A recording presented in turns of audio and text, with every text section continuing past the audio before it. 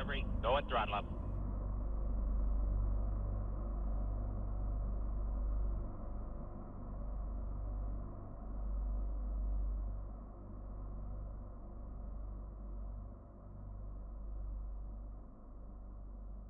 Discovery, go at throttle up.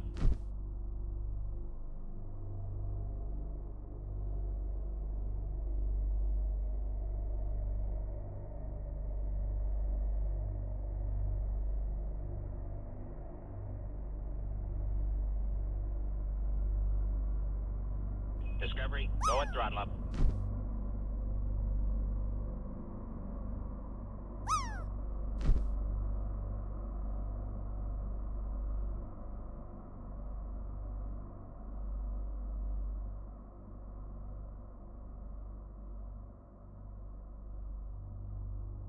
Discovery, go at throttle up.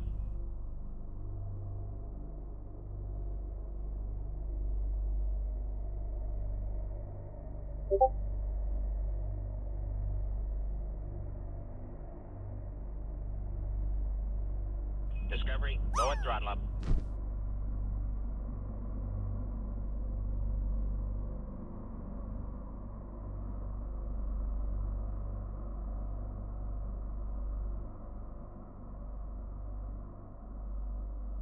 Discovery, go at throttle up. Discovery, go at throttle up. Discovery, go at throttle up.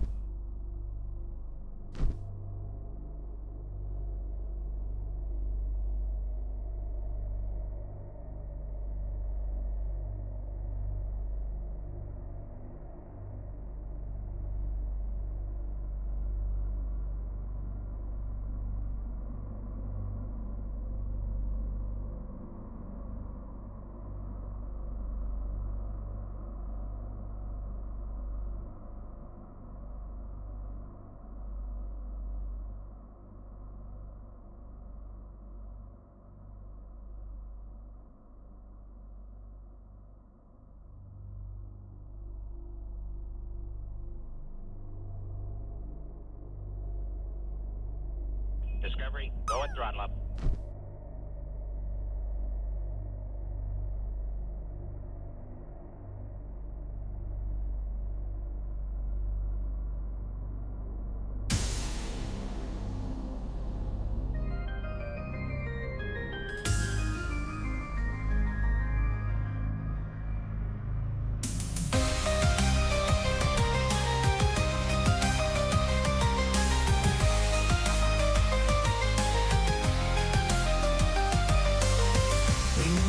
Stars in southern Ontario's night, I connect with dreams as fast as cosmic light.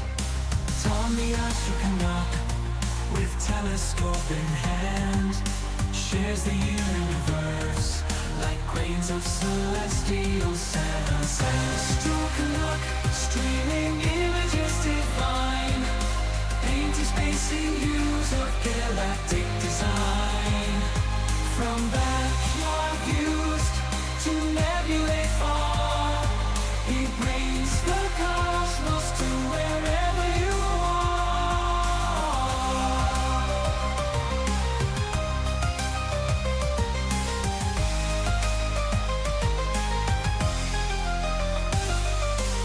With each click and where his lens captures the sky, revealing wonders that make our spirits fly.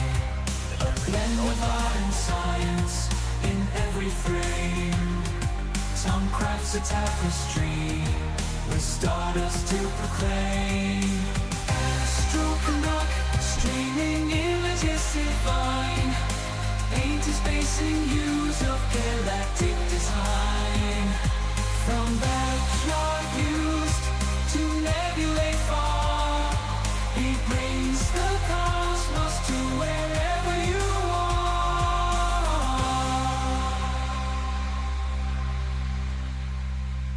As clouds roll in Discovery, and go at darkness throttle up. takes its stand, Tom's voice still echoes across the cosmic span. I have guests. guiding us through the mysteries with wisdom to impart. In his hands the universe becomes a work of art. Astrophotography, streaming images divine, painting space in hues of galactic design. From backyard views to nebulae far, he brings the cosmos to wherever you are. So here's to time, I can knock among the stars, bringing galaxies close no matter where we are. With each shared moment, the universe expands, thanks to the Astro-Canucks little hands.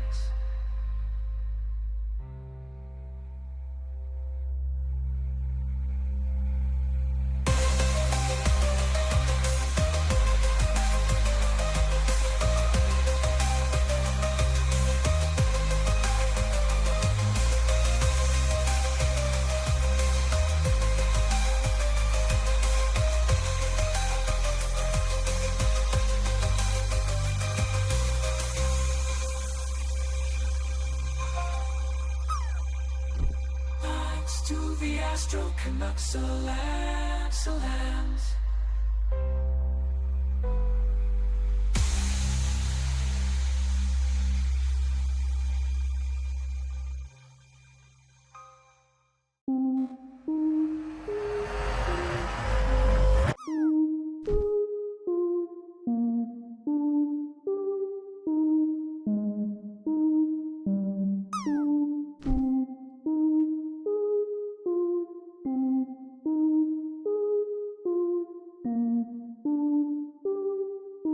Discovery, go and throttle up.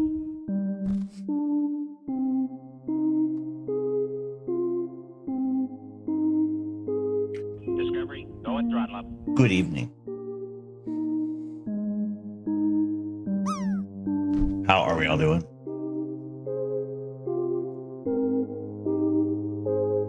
Good evening, Unicorn Dust. Austin Struder, how are we doing? Del Nero, Karen Day is my name. Hello.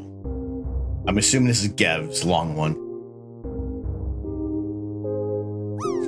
Cool. How are we doing tonight? Gev, Nim, welcome in. Good to see you. It's been Del Nero's been a great day for you. Hope you're all well, and I got some sleep. Yeah, kind of. I'll say I did. I guess they were like caught up, but you know, feeling good tonight. Thank you very much. Spectre Noir, good to see you. Good to have you joining in.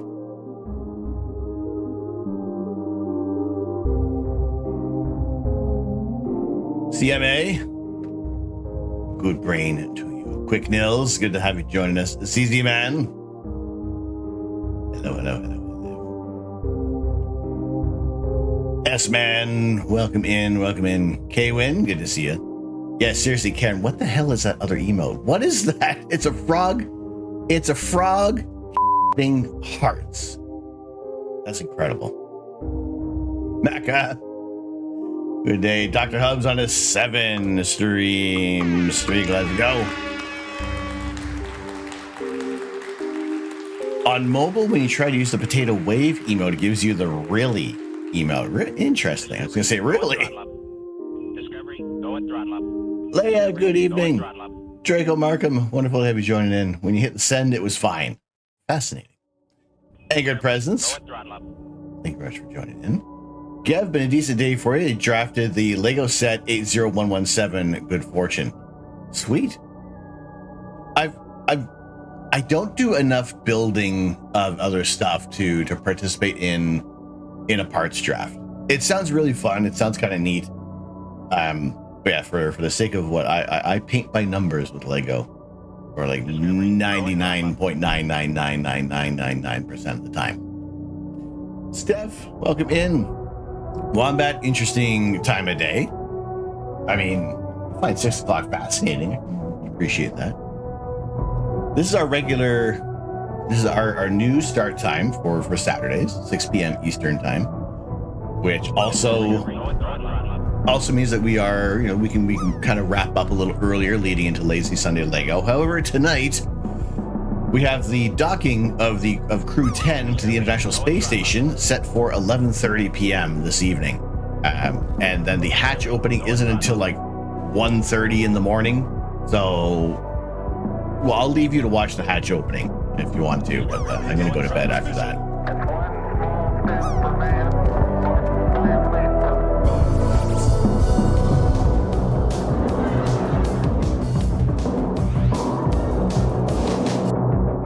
One might argue you don't do enough mock to justify, but you're a Lego addict. There you go. It's fine. G Monkey, how are we doing? Good to see you. Ordered both big F1 cars and the T-Rex today, and then you went out and grabbed the AT-AT driver helmet. Let's go. Awesome. Excellent haul. Ray Dictator, how are we doing tonight? Good to see you. Soft Love, hello. Dionysus Tryout, good to have you joining us. I'm glad to have you all join us. Also, you're welcome. Oh, good Lord. There are so many of them. There are so many hearts and farts. I've been a bit hot, so you haven't slept much. Are you soon for cooler weather? Are we on this transition now? We'll be trading off. Today was rain. It was a lot of rain today. If it was snow, we would be buried again. But it was just rain and a little bit of thunder. Been a while since we heard thunder. Farts are a love language. Gotcha. Dr. Hubs, good to see you. Abiding Ohm's Law, welcome in. G-Monkey has probably been covered, but why so long to open after the docking? So what they need to do is they need to run a series of checks. They need to make sure everything is pressurized, and all of that takes much longer than what like Hollywood will show for any kind of ingress or egress from the International Space Station. So it is like a series of checks, get the crew ready, and yeah, just make sure that nothing is going to go wrong. So yeah, they need to pressurizing for the International Space Station will take a while, and just again, it's just ticking all the boxes can take a long time.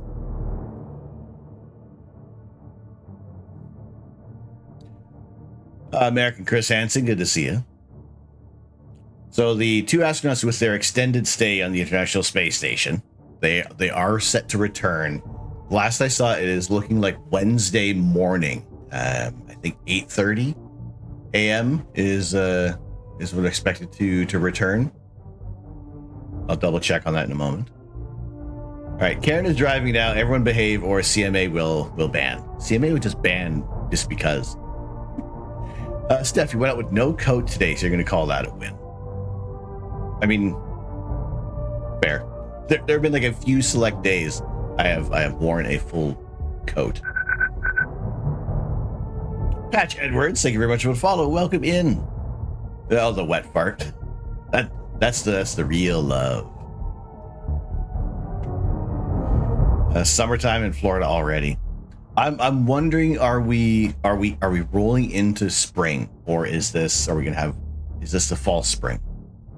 Will we have one more bout of winter? We'll see. You should have gone for the head.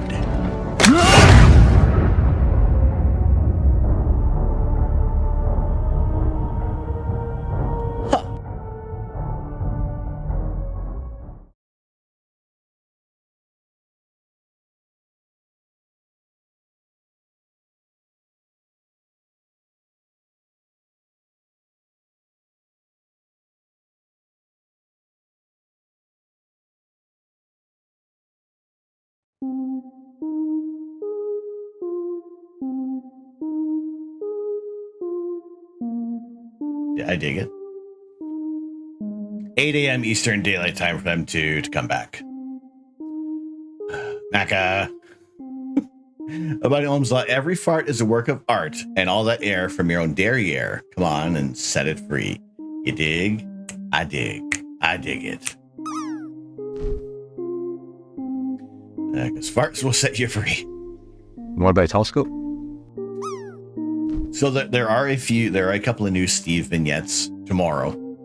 Didn't get the opportunity to get them edited and into the rotation, but yeah, there's a few new Steves. There will be a new link as well. We set up an affiliate link with Ontario Telescope Accessories. So if you do use our affiliate link starting tomorrow to do any purchases, then that a small portion of that will come to the stream. Lightning Builder, how are we doing today? Viola Vitamin, good to see you. Good to have you join in. Shig Rune, welcome in. You have no idea what's going on. There can be a lot of things. As soon as you declared that could be like all out for chaos. Neither do we. Neither do I. Neither do I. It could be all sorts of things. There's I don't know where that portal leads. It's been there since we moved into this office. I never really ventured down that way. It could be cake. It could be doom. I don't know. I don't know if we want to risk cake versus doom. So we'll leave that portal where it is for now. Lightning Bill, you're doing super great. Excellent. I'm feeling good. Cake? Oh, death. No, cake.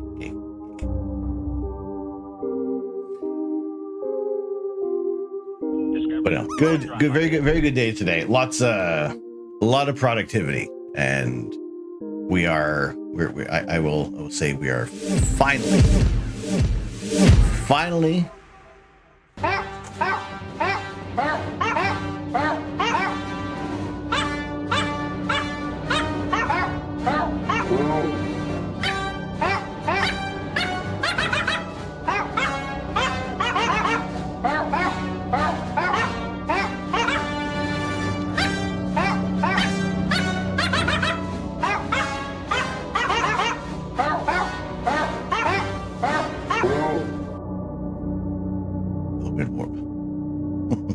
Lightning Builder. Thank you very much for the 222 Borkin bits. Wombat with the gigantified.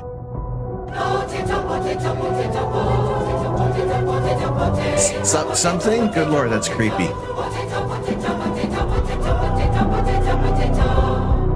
Oh my gosh. Been to Steve's? Yes. Yeah, I was there this morning. Lightning Builder on the 7 streak, lads, freaking go. Two Chooks, how are we doing? Welcome in. Why not? You got a few questions on a semi-budget friendly starter option for a telescope. What are your intentions with the night sky? Why not? Can the portal be leading to Doom or a Doom run? I don't know. It could be going anywhere. Like I said, who knows? We may end up in somebody else's stream. Wild. Bree, welcome in. This week has been nice for catching up on work. It's spring break for you. Nice. But the week will be nice. Okay, cool. You got the whole week ahead of you. Beautiful. Beautiful. Where's the Timbits?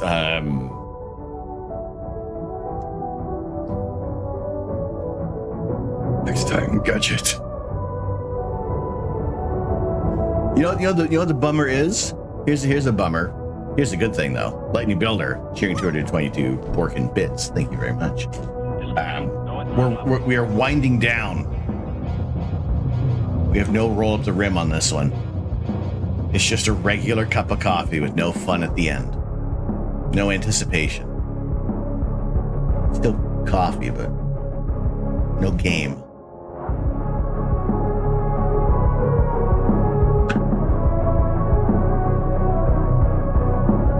A buddy of yours is looking for something decent out at his camp for him and his kids. So, do they want to look, or do they want to take pictures, or both? Down Nero, spring break for you as well. Danny Fandom's good to see you.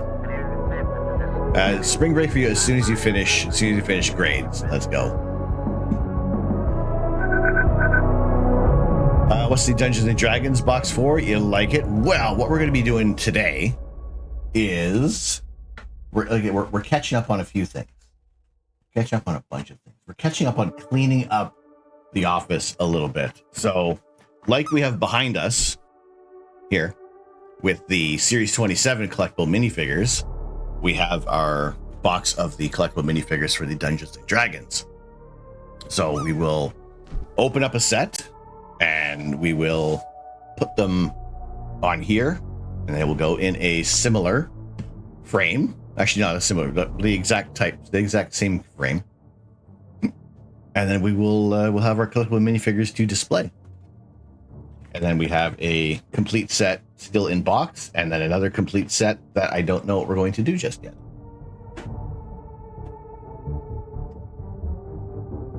Maybe both. Looking would be priority though. Okay. So, and it's for how, and it's for the kids.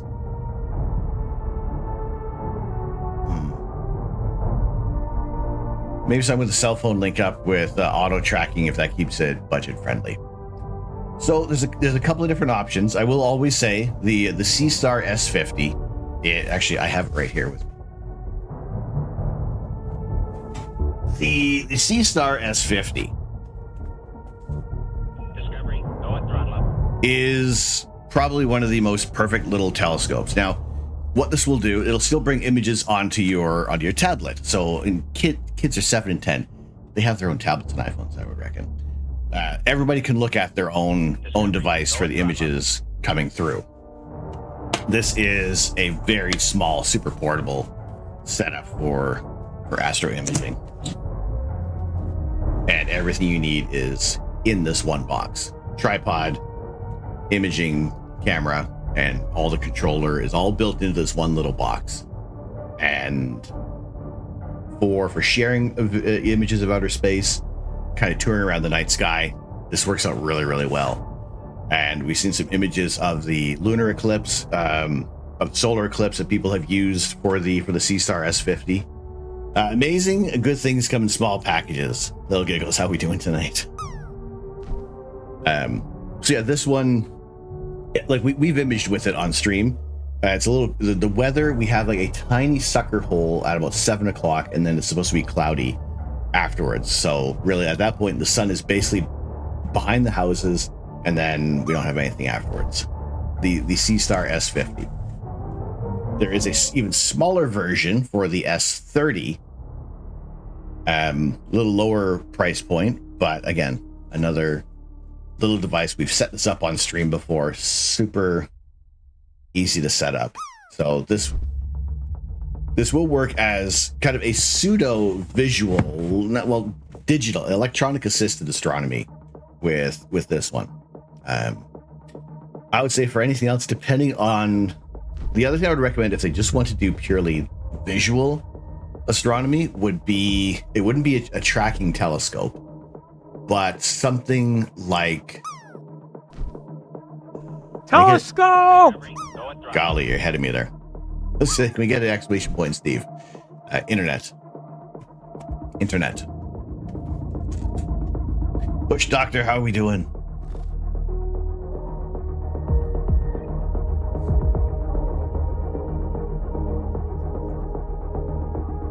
There you go. There's the yeah. Thank CMA. Thank you very much. There's the direct link. That is 724 Canadian or 500 US.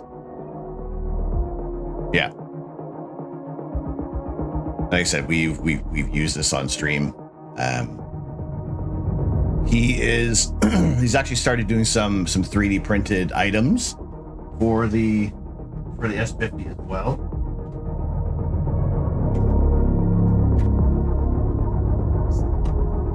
You want to buy a telescope? So anything else? The thing is, like for the $500 point, you're really not getting. There's ZWO has done a heck of a lot of great work with this to give that accessibility into astronomy.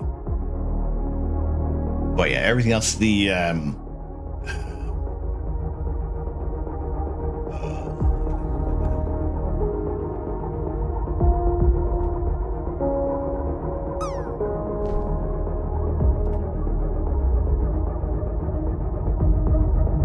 So the other thing would be, maybe not this one.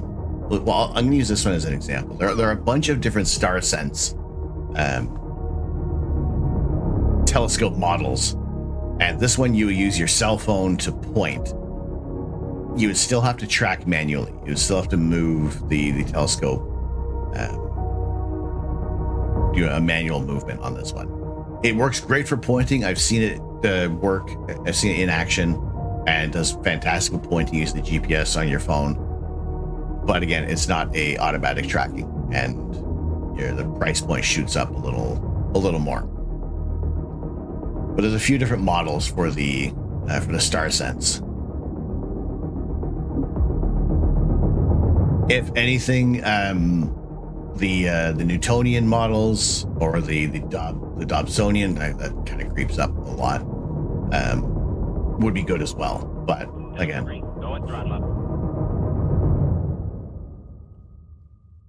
yeah, something like that. I'll recommend the C-Star S50 off the bat, but if you're looking for visual astronomy, something with the star sense, you can use your mobile phone to point to your targets and kind of find things a little easier. For the lower end of things, would be using the StarSense 130 AZ. Again, these are all these are still going to be manual tracking. Mr. Proctor, how are we doing? Good to see you. Discovery, go and throttle. Reese Cup, welcome in. Welcome in. Pass along a recommendation. Thank you. Thank you very much. Thanks for asking. Discovery, go and throttle up. New job, how we doing? David RN XX. David, how are we doing today?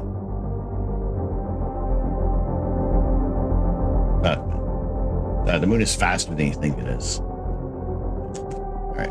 So, one more time. There's the C-Star S50, and also what Steve has recently done is offering up some 3D printed items. So if you want to do manual focusing with your C-Star, you want to use another version of the batten-off mask. If you want to make diffraction spikes with your C-Star, like what you see from Hubble or even JWST, he's made some masks to create the diffraction spikes. Gundam, how are we doing? New job, hope you're doing well. Welcome. Dave Smurf, how is well, I would say, how's your sky doing? But if it's anything like mine, we're not having a good time in the next 12 to 20 hours. It auto tracks. This will track. He's also printed Steve has also printed the little bit of a dew shield, so you can block any kind of extraneous light that might be passing over. So, or if you want to make spikes, well, over, you get all the diffraction spikes. There you go. Do it. Discovery, go and throttle up. Brianna Singh is welcome. Oh gosh, you can never. It's like a map. You can never repack it properly.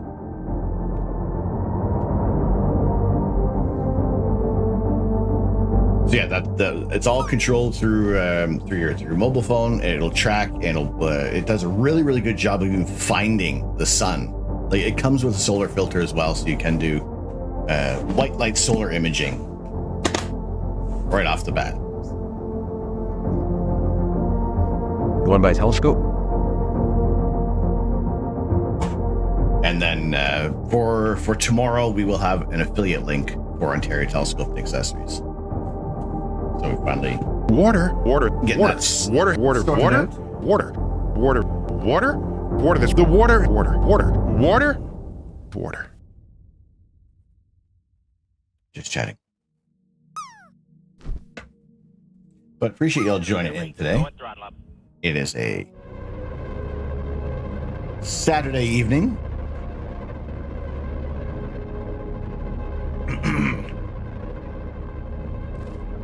Brianna sings with a 3-stream streak. Let's go. Rune's getting close in the landing. Almost 98.43. 98.90 up to 99.99 in the drop game. Get you a gifted sub to the channel.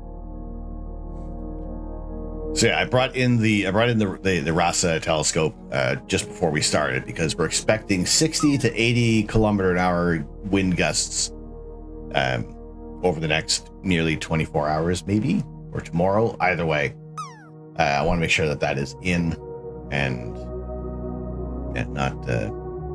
not interfering with the operation of the telescope. You know, if it's on its side, it's not a whole lot of things that telescopes can do when they're sitting down on their side.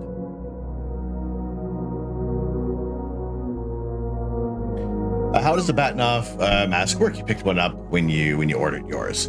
So the C-Star will do automatic focusing. However, some people will have, depending on like the stars that you're seeing, they believe that, you know, if you can manually do it, then you're not trusting a computer to say that these stars are in focus when it might not be focusing on like the right star. But for most of the time, the C-Star does a good job of focusing. What it will do is it'll create a diffraction spike pattern.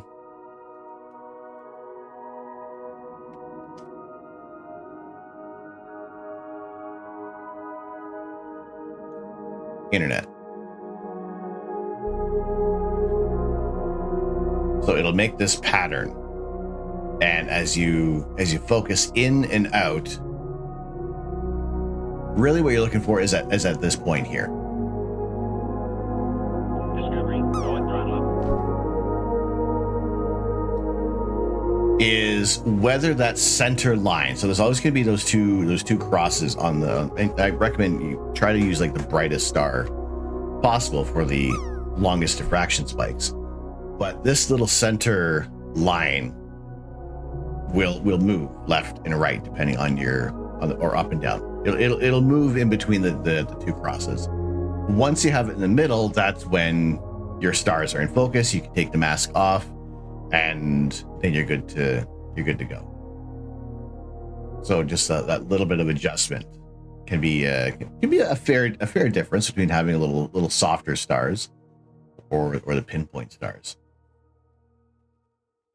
Now, a classic thing is that sometimes people will, I've done this many times when I did the manual focus with the Batnoff mask, is it would be, I would have the mask on, I would get everything in focus, I'd be like, great, go inside, start imaging, and then the first 5-minute image comes through, and it is big, beautiful diffraction spikes all over the place. And I forgot to take off the mask. So something like the C-Star, it should be it doesn't have to be a snug fit, maybe like an even fit over the mask. So if you feel like maybe your stars aren't looking too sharp, then yeah, you can run a manual focus and do that.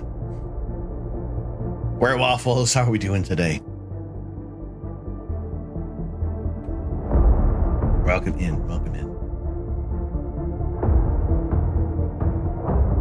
So yeah, as long as the that center line is dead center between the two, then you're in focus. Just chatting.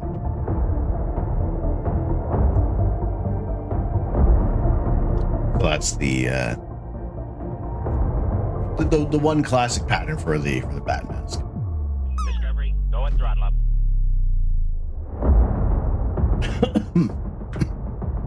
Also, drinking your coffee wrong can be bad for your health.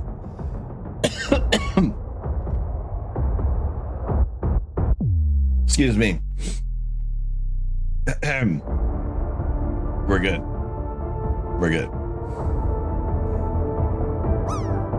You have to do the focus through the app. So yeah, for long duration spaceflight can be bad for health. Yes, it is true. What astronauts do to combat that is rigorous exercising to help the muscle, the heart pump, to help muscles to prevent muscles from atrophy, bone density loss. There's a number of things that happen in microgravity that are unavoidable. We're not used to it. We're not built for microgravity, so things can start to deteriorate. When you return to Earth, eventually, again, through continue the rigorous exercise to build up strength, again, a lot of those symptoms go away. But it's the training and the conditioning that the astronauts go through that help mitigate something like that. So when we're talking about sending people up into space and like just, on like a pedestrian level, that long duration is at the moment out of the cards. Like it's not going to be possible. So you say you're migrating to another planet. It's not without generations of adapting to another planet's gravity. Or think about like a generation ship. Space Oboe, how are we doing? What about the diapers? They got to clean up. They got to tidy up. They got to use the facilities before they get to the ISS.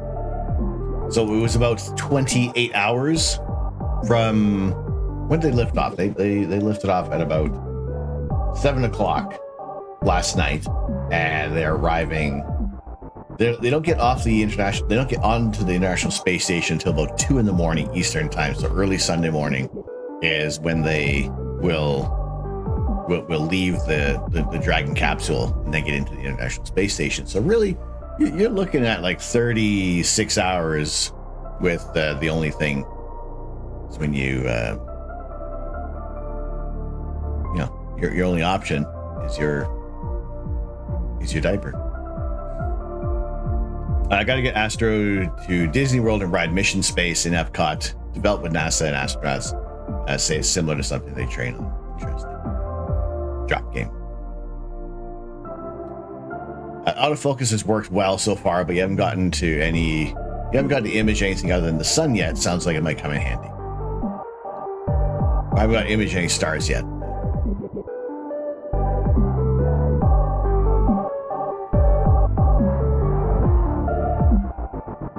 All right, get your drops in. Get them in. Space Oba, how are we doing today, dude? Thank you very much for joining in. It is Saturday. We are catching up on a lot of things today. We catch up on a whole bunch of stuff. I mean, we have the intention of catching up on a bunch of things. Do a number 2 before you leave. Don't eat till you get to the International Space Station. It's true they wear diapers when they return to Earth. That part I don't know offhand. I know the return from leaving the ISS and coming back to Earth is a bit of a shorter trip, but then there's still everything else has got to go along that goes along with it. I would imagine you're probably taking the necessary precautions. You never know how long it's going to take. And with Butch and Sunny, they've been on there for a number of months now, and again with such long duration space flight, there's a lot of medical checkouts that'll have to happen, and I'd say they'd probably be under observation for a few days afterwards. Ran some preliminary tests on the Edge HD during the eclipse. Just have to get the off-axis guide to go next. Sweet.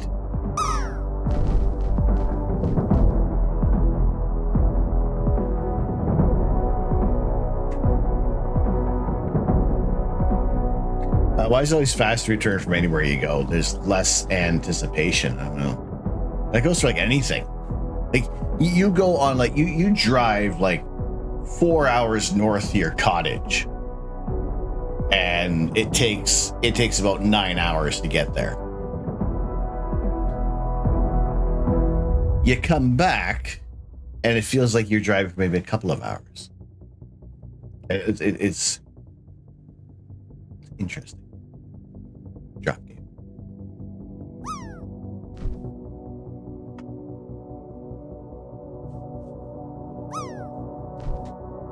Yeah, with the so for the coming back from the International Space Station is a bit of a shorter journey because you don't have to. You're not exactly you don't need to rendezvous with the International Space Station. You just need to rendezvous with Earth, and it's a little bit of a larger target.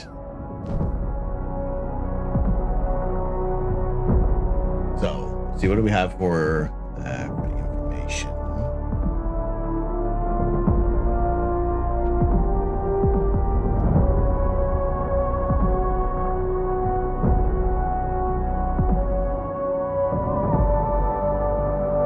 Sorry, there's this. There was this article that was shared a while back.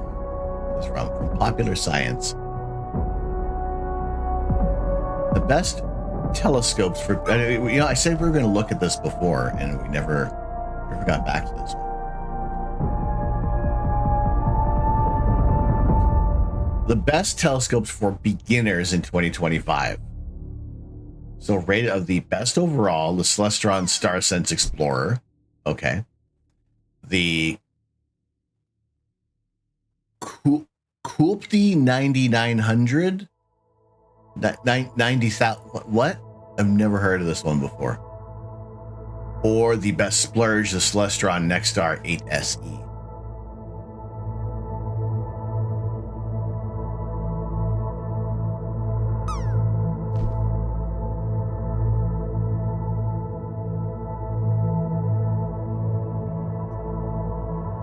No.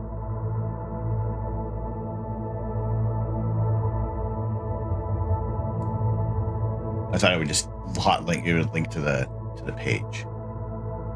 Best for amateur astronomy, amateur astrophotography.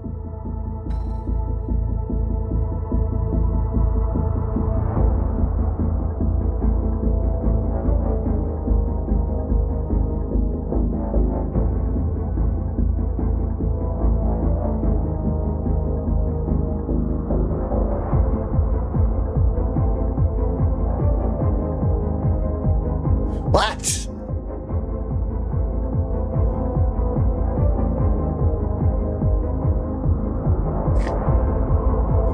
What?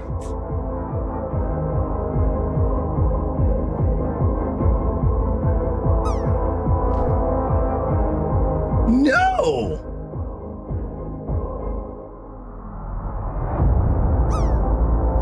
Absolutely not. You want to buy a telescope? It's the best for astrophotography because it comes with a mount and a little Bluetooth trigger.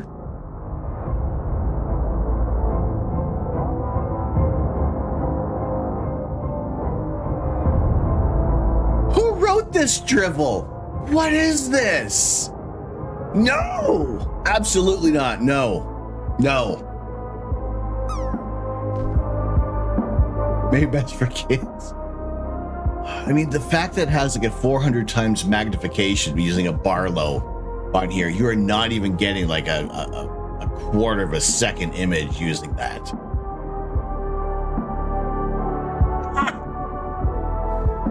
But whoever wrote this got paid by the company and has no actual clue about the topic. Who funded the study? Was it the British guy and local users? Absolutely not. No. What was the price on this? Hang on a second. The price for this was $250 US.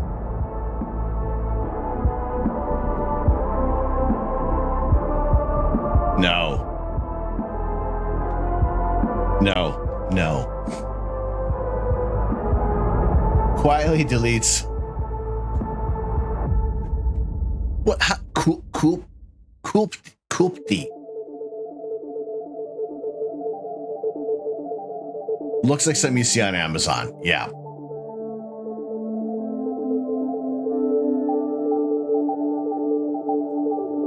Good Lord. Coopty sounds Dutch. Okay, look at the pros on this. Remote picture taking for stable shots.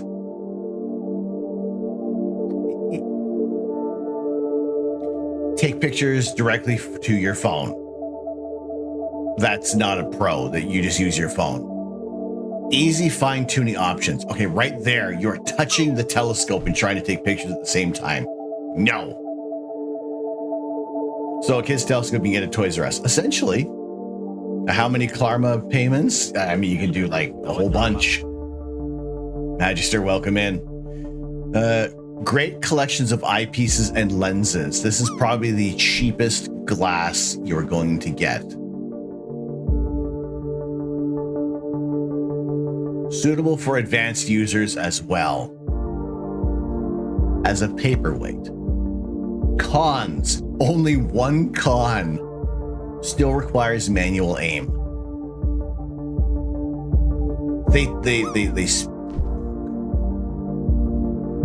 Maybe they put a high emphasis on just the price. Maybe. Telescope! Highest iron content glass. Oh my gosh. With up to 50% light transmission.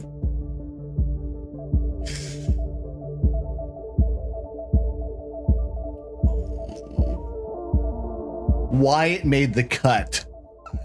The Coolty telescope allows phone mounting and remote picture taking for stable shots. That's why it makes the cut. That's why it made the cut, because a $14 accessory that you can buy and like a total of maybe like $25 for the remote, for the Bluetooth remote, and a really, really crummy cell phone mount.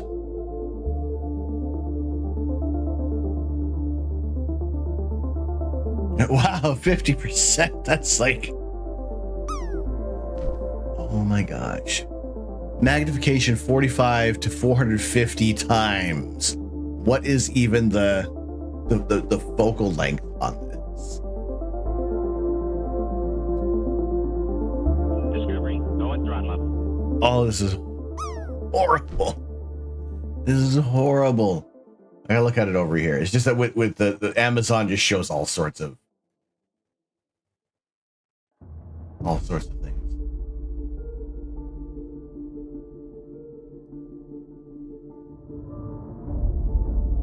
Why would it won't even open? Just chatting.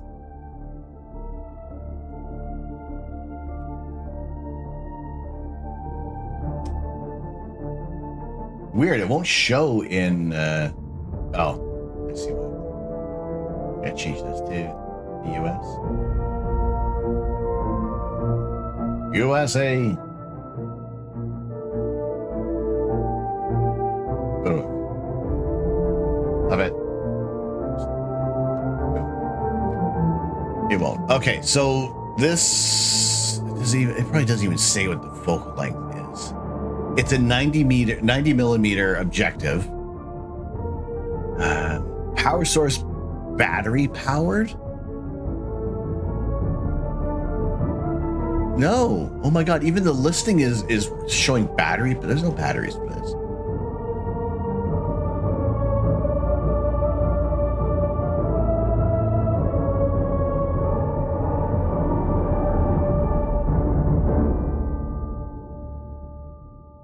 No, this is it. That's terrible. Focal length. Oh my god, the focal length. The beginning focal length for this is 900. Oh my god. You're saying I bought a giant paperweight for this? Yes. 900 millimeters.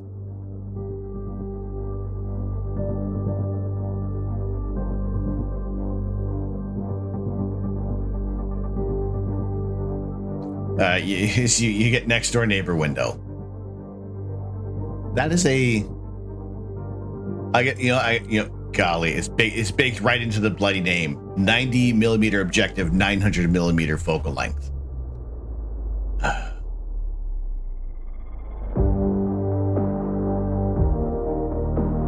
least they give focal length in inches.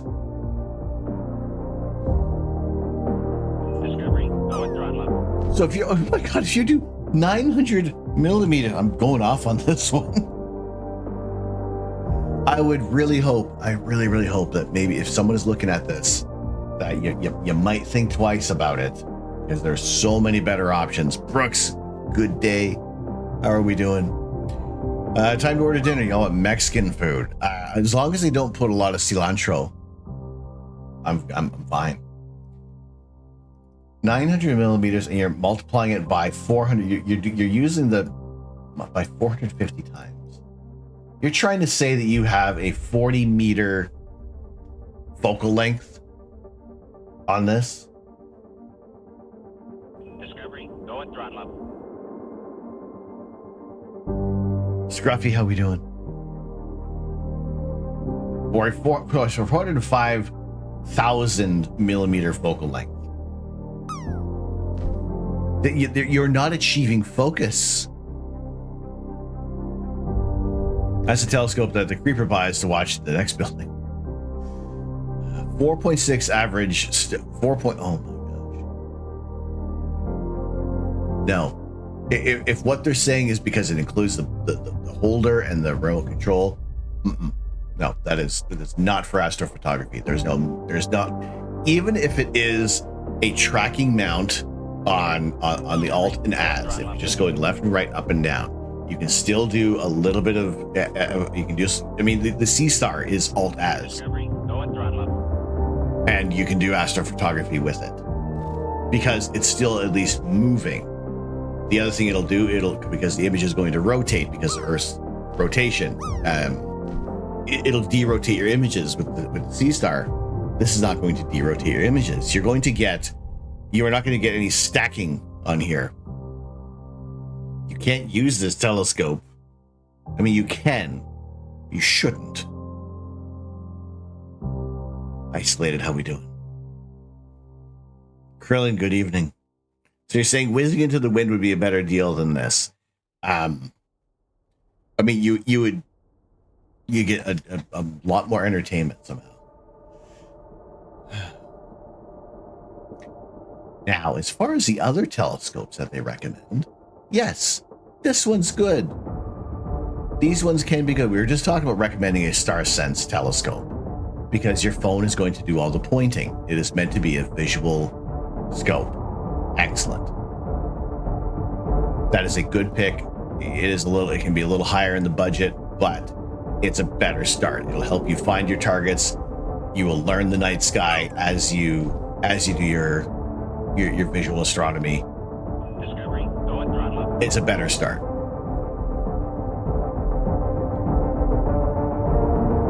Milk, how we doing? How does the C star derotate the images? It'll do the processing within the program. So if you are doing a long amount of imaging, it will, the whole program. If you look at like the raw files afterwards, you'll definitely see the rotation, especially if you do your own manual stacking afterwards. But yeah, the C star will derotate the images, and so it will crop things in a little more. Okay, I will agree on that one. It's a good. This can, I wouldn't say maybe best overall. You're not going to do astrophotography with this one. Again, you still have to twiddle the knobs to get things to work. Best for kids? Oh, you know what? For the most part, a little bit of a desktop, something that is not cumbersome at all. You can put on like on a camping table if you're taking it out camping. Something that isn't going to break the bank. It might be something you just kind of get started with.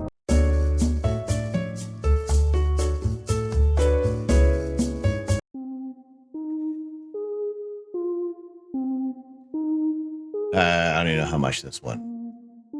Discovery, go at throttle up. How much this one is. Oh, good Lord, $200. All right. Again, you can spend a little bit more and get much better.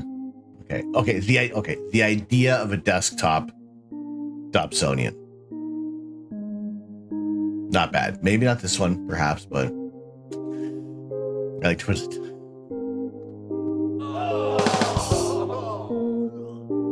Thunderfeet, how are we doing? So the best splurge, saying the Celestron Nexstar 8 SE. Go at throttle up.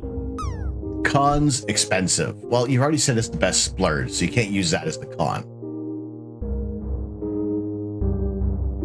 This one, you could do some.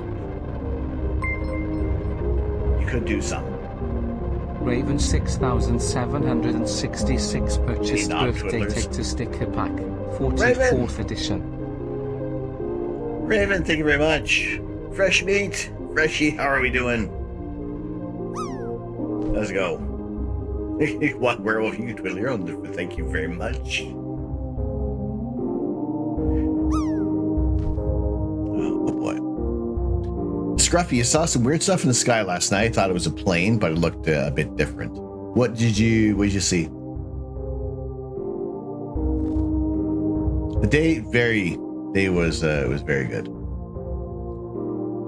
So yeah, with this one, that will do motorized tracking. That one will point to your targets. With the hand control, there's a large database of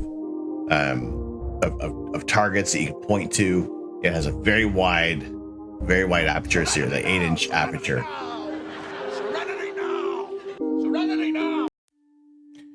And it's a compound telescope. So you have the mirror in the back, you have the lens in the front, and that will focus back into the telescope. Very long focal length with a much shorter tube, a little lighter weight than like a Newtonian, a little less cumbersome than a Newtonian telescope, but it will track along the altitude and the azimuth, Discovery. Go at which throttle can give you a few seconds of imaging. Again, you would still need to do stacking to get an image. But something like this, yeah, you're paying a heftier price for this scope. Looking at what, 15? They're saying $15.99 US.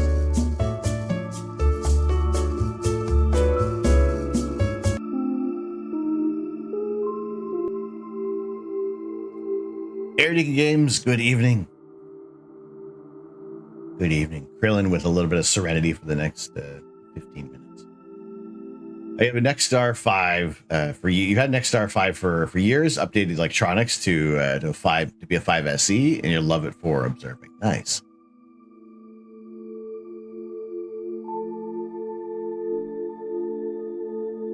Excellent. Freshie, you're doing good. Wonderful, wonderful, wonderful.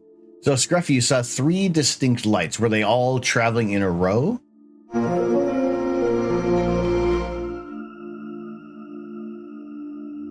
Okay. I don't need to alarm anybody. But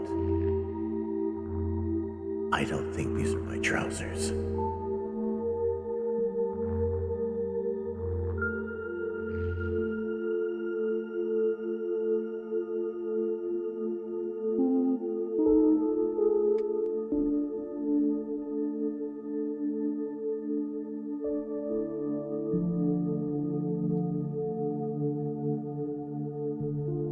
22 from Steve. Is that Canadian? And for what Dave Smurf says is what I am truly thinking. If you can, spend a little bit more. Figure your budget and see if you can expand it a little bit more. Your mount, for whatever you're going to be doing, is going to be the most important thing. It is going to hold the payload of your telescope. It will do your tracking. It'll be sturdy. It's nothing that's going to be lightweight. So even like a little bit of a breeze, nothing's going to move around. Like 2 eyes and a nose traveling together. Again, we could have a series of satellites. From vantage point, we could have a series of geostationary satellites that were kind of reflecting from the sun.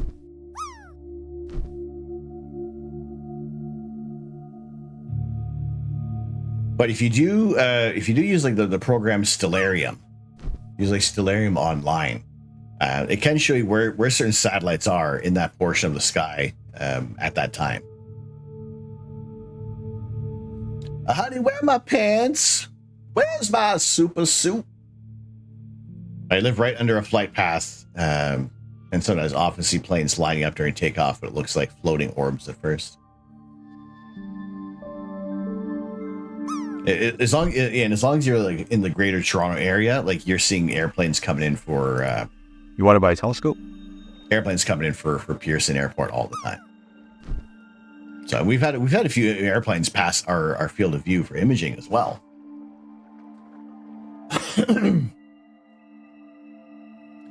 I should have used it. Well, the thing, you can also go back in time as well for Stellarium. So if you have it on your phone, if you have it on the website, stellariumweb.org, there's the web version. Or if you want to download the desktop version, that'll work as well.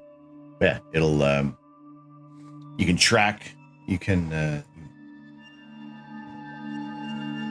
scrub through time and look for certain satellites.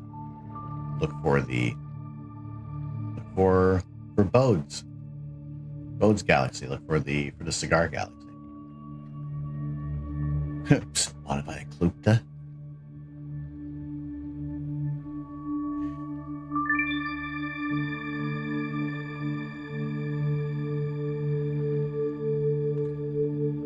All right, so yeah, popular science. Discovery, go and throttle up. I mean, overall, this is also like recent, February 27, 2025.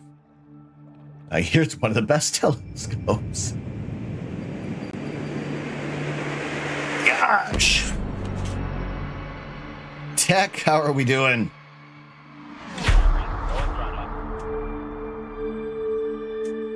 Ariakis with the tier 3.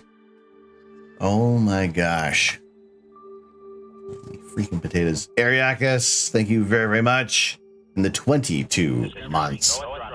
Hey, happy Saturday to you as well. Assassin Zombie, good to see you.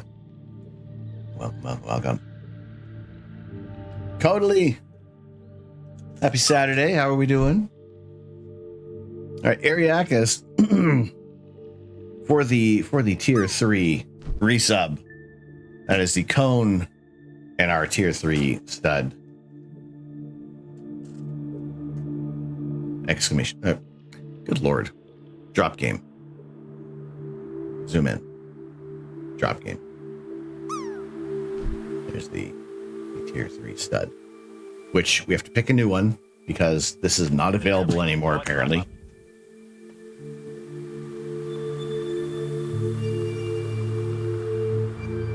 Skyview is cool too. Has augmented reality that overlays the map for the camera view. Oh, nice.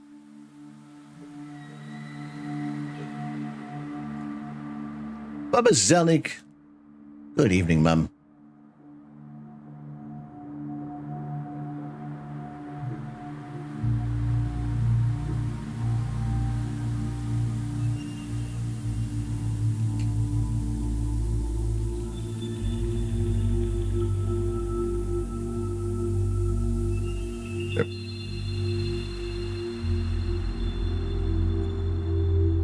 There we go. I can't read it. Maybe you need a Kulpti. Ariakis, thank you very much for the tier 3 resub. Captain Pensive, hello. Good day.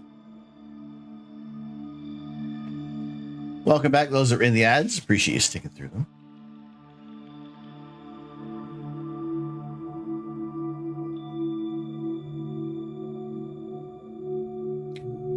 Tech, hope you are doing well. I had no idea how many Starlink satellites there were in your area. Starlink satellites are in your area today.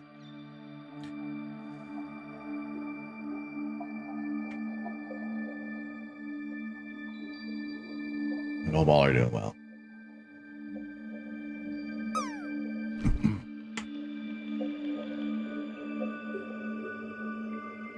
Got another 6 minutes of serenity. I'm just here to meet Starlink satellites in my area.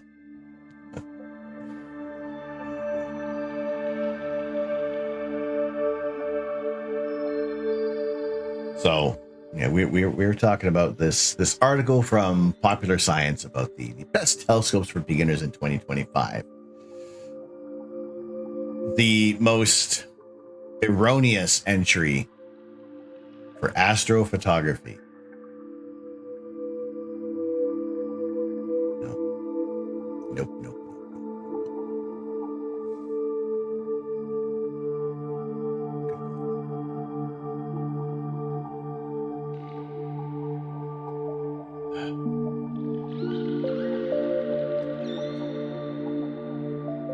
But no, good to see you this morning for breakfast, Mom.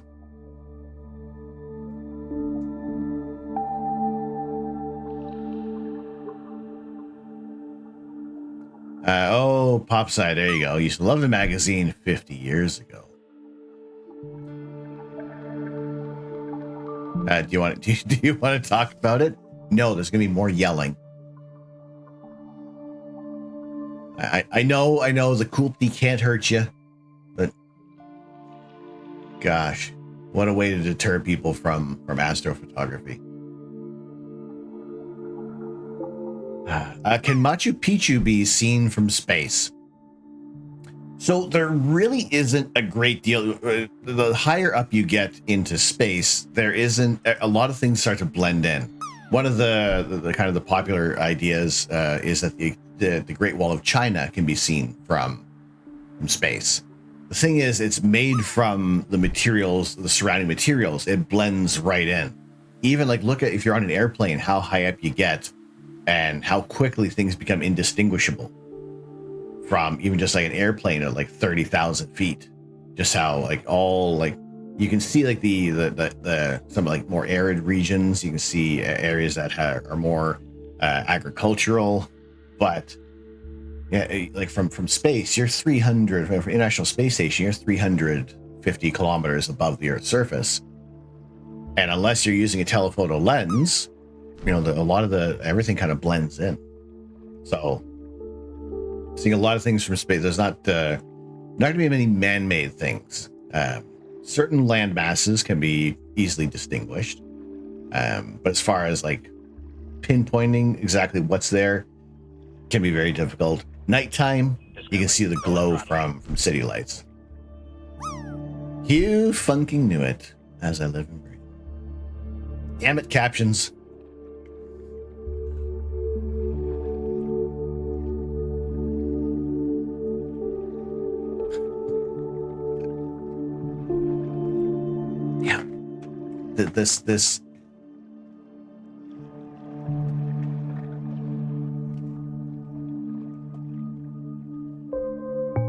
This is the equivalent of your department of the middle one here, the department store telescope. It's going to cause more grief than anything. Overall telescope with the Star Sense, yes, I'll recommend the Star Sense Explorers. The next star, yes, we'll recommend those. This, no, absolutely not. So,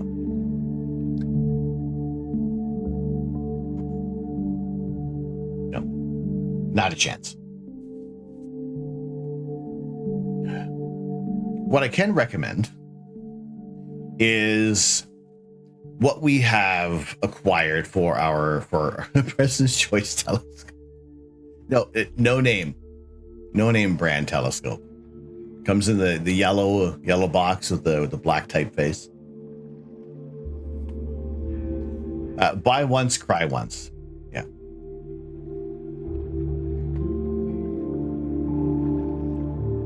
Yep. Yeah. The scope itself is. I mean, listen. Black and yellow is a warning in nature. It's a warning for this telescope.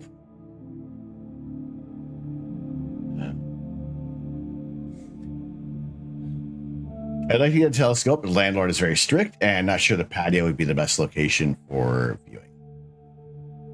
Features 3D printed lenses.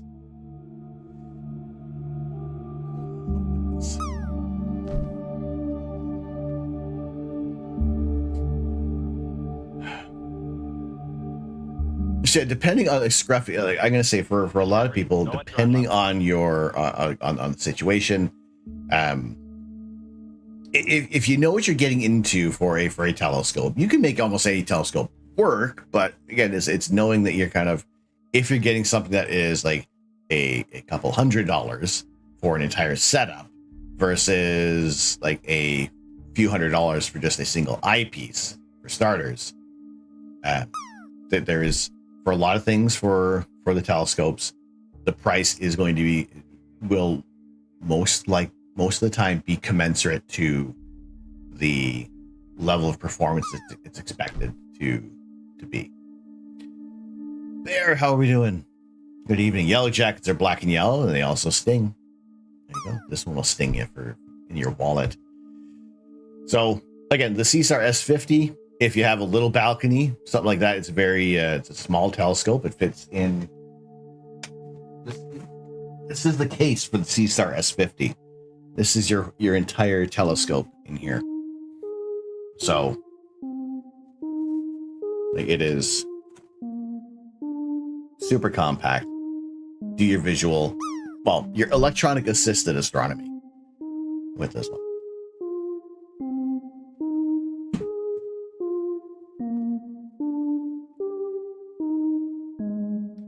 We're doing good. We're doing good. It's Saturday. We got some Lego we're going to be opening up. We have some new astronomy equipment that we're going to open up as well. Steve Jobs had a quote: "Making things hard is very easy, but making things easy is very hard." And there's a lot of work that's got to go into these things, right?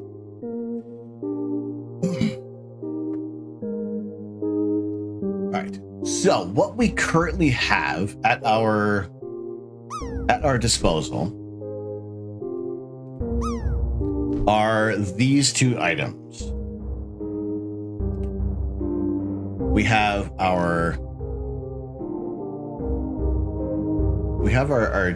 Daystar Quark chromosphere.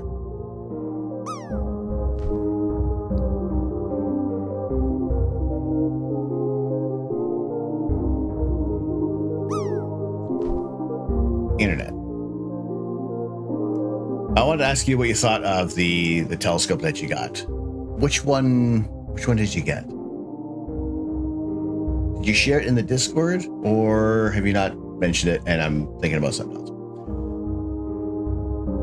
So this device here is our Daystar Quark chromosphere. This will provide a view of the sun in the wavelength of hydrogen alpha, which gives us the views of the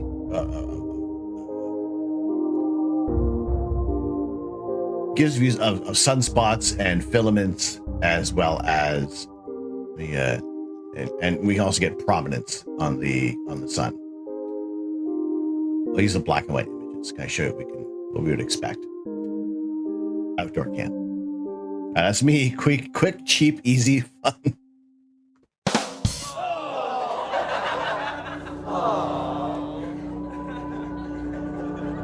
So with this is an image that we have got from the. You want to buy a telescope? From the Daystar Quark. All right, Gev. Okay. In for the lurk.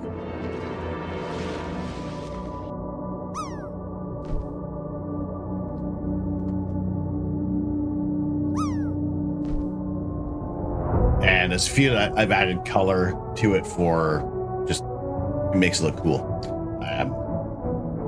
But we're able to see things like these prominence with the telescope attachment.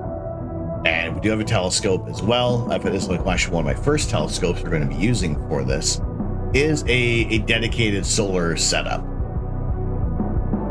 So what happens is when I need to change a great deal of the attachments and we obviously have to take the camera off it.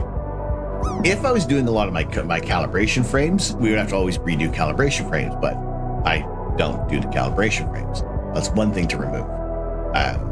But this requires like a bit of a different cabling, different setup for doing solar imaging. So what we had proposed for a tip goal was what was a dedicated solar setup that would utilize our existing equipment, like this and our telescope, which, I mean, this itself, it's already it's a fair amount of change for this one. Nathan, how are we doing? Welcome in. Are the filaments the lines we see when we look at the sun in the first photo? So yes, from that vantage point, the filaments are those lines, but when they go around the edge of the limb of the sun, we see them as prominence. But from looking at the overall disk of the sun, we refer to them as the filaments. This is its own solar filter. So you don't need to put anything on the front of your telescope. But if you are using a larger objective, you would need an infrared rejection filter, so like a UV IR cut. H Alpha Eyepiece was my nickname in high school.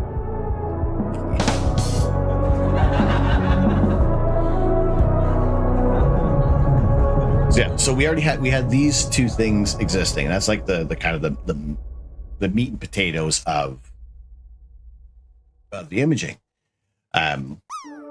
So what we had put forth was a little bit of an upgrade to, not so much an upgrade, to work towards funding a solely dedicated setup for solar imaging. And I wanted to pick a mount that would do both equatorial and the altitude and azimuth. So it'll go left and right, up and down. Something like that is perfect for plunking down anywhere. You point to the sun, it's going to follow the sun. We take high frame rate video of the sun. A little bit of field rotation isn't going to be a problem. I think the solar filter would keep the heat internal to the OTA down. So if you did put a white light solar filter in front, then you would lose any of the properties of this one. You wouldn't have that hydrogen transmission getting through. But what you can do, there's other things you can do to kind of double up on the hydrogen transmission with these, but how this one performs it's great. We've had really good experience with this one.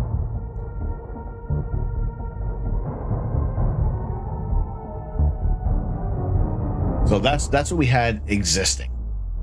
So we now have as listed on here, the solar setup has been fully funded, and I am stupendously grateful for the support that comes in.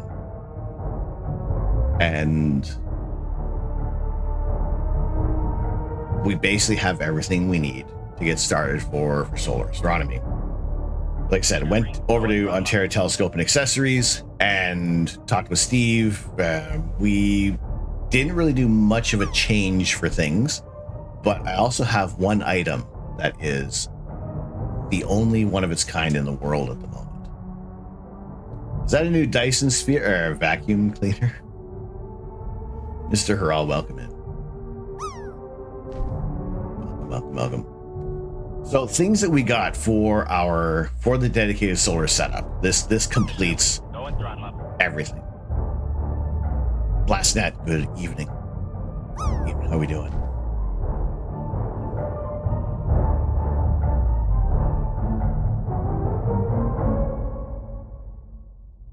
So we've done this in the past.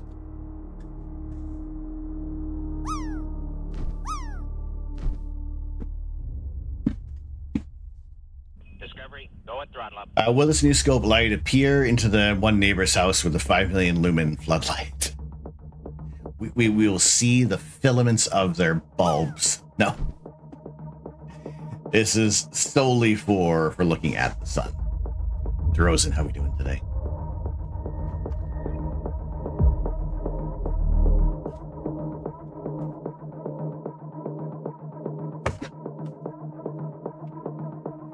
The new scope will neutralize flood. Well, essentially, we don't have to worry about the floodlights because there's only one floodlight that we're dealing with, and that's the sun.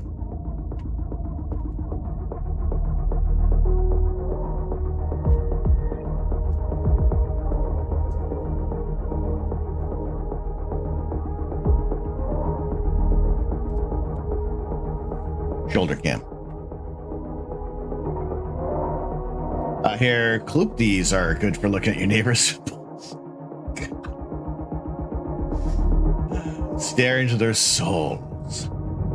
Good for targeting the laser at said bulb filament. Yep. So this is everything that completes our solar imaging setup. Overhead.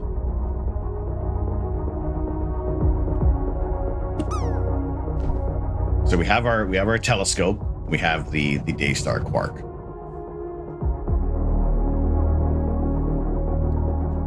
Now, one thing that I end up grabbing on the way out because of it is one of the things I had to pause for a second, thinking, do we have everything?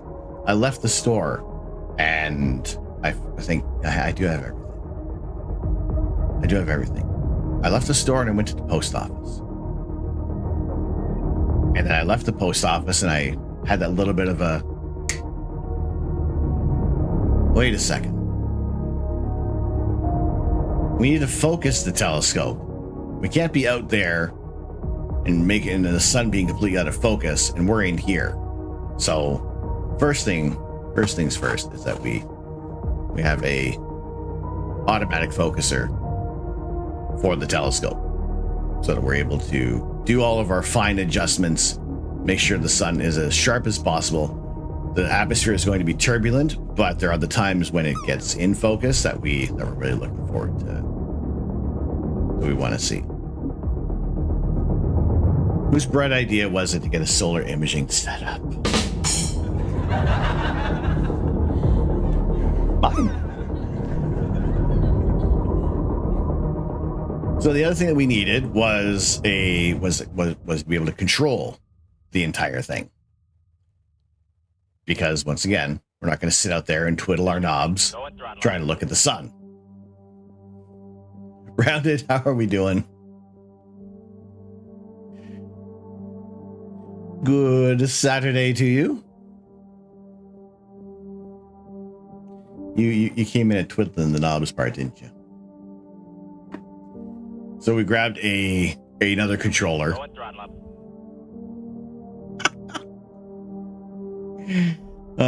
Knob. I don't think I should change the name of the stream to that, but it'll be the unofficial stream name. Right, how are we doing? Good to see you. Blast that Dan Harris on a 7 stream streak. Let's go. Impeccable timing. Danish Viking on his 7 stream streak. So this is what we use to control our cameras and the telescope mount with the other telescopes. Once again, we have our dedicated controller for the solar scope.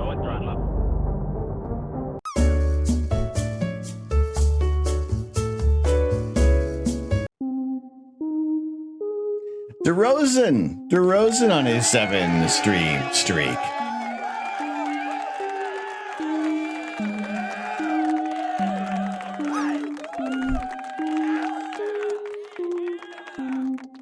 Sandy Lee. ASI Air. How we doing? I'm like I was going to say English, please, but the It's these characters here, but also English. Sandy, how are we doing? Welcome in. Ariana, how are we? Check your DMs. Oh, you have responded.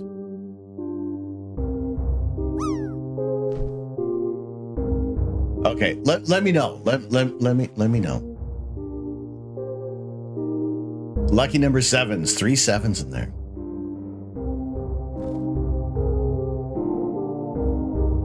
Alrighty.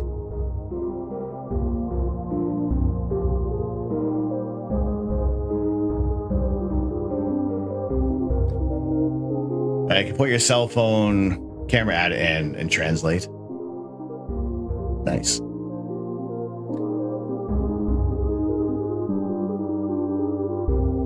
The warm today has you dreaming of summer stargazing.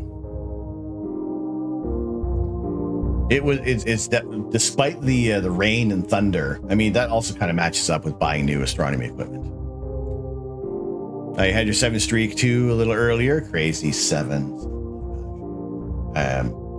I didn't get Roy. Roy with the 7 streak. I would have been more sad if the candy was a puddle. No, we don't want that. Tried to focus on learning more about astronomy, but it wasn't in the stars.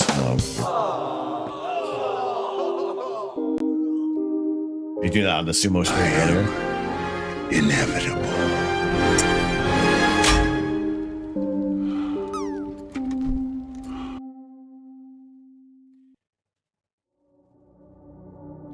So the other thing that we got, and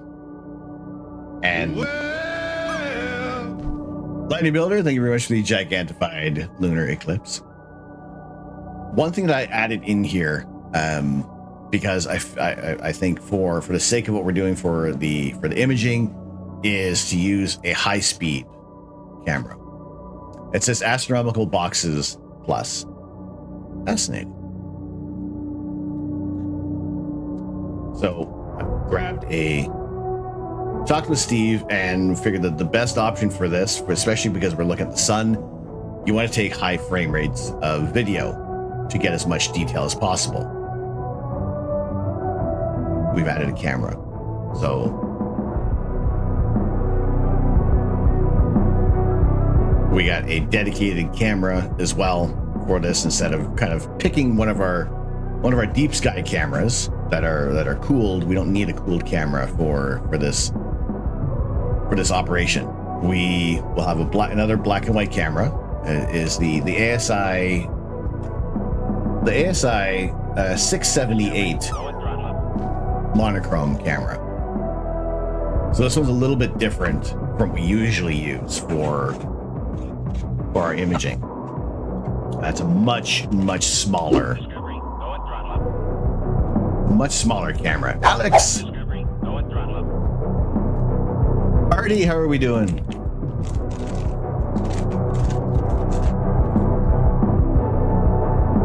So it's a tinier camera that we're using for the solar setup. Also, it's a little more, it's much more lightweight. That's going to be important as well.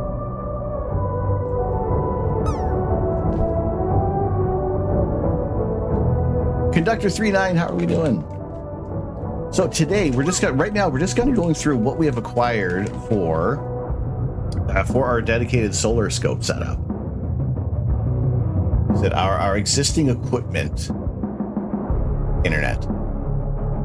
Our existing equipment, the main portion that allows us to safely look at the sun is this Daystar Quark chromosphere, which allows us to look at the sun and see things like outdoor camera. See things like this. Seeing the prominence. Do I have my Earth on here?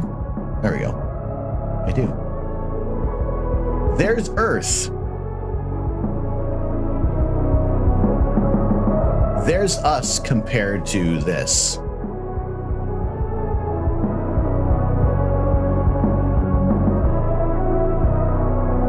It's maybe a little bit of a rough approximation, but I say we're going to be fairly close to the scale.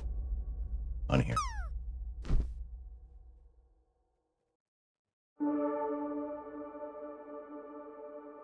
So here we are. Don't throw up. Sorry, just jumping around here. Discovery, go at throttle up. So with that quark chromosphere, we can see things like this. I've colored this just for emphasis. Discovery, go at throttle up. Farganat ahoy there. Dark sky bills, neat sun fart, right?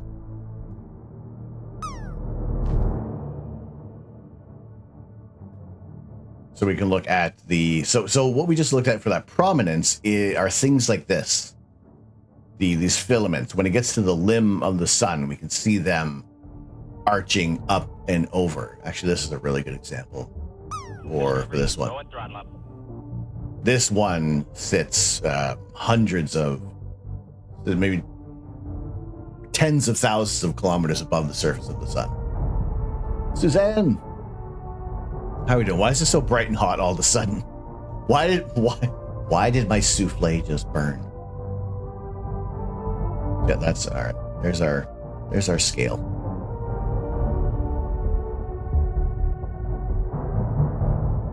So what we're going to utilize is this equipment here. My souffle! Using a lot of this a lot of the equipment we used in the past to connect this to our telescope. This is our new imaging camera.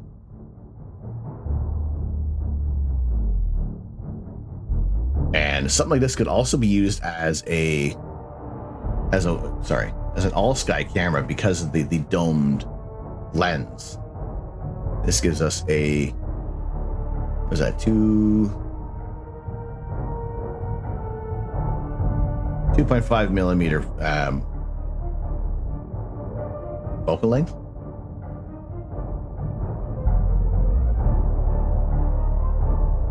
So that's the new camera I added. I didn't initially put that on the list, but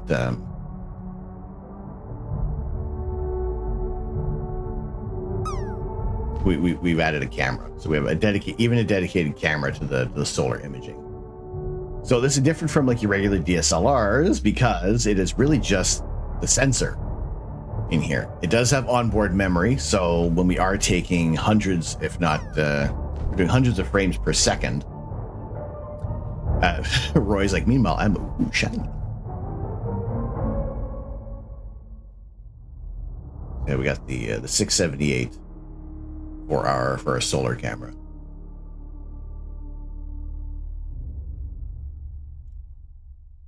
Discovery, go at throttle up. Okay, change the memory to upgrade it. We just have to buy a new camera. Commando Solo, how are we? Seeing that you also bought a comparable camera to what you bought makes you feel like you chose correctly. You chose wisely.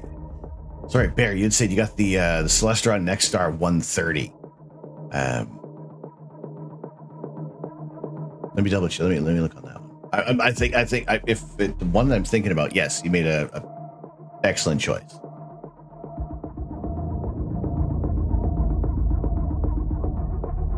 As a starting point. Perfect.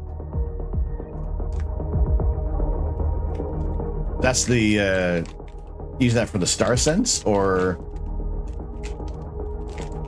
is it just the manual control?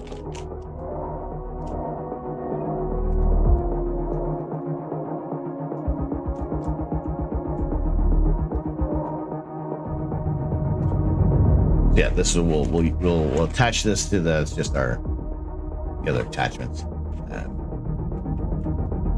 Cabling, ST4. We don't need that. We're not guiding with this one.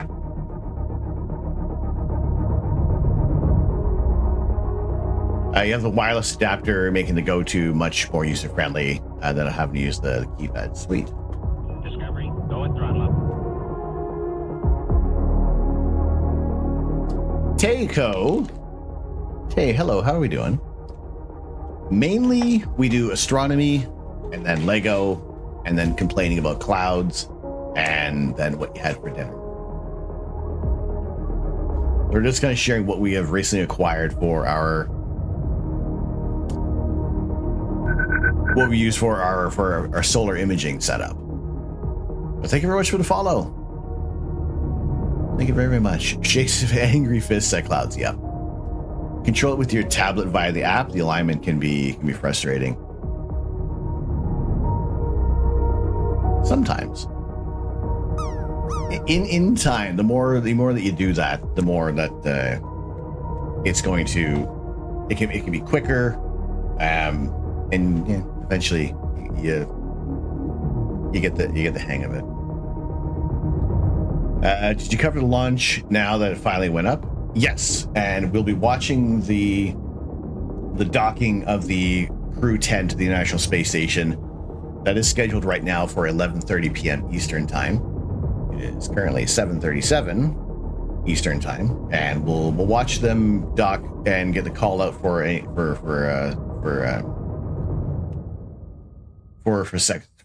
successful docking to the ISS, and we'll kind of round off the stream there. But yeah, for now, we're catching up on a lot of things tonight.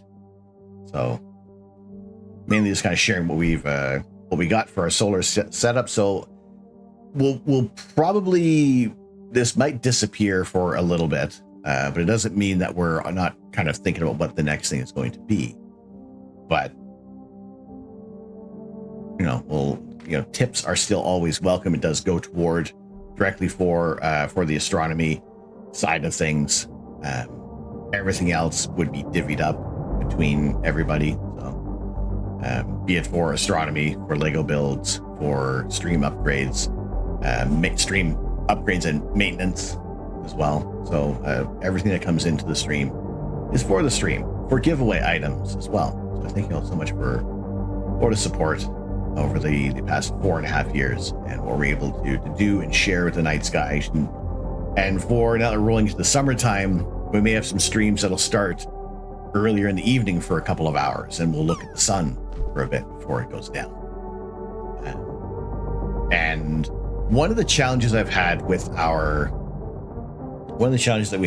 the Quark is the large amount of back focus that's needed. For all cameras, all scopes, there's a certain level of back focus that's required from what would be your field flattener, or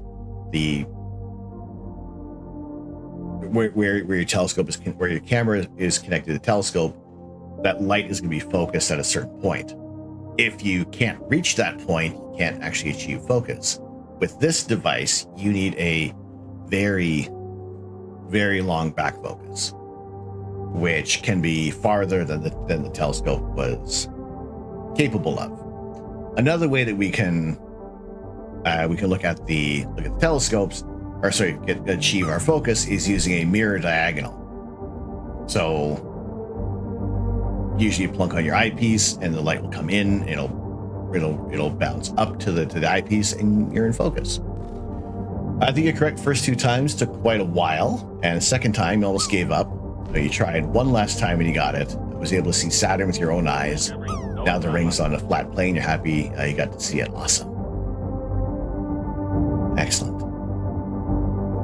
Yeah, it gets better as you learn the alignment stars. Next star align is better. You choose the alignment stars further away from each other. Who sets the prices? Manufacturers. It would be based on the equipment.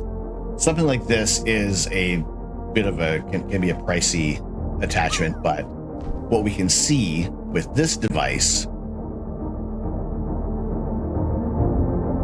are these features of the sun. And again, for what we do here, that's gonna be well worth the price of admission. I'd like being able to support with the tier 3. Krillin, I greatly appreciate it as well. For all levels of support, whether it is for subscribing, for cheering bits, for gifting subs, just donating your time.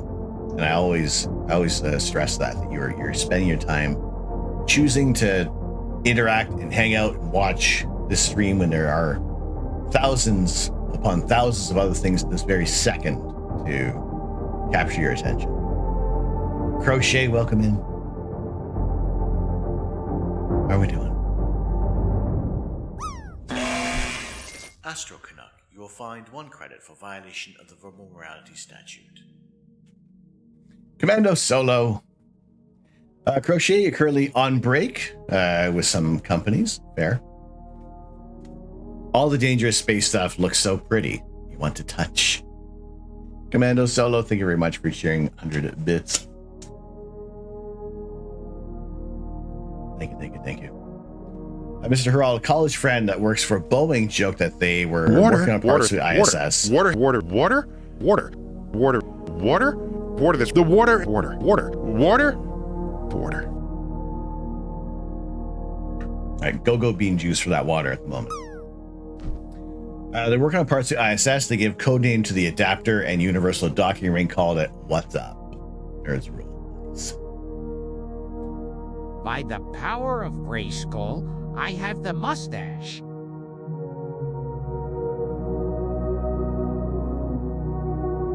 So use Altair, Arcturus. So there's another thing is the 2-star Align is another one that works out really good. It's just the only thing is you just need to know the names of the stars. I mean, just for where they are in the sky. But yeah, this for our solar attachment, this has become like well worth the price of admission. We can safely look at the sun and share some really cool, because we're at this point of a we're at the point. Do you like space? No. We're at the point of solar. We're in the region of solar maximum, so it's going to be a lot of activity on the sun. So when we can point the telescope and see some really interesting places, really interesting features, and it changes, hourly, daily for some of the features. I really like the printout ticket idea. Thank you. It's one way to kind of for me to see a wonderful reminder of the support that comes into the channel. Afraid of ever looking at the sun. Always wear the proper eye protection. Do not damage your meat cameras. They are the key to vision. And if you are buying solar glasses, make sure you buy them from a telescope shop. They are going to buy the proper protection. Some companies may cheap out and sell them on Amazon notoriously, and you get a whole bunch for a really good price, and they are not going to be safe. Jay Brinker, good evening. So we will safely look at the sun and share these views with you. Holy potatoes. Alex on what happened 7 streams ago? Alex on a 7 stream streak.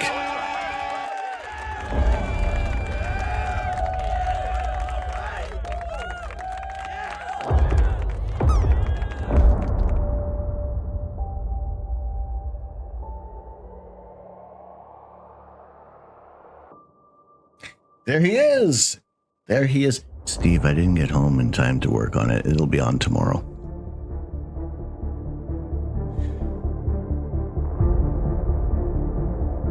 Also, please don't buy laser protective eyewear from Amazon. There we go. Steve MC137. We are just going through what we have acquired, and through chatting with you today. Actually, I'm also about to share the one-of-a-kind, the only one at the moment on this planet item that we have acquired.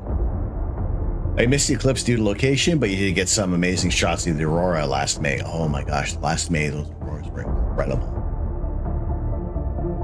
They're so good. I'd be on at 10 a.m. to check out first thing. Excellent. Now I've forced my hand to make sure I really get that done tonight.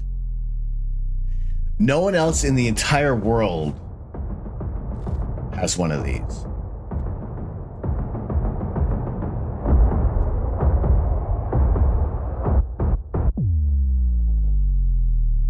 This music is like set up perfect for this one.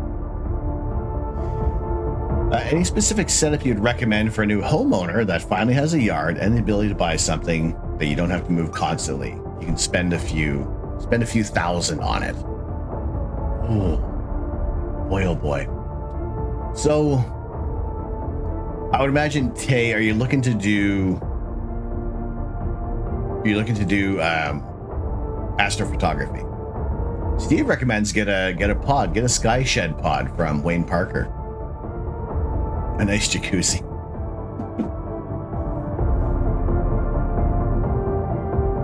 So what when I started off for astrophotography, Discovery, go and throttle up. my first mount was the Skywatcher EQ6R Pro, and we are still using it today. 5 years later since I bought it, and there really hasn't been any maintenance required yet. Maybe I could do some maintenance, but I haven't done any kind of maintenance on it, and it has worked very, very good. EQ6R Pro. Steve, do you have a link for the Sky Shed pods? Hot tub streams to finance astrophotography. You know, people would take money away from me if I did that. Oh. So we had talked about a diagonal for being able to not have to have 18 feet exaggerating of back focus required. So Steve has provided us with the one of a kind, the only one in its existence. Some of those pictures being more value to me if you take them seems very cool. We'll share images here. There's your link to the Sky Shed pod. The black box from the telescope. So the only one of its kind. Discovery, go and throttle up. We got the stuff. RC, we got the stuff, and we also snuck in a camera as well.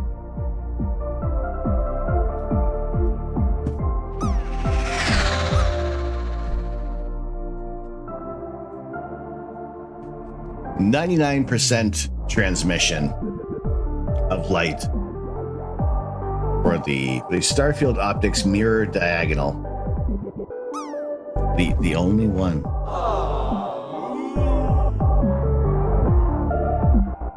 None of that Coopty high iron glass. No, none of that. This is quartz. This is quartz.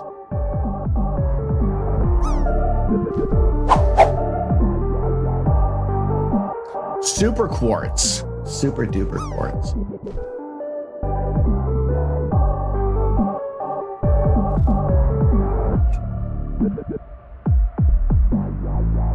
Look at that. Look at, like, my fingers look better in here than anywhere else. We could even have zoom in. Zoom in.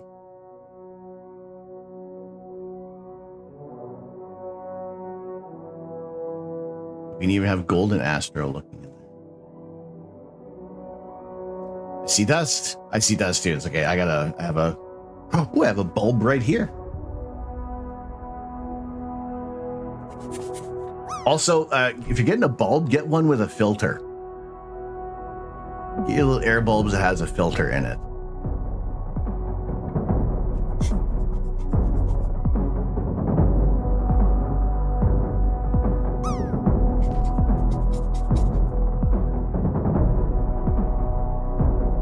There, that should be good.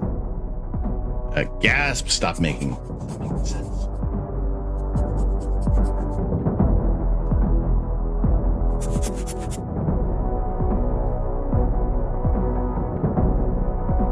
Plus, it has a weighted bottom, so it doesn't fall over.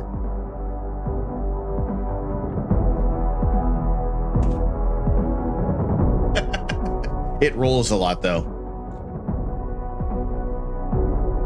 There you go. Steve, have a good evening.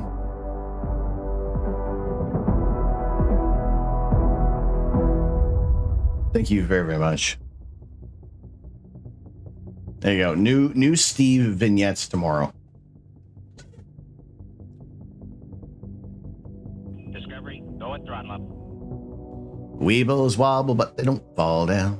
Play School Weebles Farm.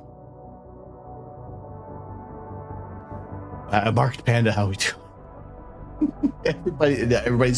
Everybody over at a certain age is singing the Weebles song.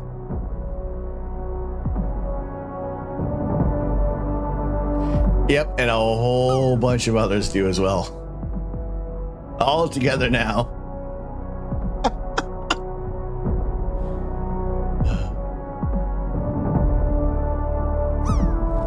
And one of the punching toys.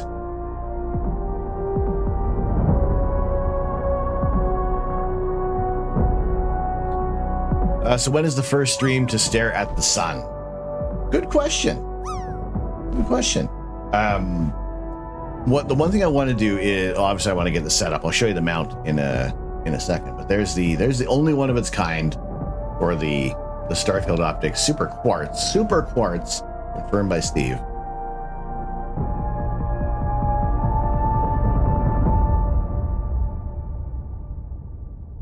For our diagonal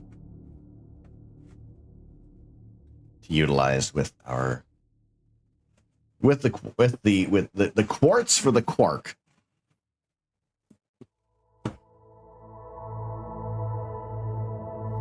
Also for our gold Astro, there is 2 people I need to get in contact with that I haven't got addresses from.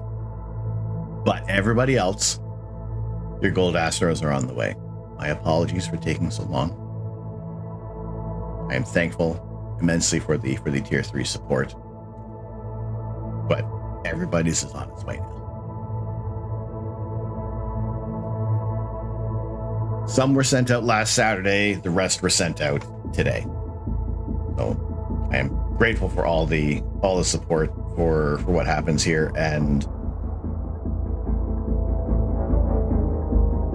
I can only promise to do better this year for logistics.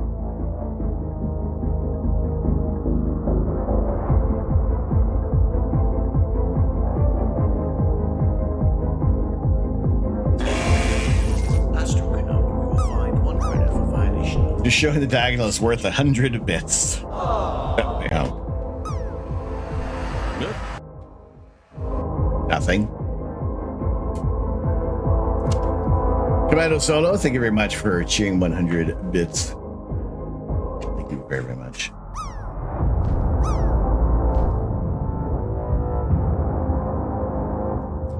All right, so we have our diagonal. We have our camera, our controller. So we have the ASI Air Plus that will allow us to control the camera, the telescope mount, and our automatic focuser.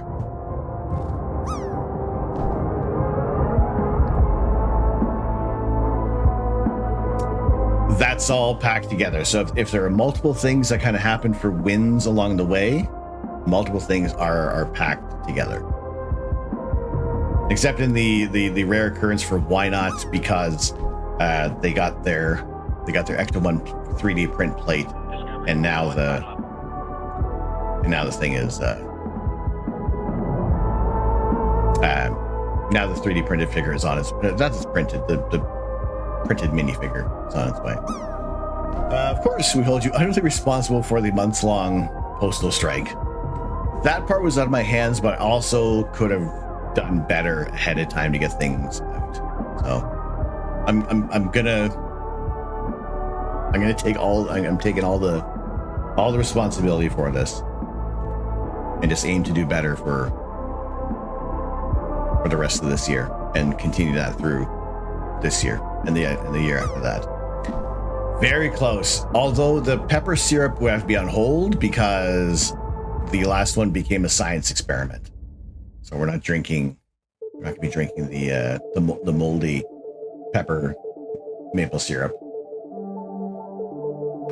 Register now for the Astro Canuck internship program, a great work experience. Learn to do logistics on time.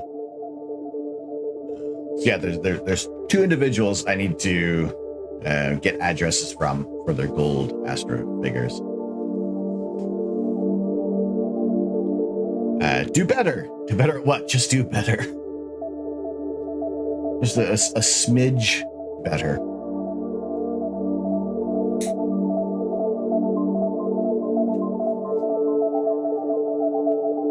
Power Kitty, how's your Saturday going? Yours was another parcel that went out today.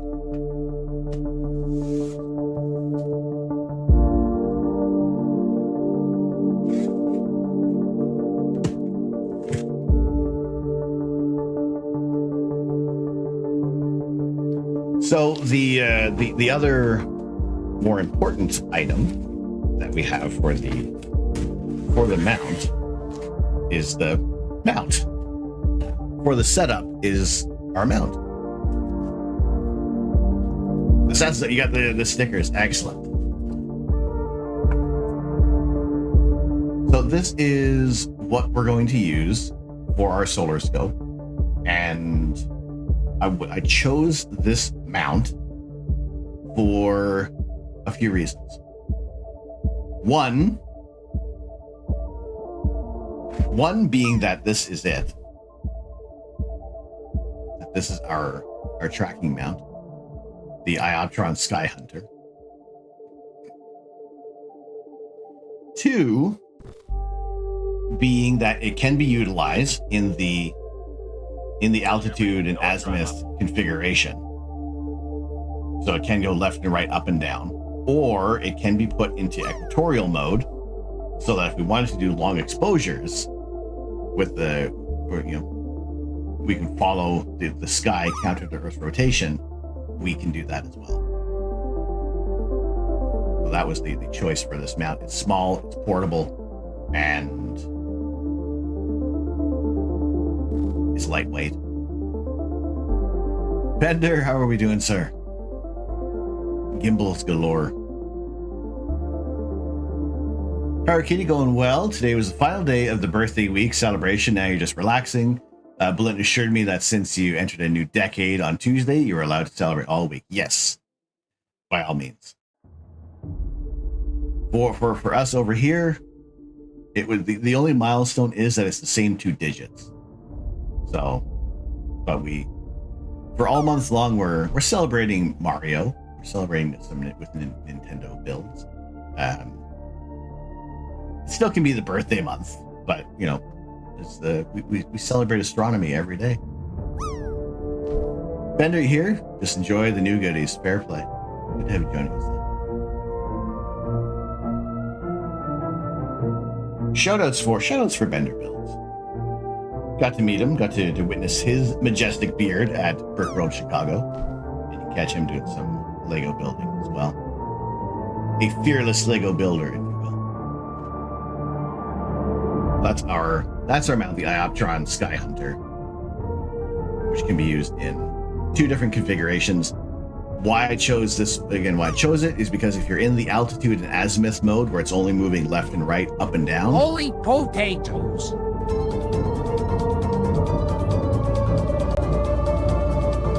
We don't have to align it to the polar star.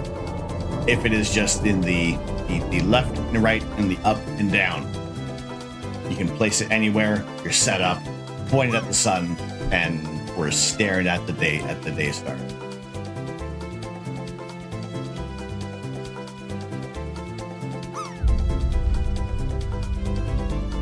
And we're just good to go.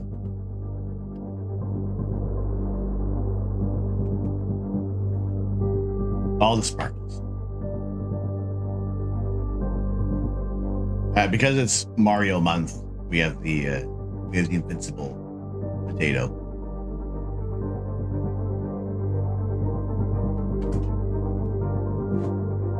But other things that we have our cabling. If we are using the equatorial mode, there is a counterweight. It wants to come out. So just to offset, if you have a heavier telescope on the mount, you can operate in equatorial mode, and it's all good.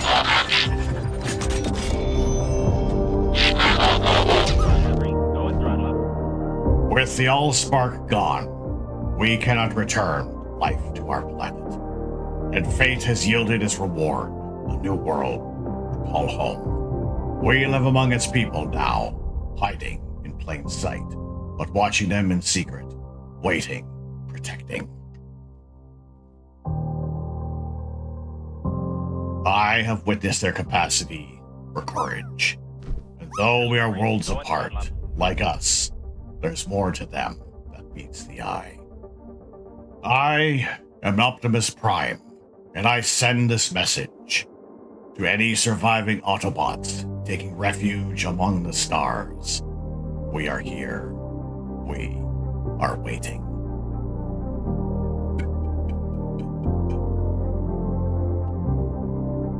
Nerdwino, how are we doing, sir?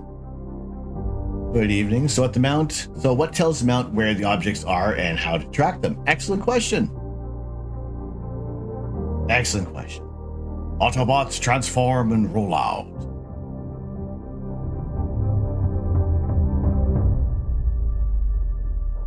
This. The ASI Air will tell it where to go, where to look. It is the Raspberry Pi device from ZWO. That controls the mount. It'll control the camera and our focuser as well. Yeah, so with your mount, it'll be programmed into the whole system. This, you connect it to other mounts, and that is what there's where your controller is going to be. Centroa Arts, how we doing? Welcome in. Yep, so we got the new toys, the items for our dedicated solar scope setup. I am near a big city, so the way we get some decent shots is by using aggressive filters.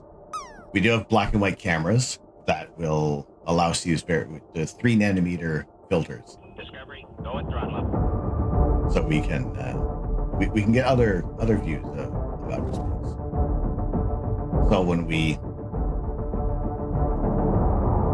we're able to look at areas like the Pelican Nebula, cutting out 99% of all light pollution and just using a very thin wavelength of light, start to pull out some very specific details.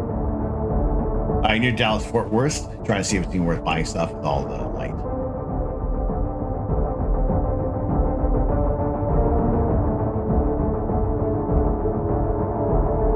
Harry Dick and Wife, how are we doing? Dedicated solar scope parts, indeed. Barry, you happy with the starter setup? Or just curious what an upgrade would look like when you get to that point? And really, sometimes the upgrade can be like quick. It kind of depends on how you want to move on things.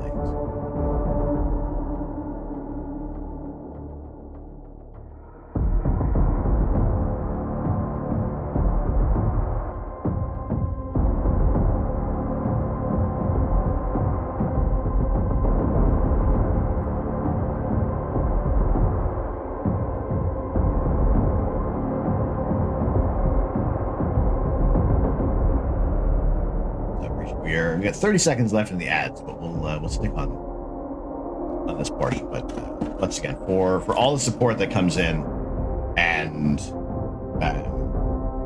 it's a tremendous amount of support to reach this goal, and the fact that we can kind of turn this one around really quick.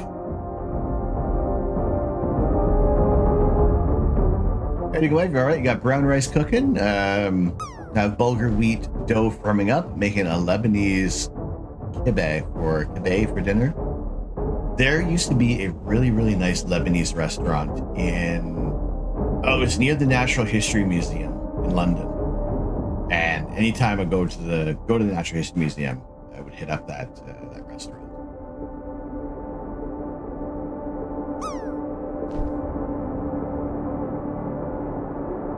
I wonder if the creators of the Raspberry Pi knew how many creative creations would be made from their work. And even this still feels like it's a very, low-key use for the Pi. outdoor camp. So yeah, these were within city limits. Even looking at, okay, yeah, even with a cleaner telescope, be able to take these images.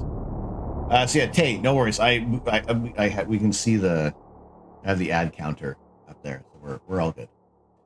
So you being in Dallas Fort Worth, Discovery, going throttle up. yes, you can still do imaging. You can still do astrophotography. It would just kind of depend on the filters that you're using. If you're using a monochrome camera, at least 2 wavelengths of light, something like this with the hydrogen alpha, plus just the broadband image, just letting in all the light, combine the 2 of them to get a rough color image. So we have the brightness from Gamma Cassiopeia, and then we have the reflection as well as the emission from this nebulosity called the Ghost of Cassiopeia. Oh, Air Deacon Wife, good luck. Good luck upgrading to Windows 11. Raspberry Pi and the Arduino are the Electronica equivalent of Lego. Yeah. Awesome stuff, right? Ham, good evening, sir. How are we doing? The universe is incredibly beautiful, and when we can share it, that's what we aim to do. So yeah, cutting out a great deal of light pollution is important. Using a monochrome camera can feel like cheating if you're used to doing color photography, because you can isolate very specific wavelengths of light and then build upon your image. Sorry. Box that away for a moment. On the outskirts of the city, but it's 100% not in the middle of nowhere. So yeah, I'm basically I'm in the city. For the light pollution level, I am an 8 internet. So I'm basically 8, 9 for this area.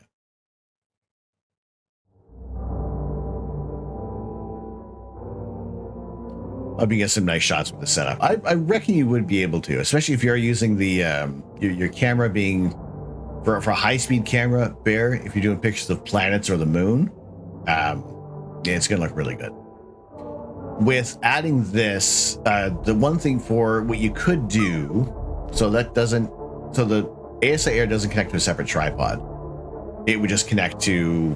It has like the dovetail mount. So if you have a spare spot, you can connect it to your scope. But if you can you can put this onto your telescope. It'll still work in the altitude azimuth mode. But if you put an equatorial wedge, then you can start doing some longer exposures.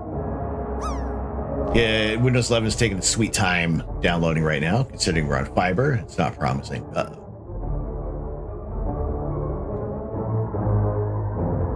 I think you finally have a good foot topology done. All 11 toes. I built a controller for the project we got in the works, revamping an 8-inch Schmidt-Cassegrain telescope. You got thrifting, nice. For that, you use the ESP2 microcontroller. So a Pi for a telescope controller is a lot more than you need, but it's probably a more serviceable option for most.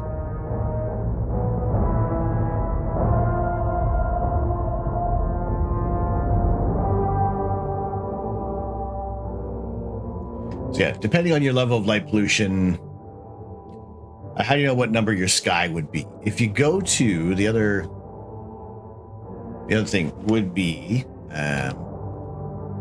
light pollution map.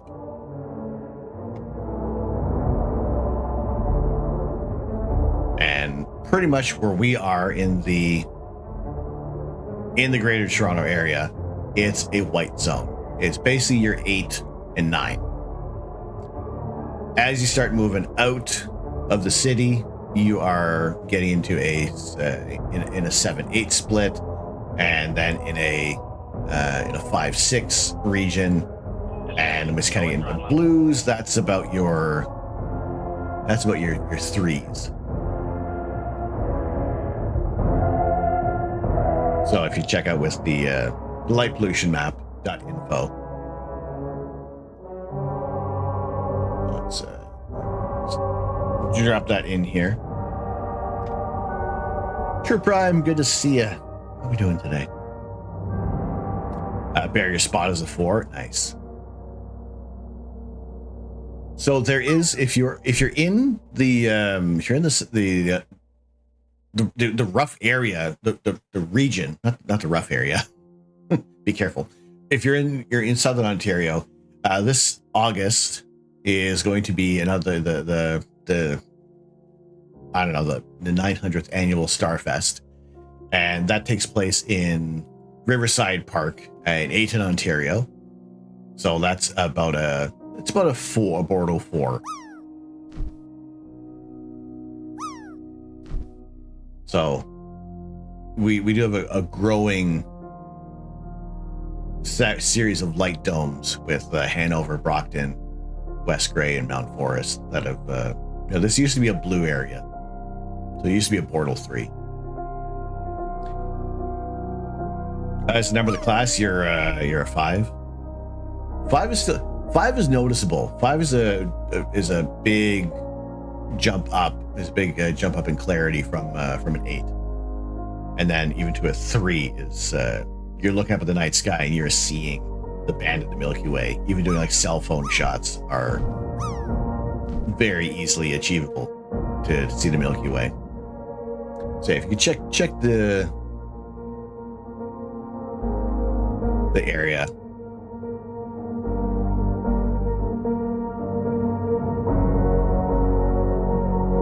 You can see a lot of large. There's going to be a lot of places where we're going to still see like the light pollution on the horizon.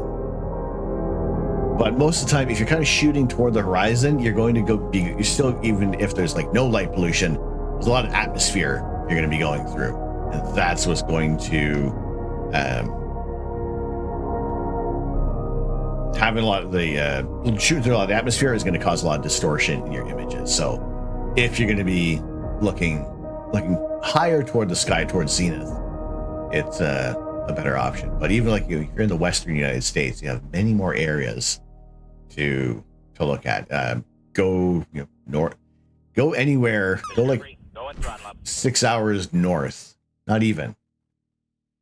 Where it was in Aurelia, go like 3.5 hours north, and you're away from so many city lights in Ontario.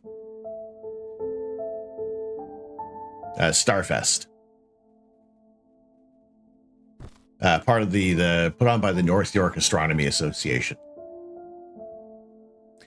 What happened 7 streams ago? Focht on a 7 stream streak as well. What did we do? Danish Viking, good gravy. I'm still gonna freak out about if for the 69.69 of the drop game. Antarctica must be quite good. I mean, again, you look, you can see where are the highly populated areas on Earth. Actually, they don't even have any measurements. It's essentially a 0.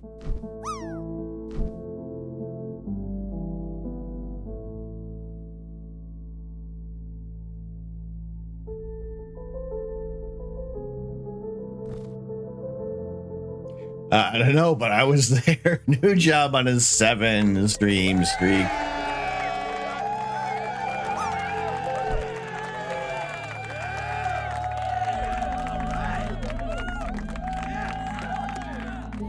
Drop game.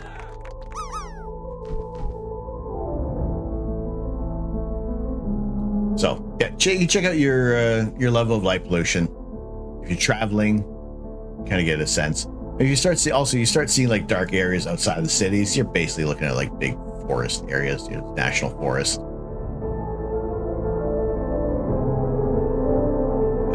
Algonquin Park, another popular spot for camping.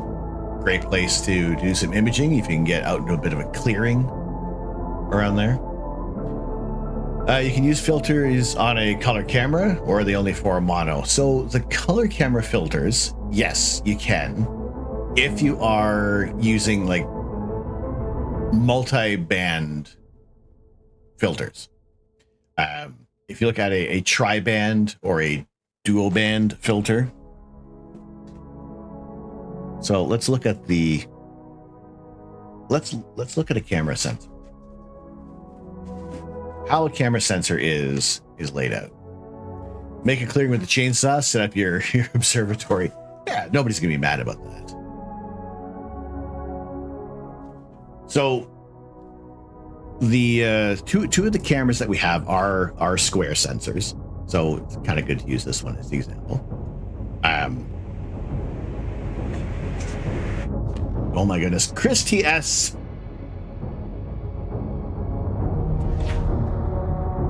Chris with the 17 months. American Chris Hansen, are there any videos on what the crew capsule looks like and what do the astronauts do when going to the ISS? Well, we watched the launch yesterday for Crew Dragon, for their capsule that is heading to the International Space Station.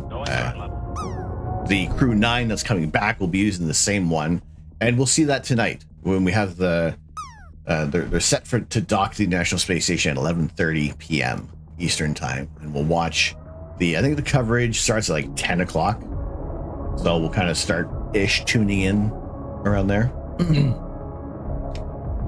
Chris TS with the 17 months. Thank you very, very much. Studs on. Chris, let me know if you want to do a gold stud or one of our studs 1 through 11.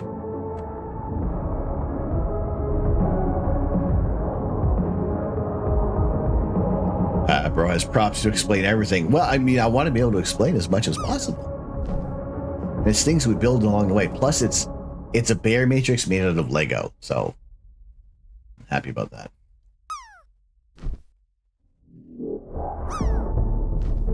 Yeah, Chris, yes, thank you very, very much for the 17 months support. A while back, used a site that allowed you to control a ham radio on the other side of the world over the internet. I wonder if such a thing exists for telescopes. Oh, yes.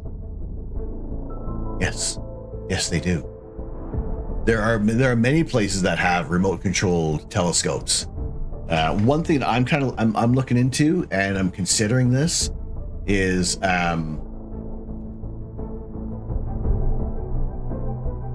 god, why did the name just escape me? The place out in Texas, number 6 for Chris TS.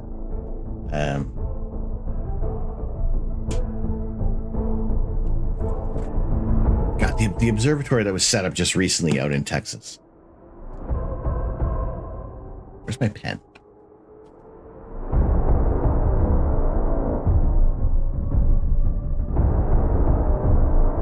No, not Boca Chica. It's not.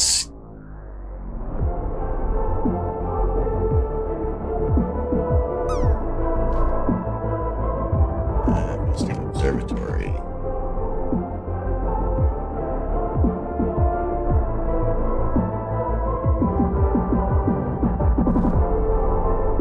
Holy potatoes!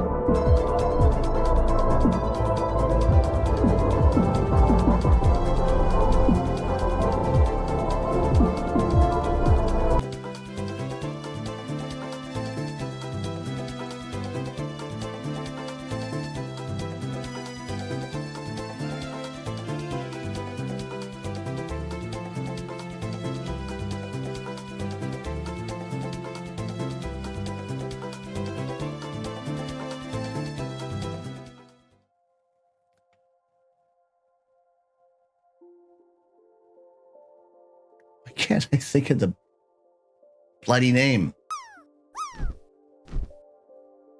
But anyway, there are Sky? No. Star. Why is that showing up? I don't like that.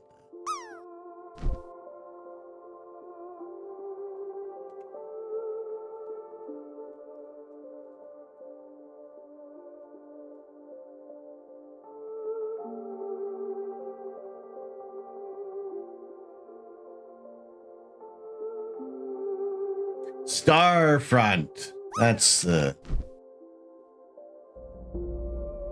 Water, water, water. Thank you, Raven. Water, water, water, water, water, water, water. This the water, water, water, water, water. It's the blood. There's star and everything. I was starting off typing star, and then a whole bunch of other websites popped up. So yeah, as far as remote telescopes go, this one for Starfront observatories allows you to send your own setup, your telescope, and all your own equipment. So you use your own kit to do your imaging. There are some other companies that will have time that you can rent with other telescopes, and that can start to get expensive. Almost as much for a short imaging time for renting a telescope than it is for like a month of renting at Starfront observatories.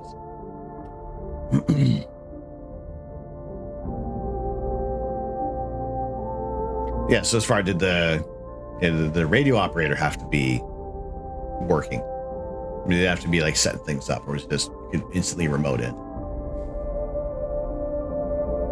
There we go. Good Lord.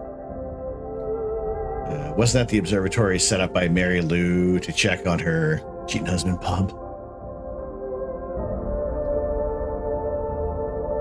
Yeah, this one is if you send your telescope to them, they will set it all up. They will monitor it, and like we are looking at like about 200 US a month. What's OBS? So this is just obviously observatory status. I was kind of thinking you could like use OBS to control. So anyway, so there's the current sky conditions in Texas. There's building 1.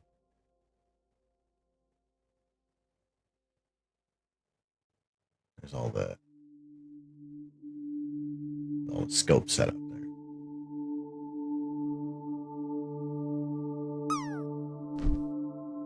So it's a number of roll-off roofs, and when the skies are clear, there you go. And you have I think what are they boasting, like 300 plus clear skies a year. Pixie Lemonade, hello. Wow, look at that. God, they're expanding like crazy. This is bananas. That's awesome. That is so cool.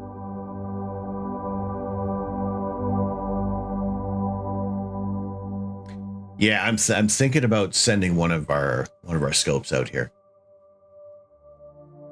The thing is the time is the difference in time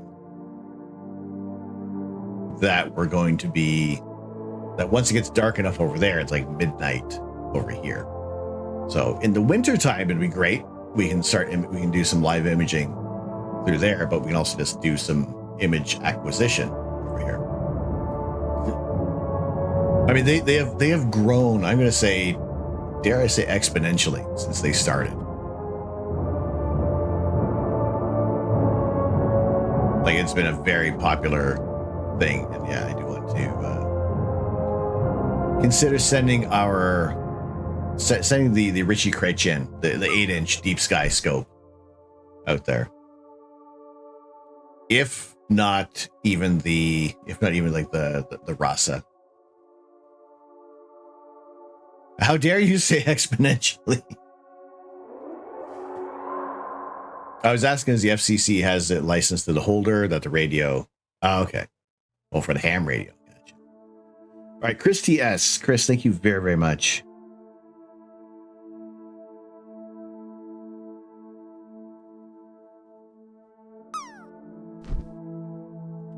For the 17 months. Thank you. Thank you very much. That will go on the Lego world map. If this one is filled up before the last stream of the month, then we will add a second giveaway in April for a Lego set. Or an Ontario Telescope and Accessories gift card. If you do want to get into astronomy, get a little upgrades for your existing kit. And there's a hydrate in there somewhere. So, filters. Filters for a color camera. There are a number of filters that you can use for your color camera. Really, as long as it isn't restricting you to one wavelength, where if it isn't like your red, green, blue filters, or even very narrow band specific to hydrogen alpha or O3 or S2.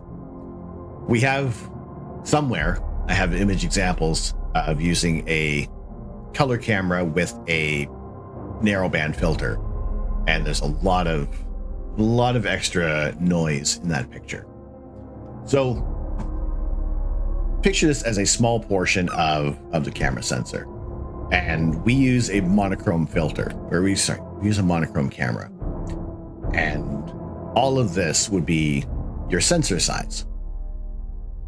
This is your sensor. Here's where all the photons of light are hitting, and every photon that hits is registered, and it comes out as a black and white image. For every color camera that you see, this camera, that camera, this camera over here has this Bayer matrix in front of the sensor. So when anything that is any wavelengths of light that is in the red, lower energy or higher energy into the blue light will hit there, and it'll pass through and register on the sensor. Blue light going toward the green, most of that is going to be rejected. Blue light going toward the red, all of that's rejected. No information essentially is recorded. Look at areas of the night sky that are heavy in hydrogen. Oh, okay. Scruffy, thank you very much for the lurk. One Wing, how are we doing? What's your favorite Balmer emission line? I like 656 nanometers. Are Lego elements CCD or CMOS? I am representing the CMOS sensor in this one. So if you put a red filter or a hydrogen alpha filter in front of your color camera, all of this light is rejected, and only a small portion of that sensor gets information. Discovery, go and throttle up. So if you are using a red filter on a monochrome sensor, every little bit records the information because that's the only light that's passing through. If you have a color camera and a dual band filter, which is letting through light in if you're using something like the L Extreme or the L Enhance, or maybe is the L Enhance? We had a tri-band filter from Altair Astro, and that would let through basically red, green, and blue light, but in much more focused areas. So you would still get narrowband imaging, registering all the sensors, registering through the entire matrix, but less light pollution was getting through. Pesky photons hitting your detector. Now they're hyping it up. There we go. Real Attack, how we doing? New Year's 656 nanometer kind of guy. I'm a nebula guy. Discovery, go and throttle up.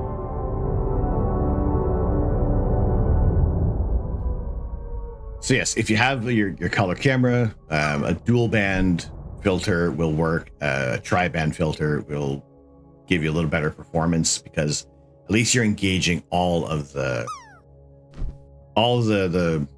Bayer matrix, all the red, green, blue. So if you have a monochrome camera, then just using the focused filters for the HA, S2, O3, RGB. Benefit of the tri-band that it hits red, green, and blue. Most of for photography based on terrestrial images, we have more green in sensors. There's more green to pick up on Earth in our visible wavelengths of wavelengths of light in the visible spectrum. In space, green kind of combines with the others, and you really don't get the performance with a color camera for a lot of deep sky images. Basically, you're sacrificing sensitivity for a lot less hassle with the one-shot color. Yeah. So we'll use both. We use the one-shot color. We will use the black and white, and we get different results. The black and white camera, we can get focused wavelengths of light passing through. Ooh, it looks awesome. Lots of detail. We use our color camera. Then we are able to, we've been using our black and white camera for a while. When we use our By the power of Grayskull, our color camera, I have the mustache. then we can see more color in space. I know we have that's a really good one down here. Discovery, go at throttle up. Here, let's go with the. We'll go with the Lagoon Nebula with our color camera, and we can see the pinks and a little bit of the green emission from the emission nebula. With a tri-band filter, increase contrast at the point of filtering it, so it'll reject the light pollution. So a lot of the light pollution comes from specific wavelengths of light that we cut that out, and then just only let through the good information. Do you use in-gas sensors? Discovery, go at throttle up.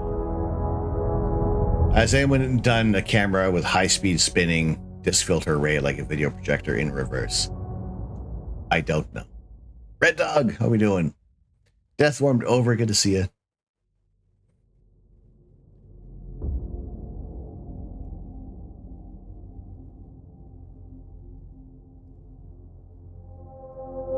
Where's A? Where's it? There we go. Emission nebulae, the remnants of a star that exploded, using a dual band filter, using the Optolong L Extreme filter, and a color camera, cutting out again 99% of most of the light, and only letting through the really interesting stuff.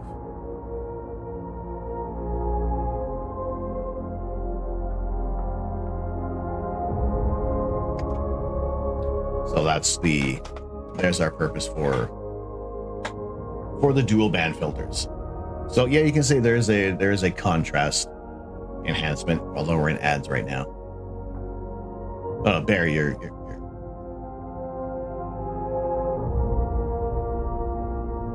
drop game.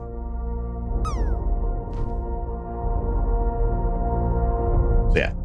So with the dual band filter, like the L Extreme, that cuts out a large amount of light pollution. And that's using our deep sky telescope for the RC8.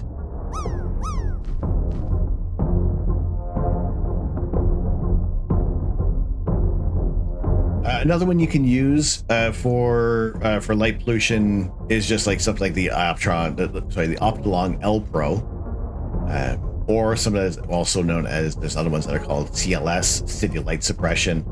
That'll cut out a lot of the emission lines of light pollution. You just let through a fair amount of the visible spectrum.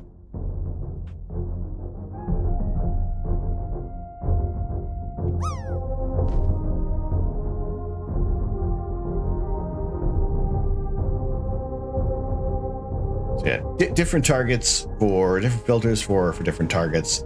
Use our black and white camera once again to highlight different views.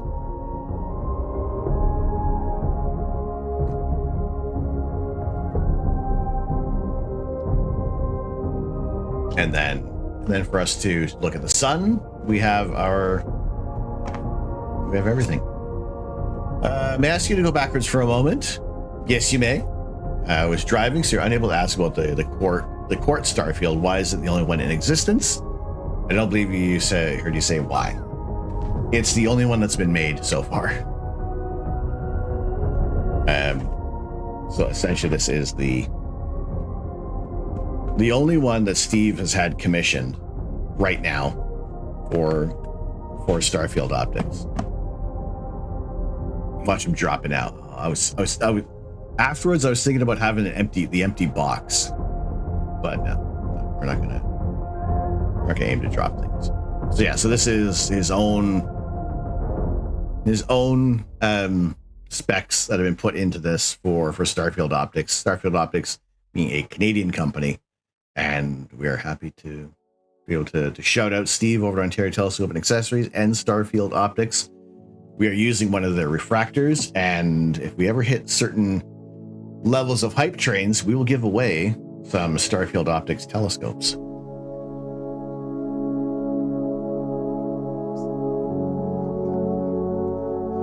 You want to buy a telescope? Yeah, you're welcome. Thank you for asking. Look, for a lot of things like questions, if you want me to go back on and talk about things again, that's the whole point of the stream, is to share astronomy, share astrophotography experience. The more that we can do over here, the broader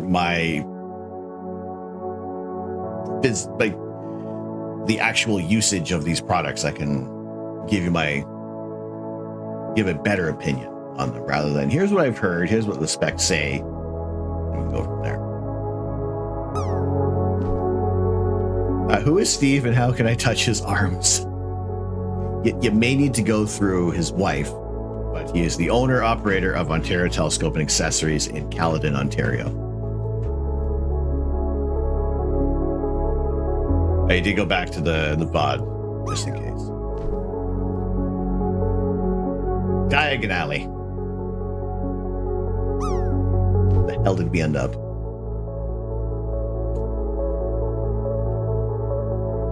So yeah, let's see. The explanation for our camera sensors and why we'll use color or black and white for astrophotography.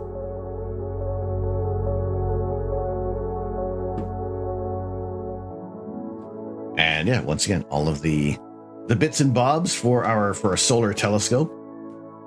And a massive thank you to all that have supported the channel. A stupendously massive thank you to RC Maniac. Greatly appreciate it. That we can do more for the channel. We can do more to share the night sky, share views during the day. That's the other thing that's awesome. I was today years old when I realized Diagon Alley sounds exactly like diagonally.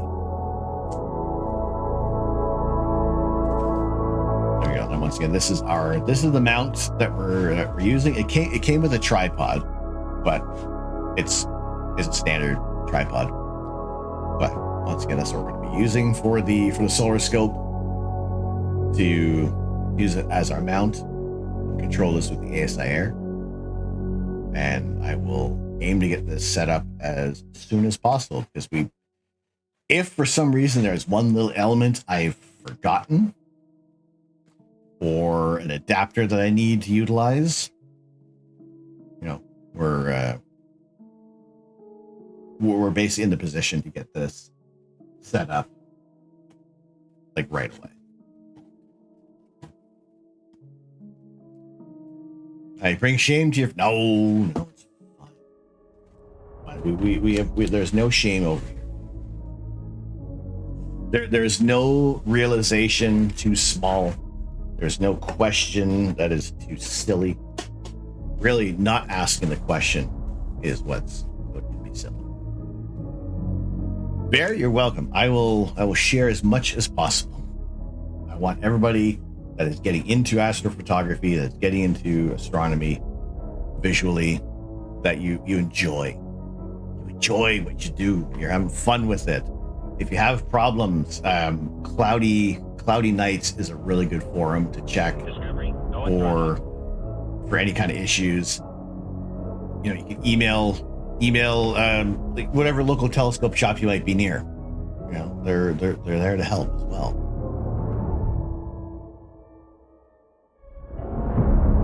Diagon Alley was a real place that completely simply dressed instead of being all built and completely made up. It was a region in York, right? Tisket, how we doing?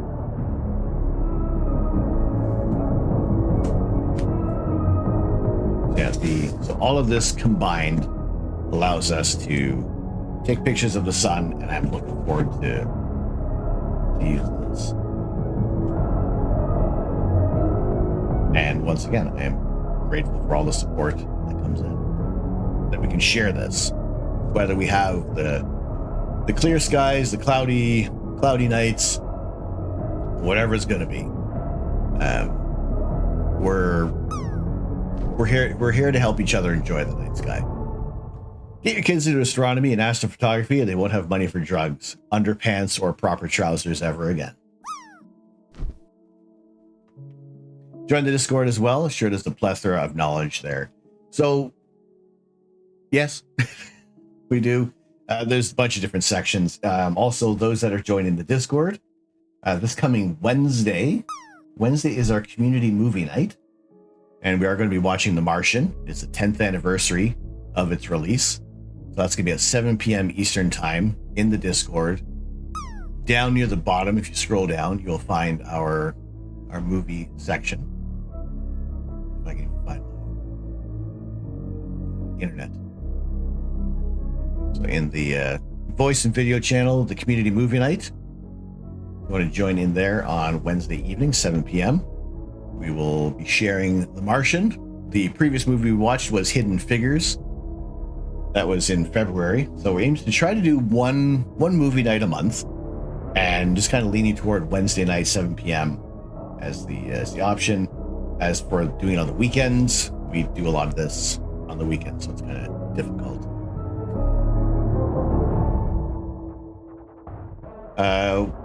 Came in late. We are using for now, our existing telescope of the Skywatcher 72 ED. Leadenhall Market in the city, London City District, was used as the Diagon Alley, and the entrance to which is pub, Leaky Cauldron, and optician in Bull's Head Passage. It's crazy how they get everything all stitched together. Nice movie choice, excellent, thank you. If you get them into 3D printing, not only will they run out of all of those things, they'll also run out of space. This is true. We do have a growing 3D printing section in Discord as well.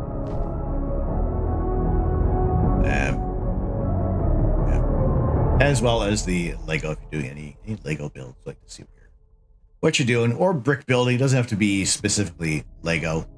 It can be another brand, but any brick building system. Really cool to see. Shambles in York's full inspiration behind Diagon Alley. Water. This the water. Water.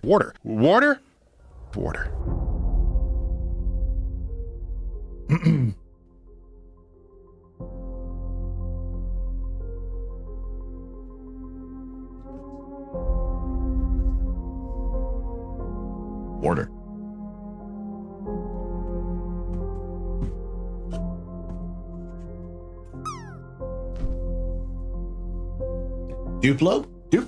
I have space Duplo. I have space Duplo. It counts. It totally counts.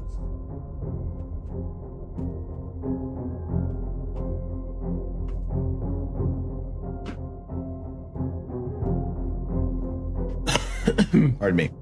Shambles is one of a number of locations alongside the streets in Chepstow, Edinburgh, Exeter, and London, for which claims have been made to be part of the inspiration for Diagon Alley in the Harry Potter franchise. However, J.K. Rowling's denied this, stating never been to the Shambles.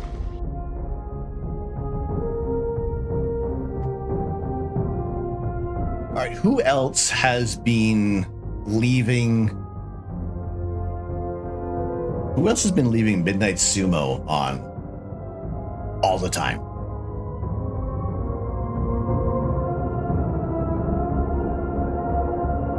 So this is the point right now. They're running this 24/7 for a few weeks now. Oh, why you gotta call me out like that?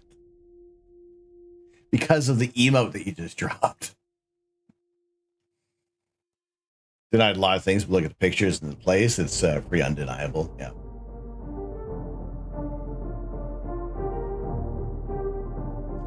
Bear, you build too. Fan of the Technics machinery and speed champs. Nice. And then they want a crosscut shredder and a t-shirt heat press to be able to turn the 3D printer poop into fine shreds, then melt it into sheets. Oh, gosh. It's live right now, day 8. So if you ever want to know more about sumo wrestling and just the fascination behind the tradition, tune in to Midnight Sumo. Or just have something on in the background. By the way, Shambles is a gorgeous place in history. I've been to York once, and it's very, very beautiful area. Ooh. Make sure I got local. So yeah. Check out Midnight Sumo for something a little different.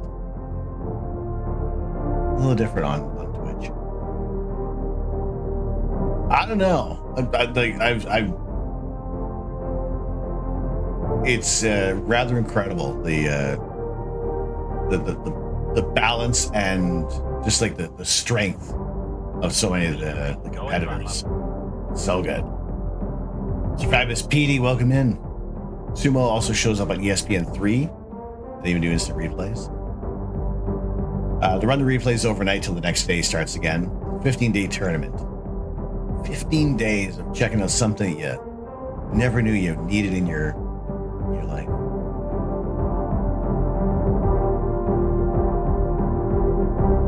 Who said little guy's not going to make it? Yeah, their legs are impressive. Came back to Sumo Canuck stream. It's just one of those things you never know what you're going to find on Twitch. It's amazing. All right, we'll come back over. Come back over here.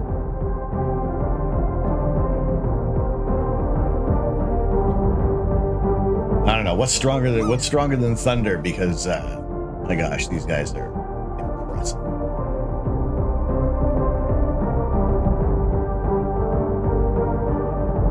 Been watching this all morning. Inspector Noir made fun of you. Nuts to that. Enjoy it.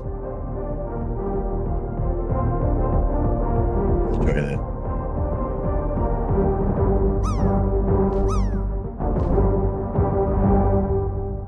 All right. So another thing that we also want to do on here to kind of catch up on everything with our Lego collection and what we combined with 3D printing is, well, actually you can see this one example over here. For our collectible minifigures, we have our frames from IKEA. So the frame is called Sauna Head, and this has been designed by Tiago Catarino. If you watch his YouTube channel, it does a lot of Lego reviews. But what I've done is taken this into the bamboo slicer and added the instructions for red filament to be added to these portions here, so we can actually print designs into our plates. I did one for the X-Men, and we also have one for our space series. So we have some constellations on a sparkly purple filament background. So I can at least theme those. One small streak for, again, another 7-stream streak. Another 7-stream streak. Yeah, I really like how this turned out.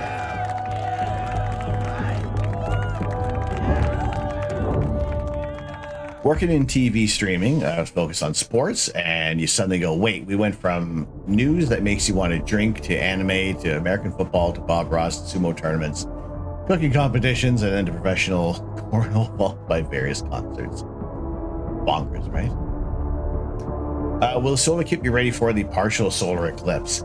For the solar eclipse, you know, I never considered using that one, because here's the other thing. With the solar filter that the solar device that we're using, it is going to be a very zoomed in view of the sun. So when we are looking at the sun, right now we're looking at clouds and a mild supernova in my neighborhood. When we're looking at the sun, we don't get the entire disk, because this basically zooms into 4 times the magnification of our existing scope, so we can see some of these finer details up close. So using this one for the for the eclipse, we would even need like a wider field of view. So that's given me thought to a different telescope to use. Cloud astronomy is a critical area of research. I mean, it creates brand new swear words, right? You guys want to see even more astronomy? The freshly constructed observatory with Nerduino. Nerduino, have you named your observatory? I figure once you kind of have like a permanent structure, that you have to name the observatory. I don't have anything that's a permanent structure at the moment, so we don't have a name for things. A mild supernova in the neighborhood, yep. Yeah, that's it. Come up with all of the f***ing clouds. Isn't home a permanent structure? Currently observatory, but needs a name. Yeah, Casa Canuck. I mean, Nerduino will hold a pool. Just don't make observatory face. It'll win.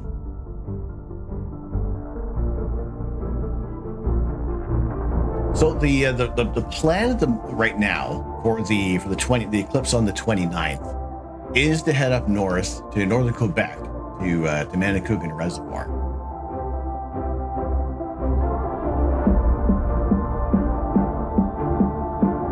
And where we could get potentially, we could get about, what are we at, like 89.5% coverage for the eclipse if we go to a meteorite impact region in northern Quebec.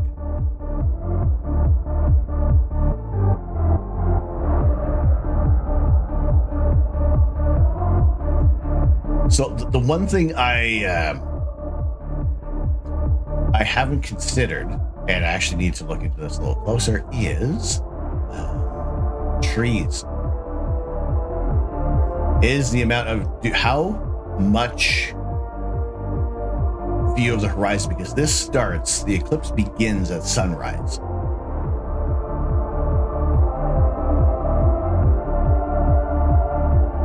And maximum is at 6:29 a.m. So the sun is going to be still fairly low. And if we go to like a Google map view of the region,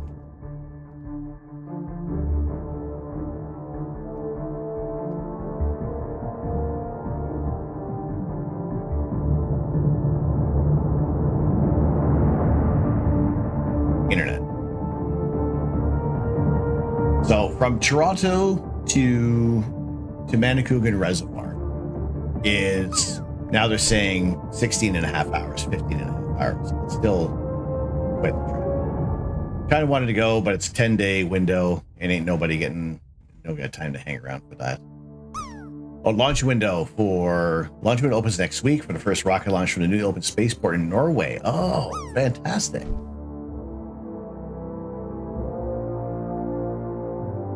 Yeah, you need to bring a board game or two. Oh, Holy Mackinac. I've watched zero hockey this year. So yeah, that's the drive.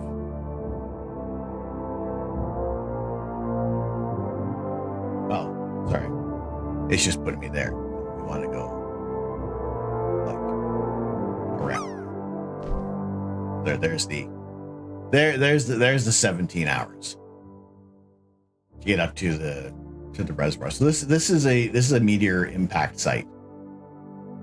I think we're going back 500,000 years, 50,000 years. When Humsy auto tuning got time. So the one thing I was just kind of thinking about is where's an area that we can go? Yeah. I got nothing over here. So let's just look around. Beautiful areas, but there's like nowhere to go. I need to iron out a few more logistics. So there is this campground over here.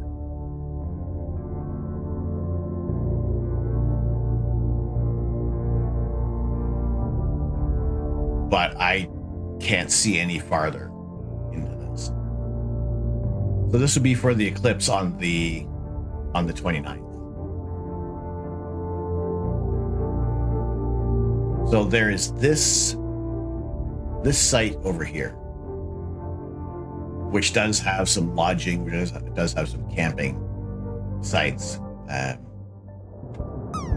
It's just kind of a matter of where we can see things. We'd be on the edge of the crater, and that's the plan. So even if it is just kind of, can I just go there, camp overnight, and watch the eclipse and head back? Discovery, go at throttle up. 29th of March. Beach, how we doing?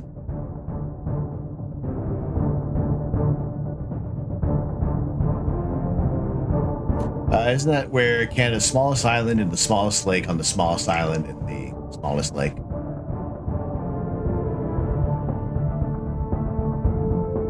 I think.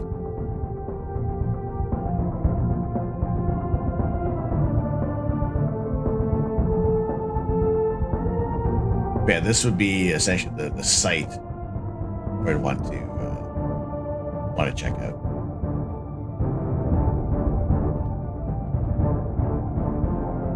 I thought it was Lake Superior. I don't know. Yes, yeah, 29th of March, Soft Love's birthday. Let's go.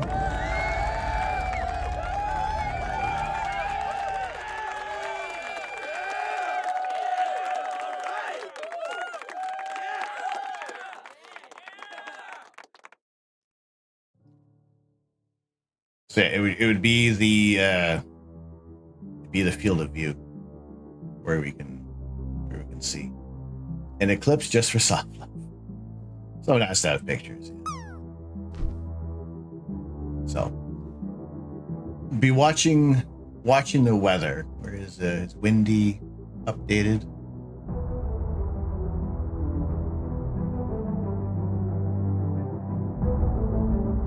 All right. Okay, here we have an update.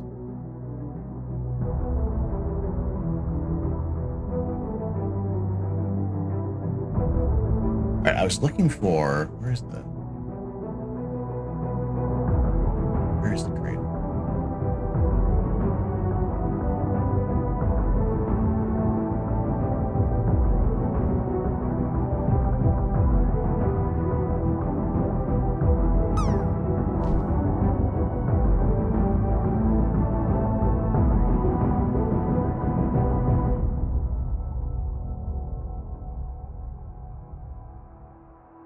There we go. Okay. So, the weather for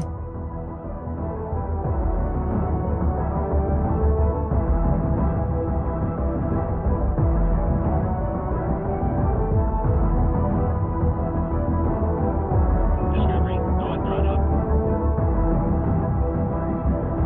at the moment, that is not looking good.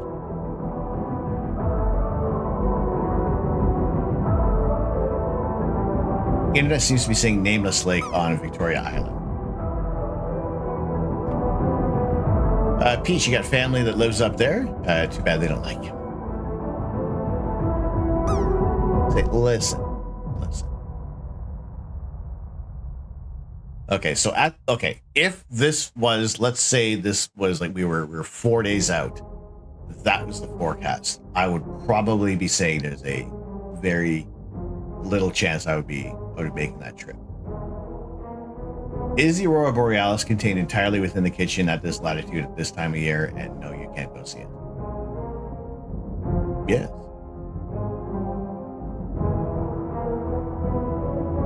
Only an hour north. So, preliminary forecast does not look good.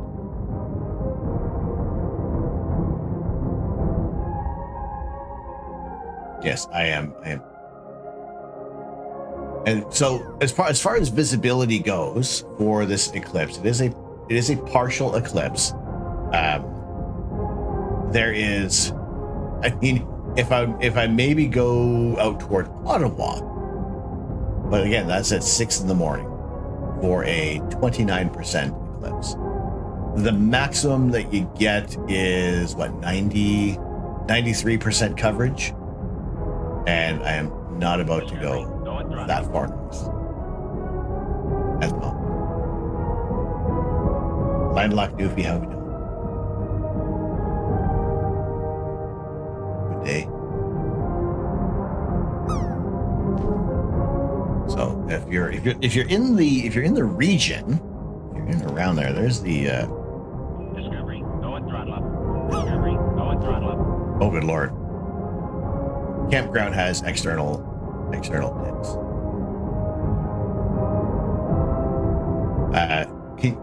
CMA, can you send that into Discord?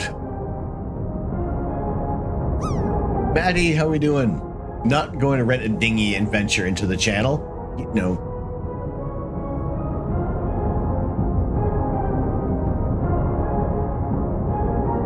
So yeah, there's your. So if you're like Newfoundland and Labrador, you get 89% coverage. 90. Weak. So that's a partial eclipse. If you are looking at the eclipse, you need the proper eyewear the whole time. There is nothing right now. So is this the weather for the day that we're looking at? Or is this like right now's weather? So if it's overcast for the day. Average cloud coverage 69%. Golly. Sad face playing in Alberta. I would personally want to go out on the channel with nothing but a 2x4 and a stick and a paddle. Just a stick to paddle with. Shore looks pretty clear there.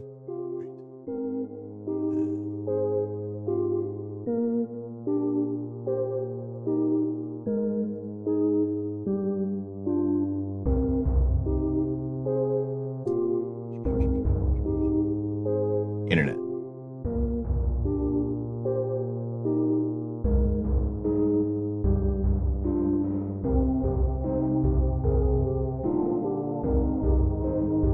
Yes, that's the place. So they have there's lodging. There's some places that are open only seasonally, and I think stuff doesn't open until like April or May. But there's camping sites as well, which seem to be open all the time.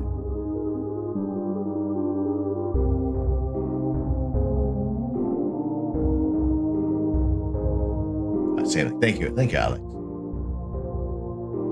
CMA, thank you as well. So, yeah, that area, you know, we're looking at it.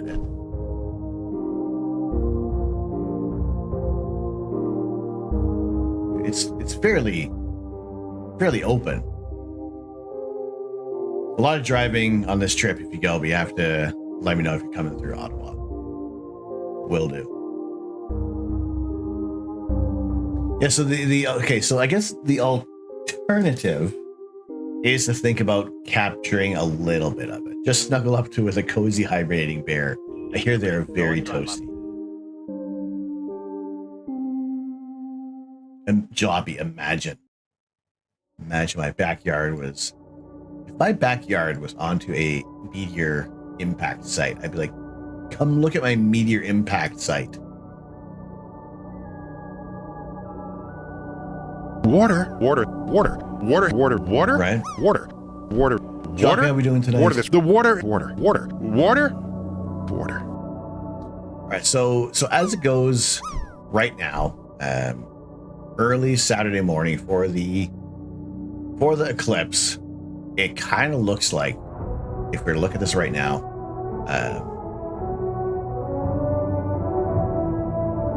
like Montreal.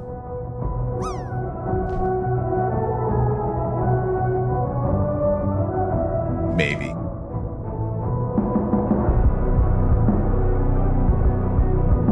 For the eclipse. And again, for a partial eclipse.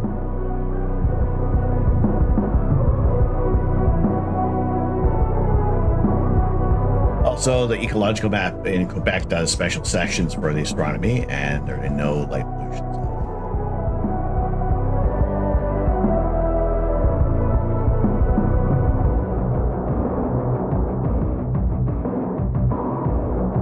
I will check that out. Yeah, so as far as the weather is looking for the eclipse, at this very moment, it's not looking great. Be digging and sifting the dirt with magnets. Yeah, little fragments. Although it's, I think it's very old crater. Did you go to Long Point for the total eclipse last year? I went to,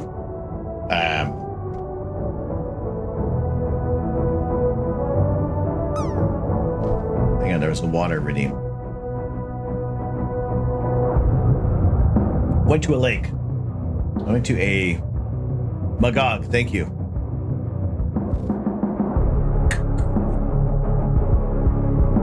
Yeah. The next generation Enterprise is done. It's mostly summer camp location, but summer camp location, they do rentals for families, individuals for the meteor shower in August. All right. So yeah, I would definitely like to be able to go, but obviously if the weather's not going to be on our side, then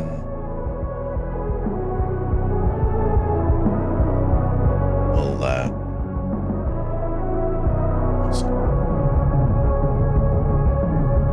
see.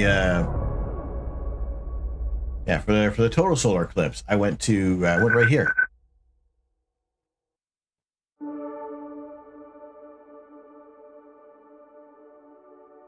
Celestian, thank you very much for the follow. Welcome to the observatory. Thank you very much for joining in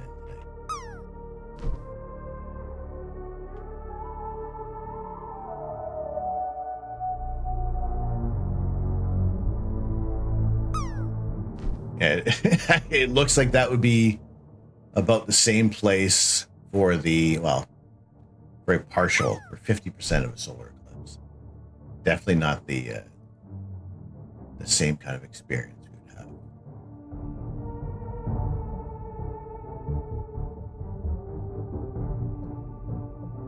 We'll keep an eye on the weather. We'll keep an eye. Again, places would have to be very specifically chosen because it is early in the morning. Holy freaking potatoes, lightning builder. How big is that mosaic? And where can we see a much larger picture of it? Thank you very much for the Gigantified Enterprise, but holy potatoes.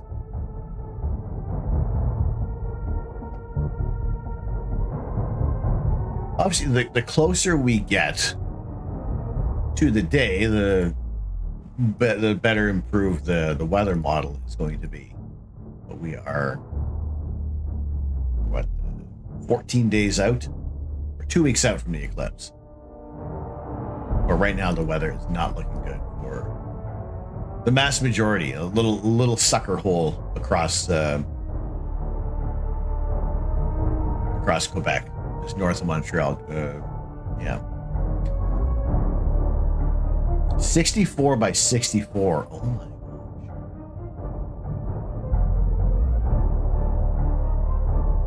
That is massive. Like this is a 30 by 30.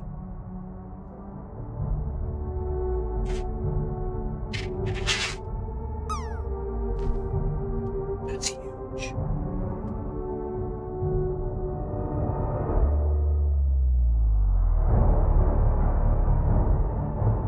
It's massive.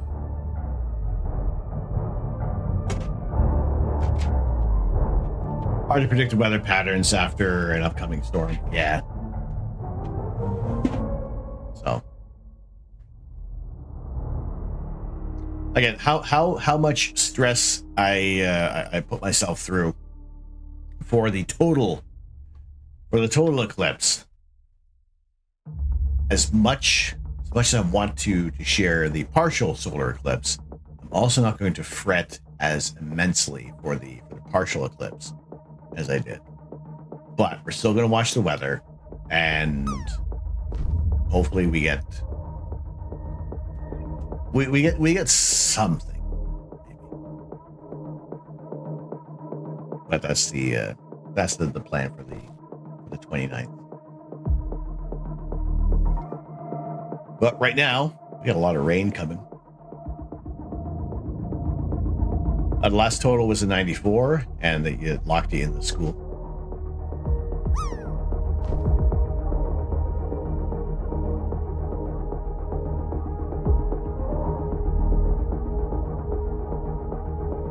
So the next total solar eclipse that's occurring in general is going to be heading across,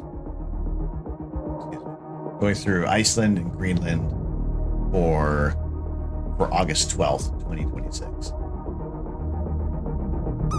And there's the path of totality. And even then, you really can't actually get right along. Nobody is really getting right along the path of totality, like on the center line, unless there's some places in Greenland.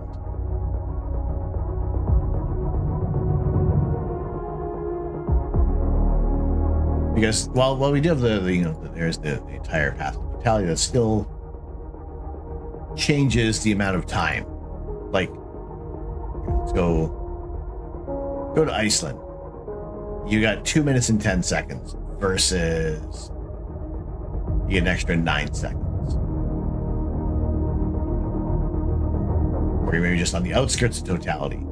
You got 44 seconds of totality versus 2 minutes and 19 seconds. Just go, and then you can see you polar dip in the crater if you go swimming. Listen, doing the polar dip is for Nathan. I'll drag Nathan builds things. He can go in the river, go in the lake. Better be the best 2 minutes and 10 seconds of your life. Have you where waffles? Have you seen a total solar eclipse? And then why not land for 66.69?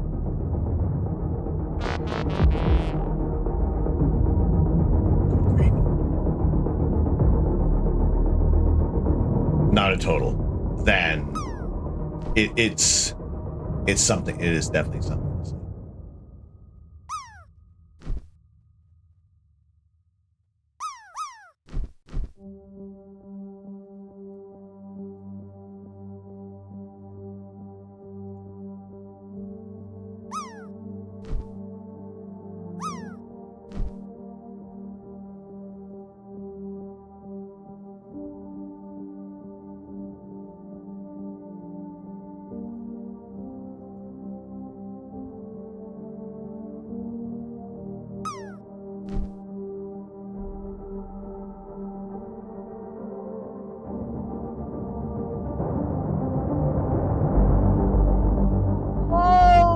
it! That is swearing.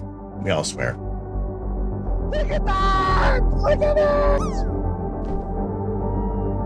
Holy shit!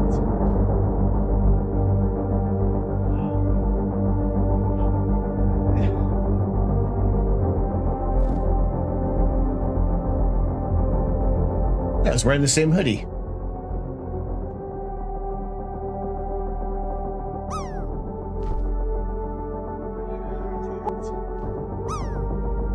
Discovery, go and throttle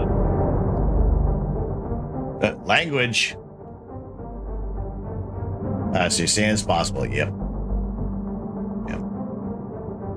Yep. Definitely an emotional event.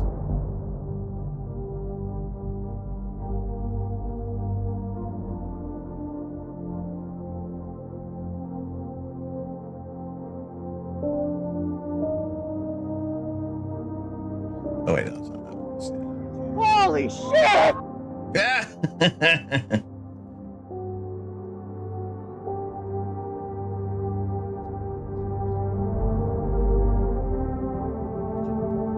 We still got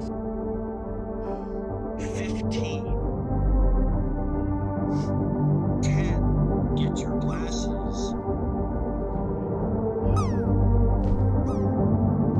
5, 4, 3, 2. Oh, look! Glasses on. By the power of Grayskull, Look at that. I have the mustache.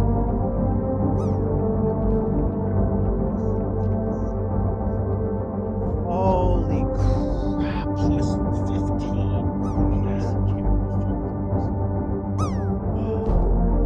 Yes, that was. It was something to see. The map of the eclipse is a town just the right center of totality. Look up scores Bison. See how close it is. Is that for the total eclipse in next year? Your mother loves the party Spud coaster you won. She suggested that use it in the bedroom, only take it out to use the kitchen table on your birthday. Just watching the shadow moving. Oh, crap. Yeah, so this is a highlighted.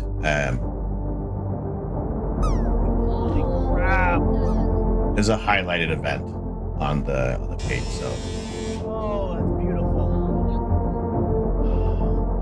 that's beautiful. so yes, for this point, See bloody prominence right now. this portion you can only use. You have to take off your glasses, otherwise you're not going to see anything because so much of the light is blocked. So much of the sun's light is blocked by the moon. Brune Juice, how are we doing? Oh my god. Can we just show you like the horizon? It is such a different level of darkness. If you can experience a total solar eclipse, do it. I think there was a portion where I tried it. I did take a picture.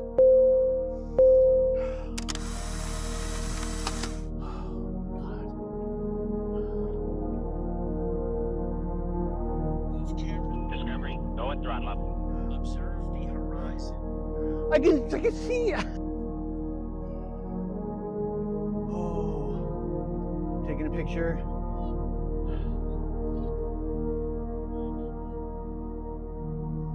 Holy crap. Yeah, there's the one one picture I got. Is it advanced darkness? It kind of is. Light Wolf Darkness. How are we doing today? Welcome in. First eclipse that you saw using a pinhole is an aluminum foil focused on a piece of paper and a printer. Coworkers thought you're nuts until they looked at it. It's an awesome thing to see. It's amazing. And yeah, this was my first total solar eclipse, and I had no idea what to expect. And it was a wild ride of emotions for that event. Back to the video. Oh my god. Yeah. Look. Holy crap. Oh. Oh, that's beautiful. Yeah, so just even being able to see this prominence here was visible with the naked eye. I can see a bloody prominence right now. As I explained.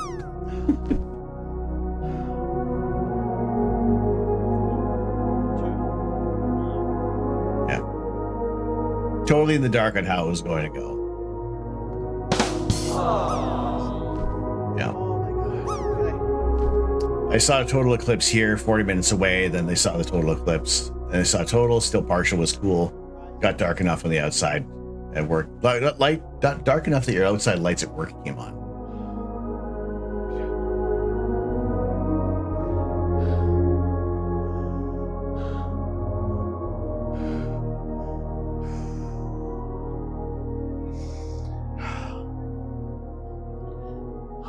I cried with you just watching it again now.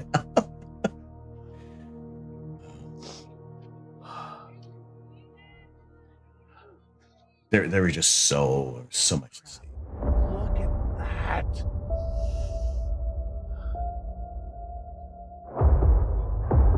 I had like limited bandwidth, and it was just everything was getting eaten up. Look at that. You can see Jupiter, Venus. See much else. Holy shit. So if you can see a total solar eclipse, I cannot recommend it enough. Contact in 20 seconds. Oh my god. Discovery, go and throttle up. 15. So I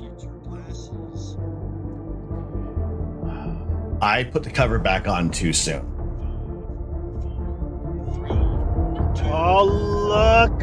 But this was the diamond ring. Look at that.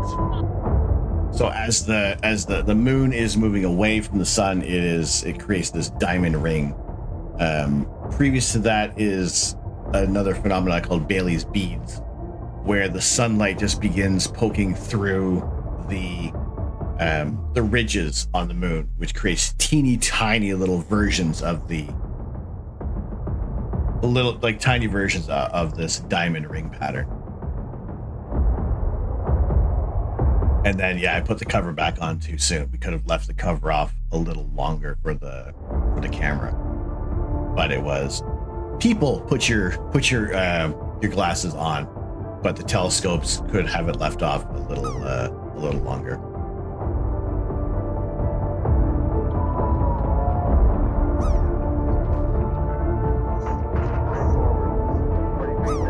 Yeah, that's when I put the cover back on. Meanwhile, you're outside holding up a colander. I mean, if it's the only way you can view it, that's the other thing, is that there's so many ways you can view the eclipse. Lilith, how are we doing tonight? Holy crap. Plus 15. Yeah, so here is there was so I had an app that did the call outs for all the events. 25. Observe for shadow bands.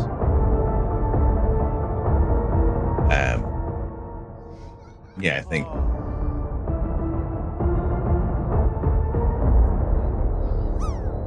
Yeah. I bought beer from the gas station. Yeah, these things happen.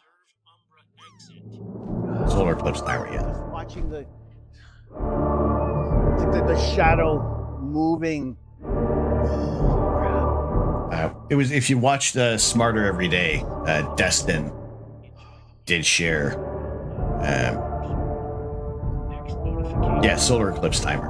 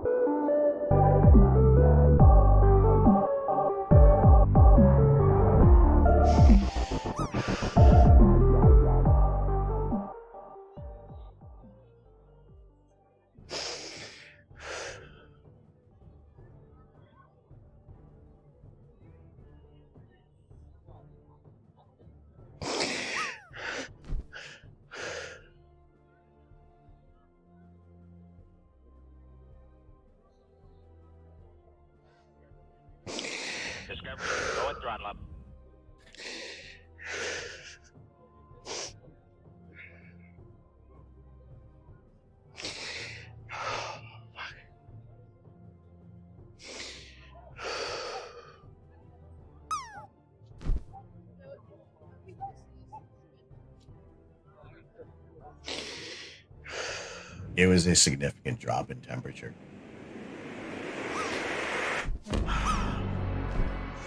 Brett, how are we doing? I want to give past you a hug.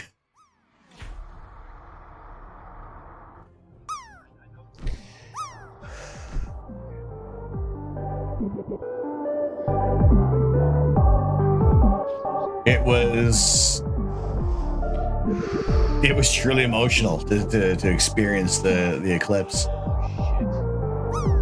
So to be able to do something like that again, I look forward to it. Holy crap. I look forward to be able to share something like that Marianne, thank again. you so much for the 5 gifted Martin. Martin for the 10 gifted subs. So yeah, it was from what I experienced with the annular eclipse, even how much the temperature changed then, I made sure I was just wearing a hoodie, and like I had another shirt, 2 shirts on underneath, because it was going to get cold. Plus, being by a lake. Well, it's either I didn't really know I was going to a lake, like I scouted things out the day before. I know one of the ancients associated the sun and moon with the deities. It's definitely something to see. If you can, check out a total solar eclipse.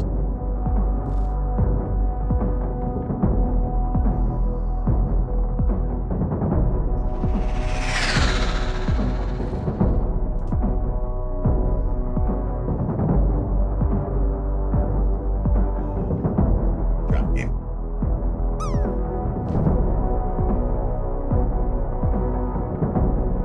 So yeah, we have that event as well as an annular solar eclipse as well. That was sharing it in Texas. So that's what we got. Happy to share this as often as possible. Yes, in the share your images section in the Discord. You want to drop them there. Prehistoric humans must have thought this was some higher power stuff. I mean, it's also a very specific place. Like if you were just a few miles outside of the path of the eclipse, and you tell some other tribe collective that you just saw the sun get blotted out by something, they wouldn't believe you.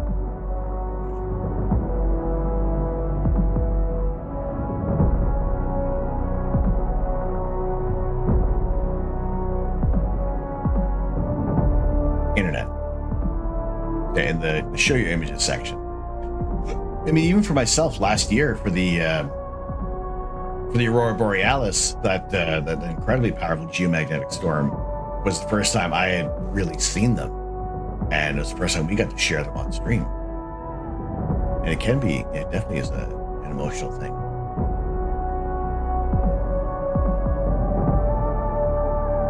And what doesn't do justice for the size, 64 by 64.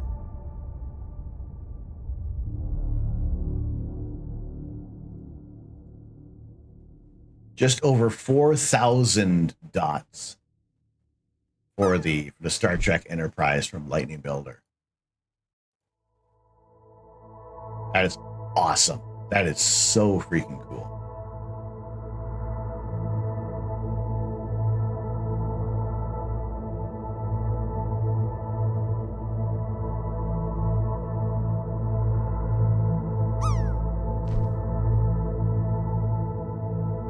I can't really find a happy medium of the size here. Unfortunately, it doesn't look like it'd be in the path for the partial eclipse later this month.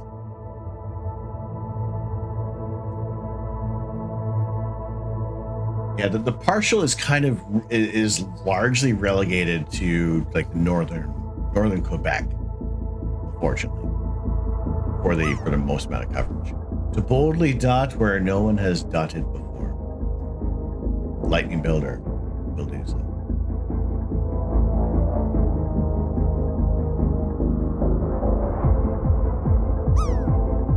Yeah, that's phenomenal. That's so good.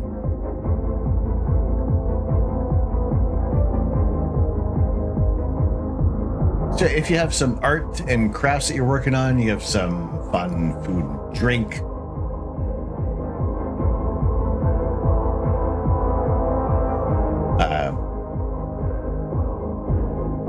You have some fun hobbies with food that we learned the incredible talents of Chocolate Bob the other night. Doing some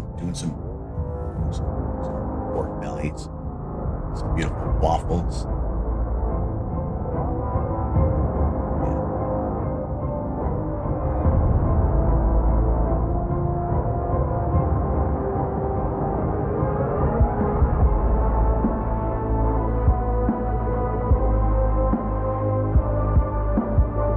Oh, sweet.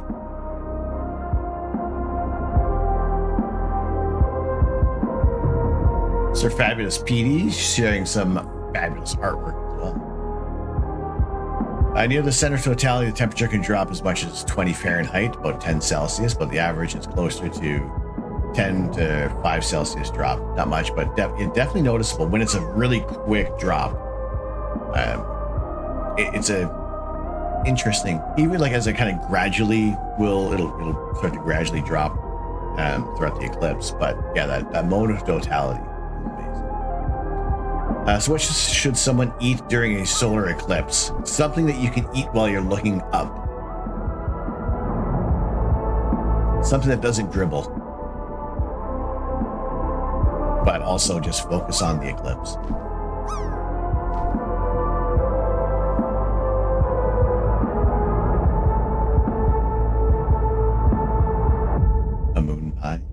Moon pie would have been for last night, right? Or the other night.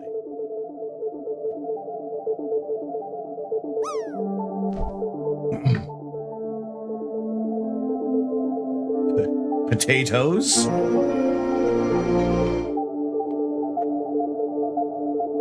Ice cream, the temperature will drop and stop it melting. Hey now. Sunny D for the drinks.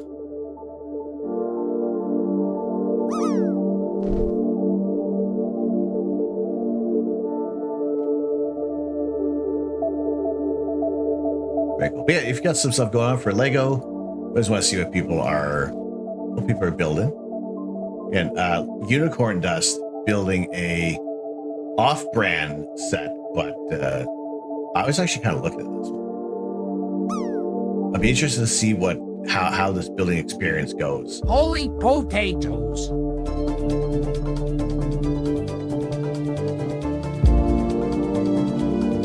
Not too far past for last May's. Oh no, absolutely not.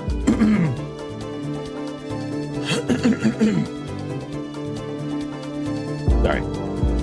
No, by all means, post away, because sometimes even like we will post like little pictures as well that we take a while to work on.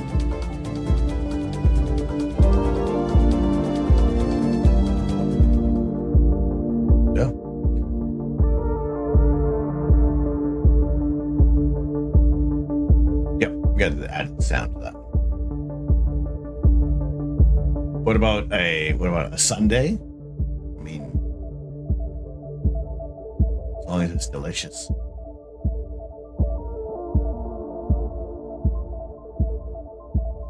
A sundae on a Saturday? Oh my goodness, who'd have thunk?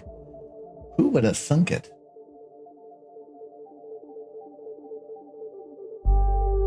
Sun chips. For me, the flavor of sun chips is being on the beach. Is going to Wasaga Beach. Is if I have sun chips, that's the flavor of Wasaga.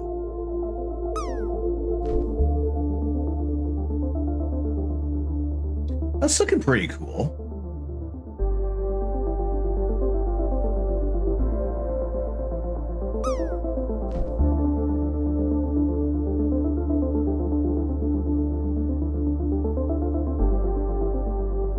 Sun-made raisins. Haven't had Sunny D in years.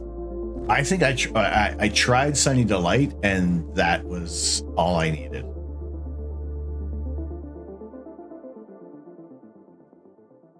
That's looking pretty cool.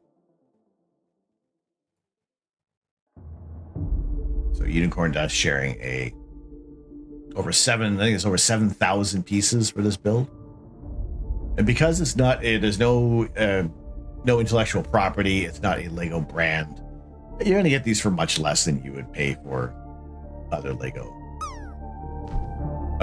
things. Orange flavored sugar drink.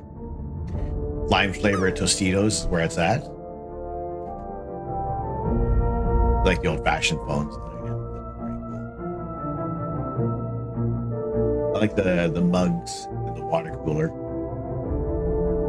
Looks like this might be a security office, maybe. The walkie-talkie. Flavored Tostitos as a side dish. Discovery, go and throttle up. Bethrama, how we doing? Bought a small Minecraft Lego set from a consignment sale this weekend. Super discounted, loose pieces. No instructions. It'll be an adventure. Let's go. Wait, wrong button. There we go.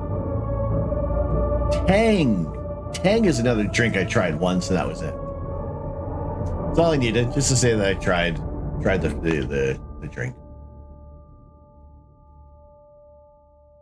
Basarama, how are we doing today? All right. I need to take a short break. I need to empty the coffee pot, refill. Actually, I don't even need to refill the coffee cup. I just need to refill my water. That's even quicker than boiling coffee. I had Tang as a kid, but never since. Yeah, it's one of those things. Same Tang Sunny Delight. Try it once. There we go.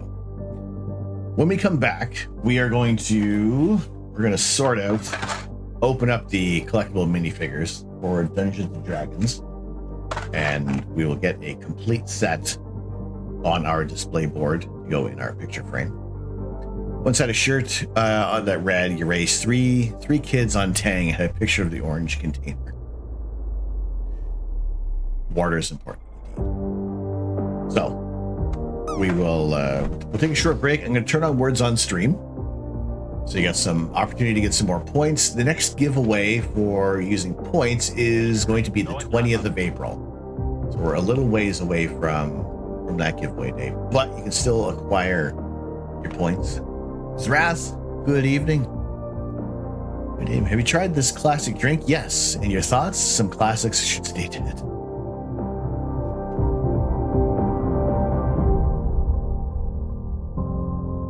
I miss the old Snapple bottles. What do they do now for them? All right. So 100 points for every level completed. I will probably be a 10-minute break. Plastic bottles now. More easily recyclable bottles. No more fun facts. Boo.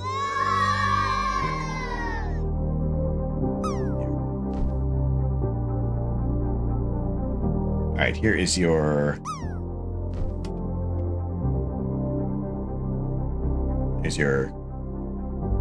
mirror link. Soda tastes better from the last. Yes, it really, really does. Grandparents used to drink Tab. Probably why you don't like diet soda. Like bad diet soda. All right, 100 points for every level completed. You can use those points you can try to double up your points or whatever it may be. Your atoms can be used for buying tickets when the giveaway is open. That'll be in April, because we have to wait for the end of the month to say if we're going to be giving away. So good luck. I will be back in about 10 minutes, and then when we get back, I said we'll open up the collectible minifigures for Dungeons and Dragons. A little more organization on the desk. Thank you. Back soon.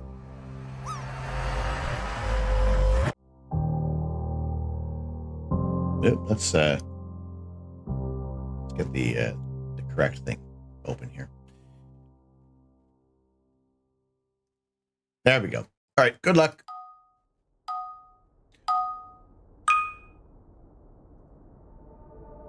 Autopilot is turned on. Actually, I'm gonna I'm gonna stick it kind of close,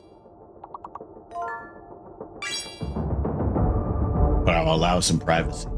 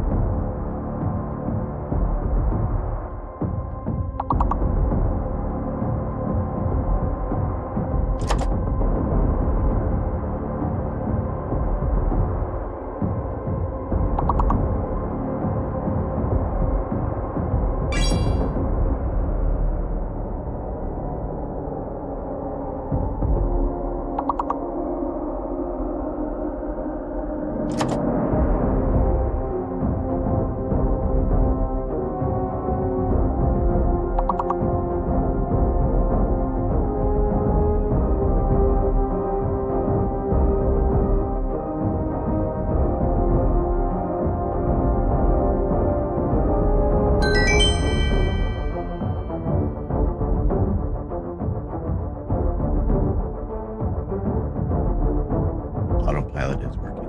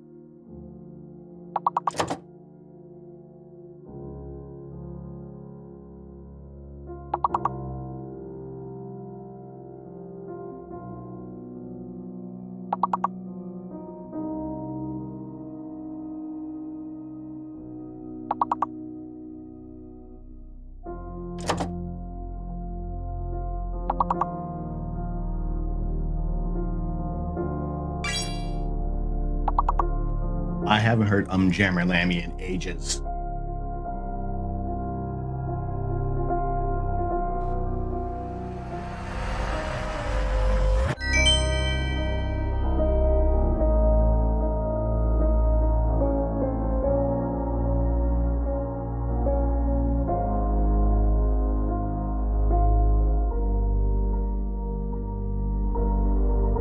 Out of all the things, a Parappa the Rappa was not what I was expecting today.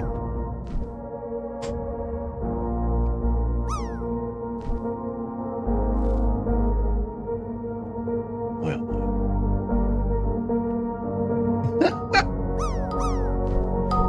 Wow. Wow, the breaks are so much quicker if I don't make coffee.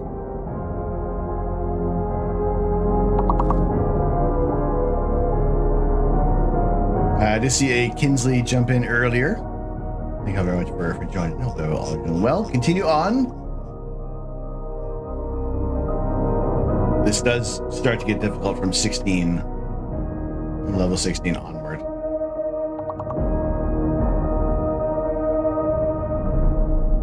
Trigger the nostalgia. Appreciate it.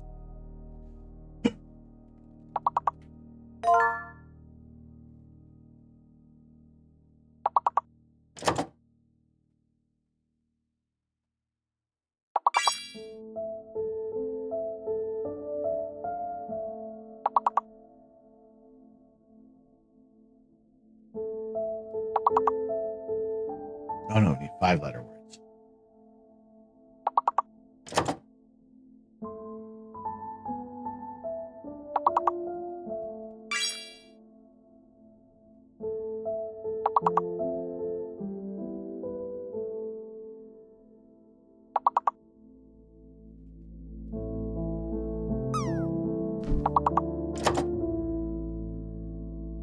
The uh-ohs. ICQ. Ever watch 8 out of 10 Cats? Yes. I like Countdown does 8 out of 10 Cats as well. Oh, all the words are like out of my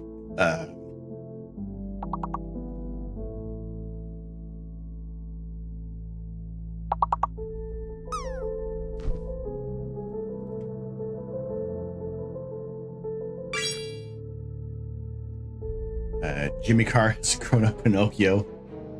Oh, oh, oh, oh.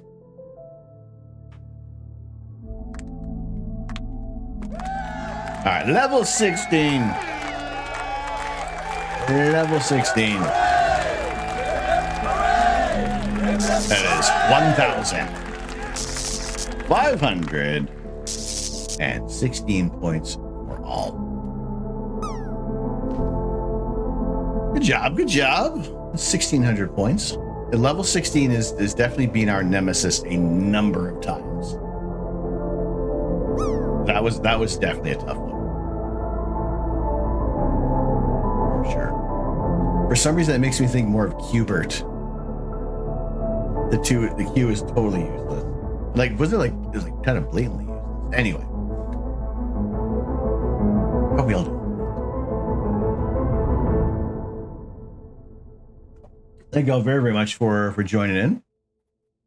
For those that are new to the channel, my name is Tom. I am the Astro Canuck. It's my pleasure to share my love of astronomy, astrophotography, and space exploration. When we do have some clear skies here in Southern Ontario, we will get the cover off the telescope and share some live images about space with you.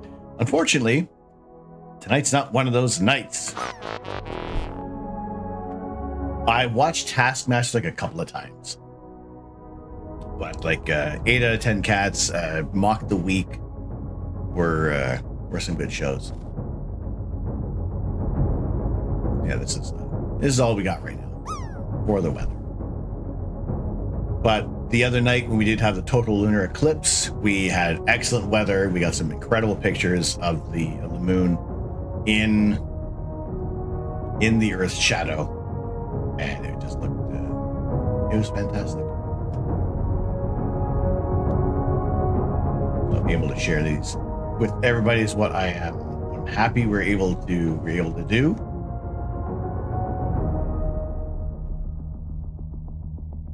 I missed Mock the Week. Yeah, that was good. Love Taskmaster, always makes you laugh no matter the mood. Little Cubert movie when you pass the stages on Cubert, it's so funny. So yeah, we were able to share the total lunar eclipse on the 14th of March, early morning, so 3 in the morning for the eclipse. But glad to. Hang on a second. I'm getting something. Hang on a moment. Let me listen in. Okay. Yes. The word is I have 3 arms right now.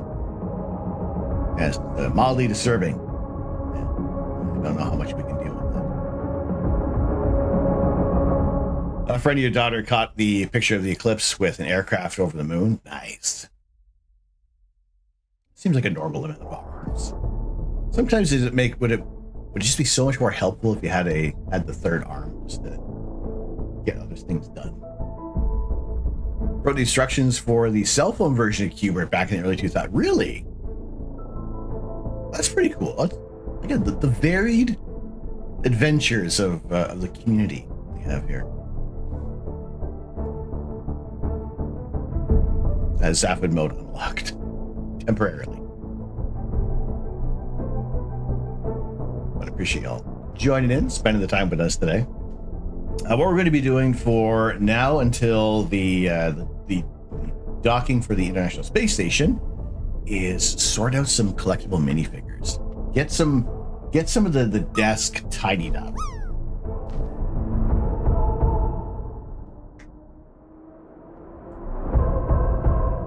They get to experience the eclipse. I was here for you. I was here for the community.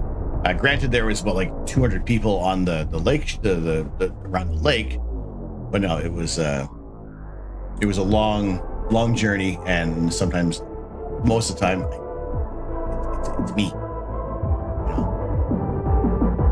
So I'm glad to be able to share it with you. Same thing with the total or the partial solar eclipse. It would be a solo trek up north. Now, for the total solar eclipse, it was just what you saw on stream is what I have. Other people will get images. Other people will do their thing. My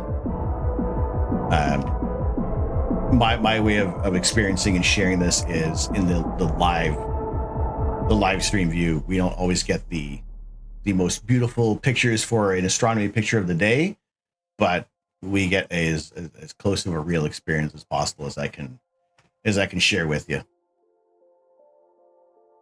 I worked at Sony Pictures Mobile, and turned out that Sony had the rights to Cubert because Columbia Pictures made the TV cartoon in the 80s, and Sony bought Columbia. That's pretty cool. Discovery, go and throttle up. That's really cool.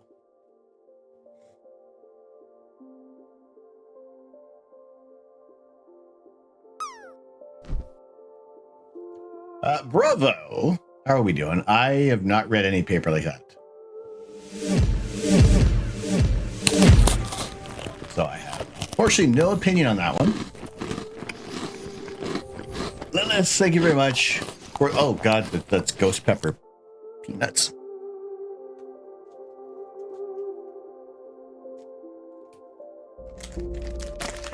Oh boy. Lilith, thank you very much for the 500 bits, and thanks for the spectacle. I will do what I can. You said spectacle, right? We will aim to share views like this. Eclipses of all sorts, astronomical events, as much as we can. Remember when Popeye had the ghost pepper dips? No. Tim Hortons has some habanero dip, which is not too spicy. Lilith, thank you so much for the 500 bits, and we're gonna have we'll do a few. We'll do a few of the ghost pepper peanuts. It's kind of like the only spicy thing I have in the office at the moment. It's not even like a purposeful rejigging of the office. But... All right, some ghost pepper peanuts for the 500 bits. Lilith, thank you very much. It's too late. You can't say no. You probably weren't going to say no anyway, were you?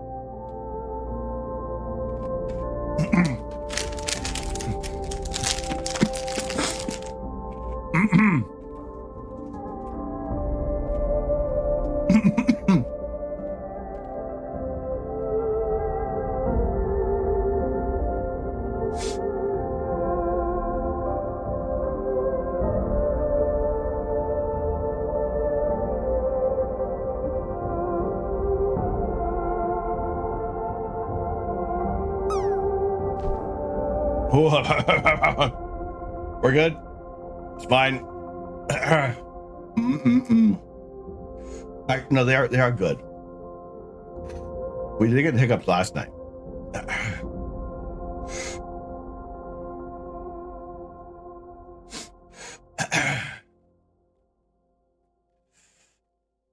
Ooh, doggy. Right, so we are. So what we're going to be doing a little later, because last night we did watch the launch of Crew 10 from Kennedy Space Center, and later on tonight we will see the Crew 10 dock with the International Space Station. That's set for 11:30, and NASA's coverage will probably begin. What time is it beginning? 10 o'clock, 10:30, leading up to to the International Space Station, where it where's NASA's.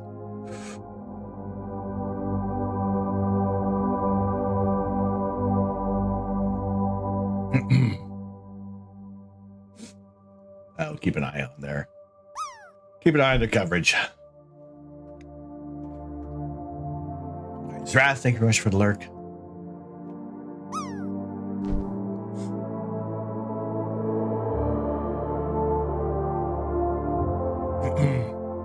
All right. So the app that we're going to use, is Minifig Scan. It's this one here. If you are looking on your app store, this one offers unlimited searches. You can scan 3 boxes at a time, and that'll let you know who is in said box. There we have Strad von Zarevich in this box.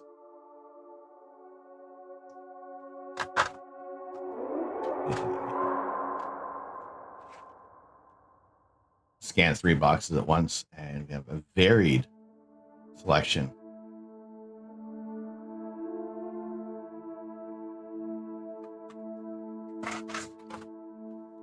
So we got Strad over here, the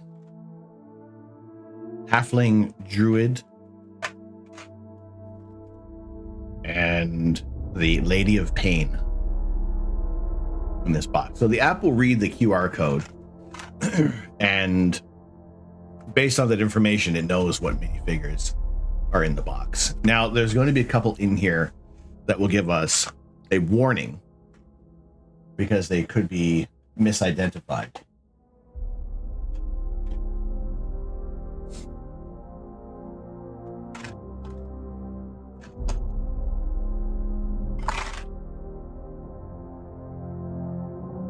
So we got another 3. We have Lady of Pain, Strahd, and the Gith Warlock. So Lady of Pain, Strahd, that's all 3, and then the Warlock. Have you ever seen the original D&D Beholder? It looks so derpy. No, I haven't.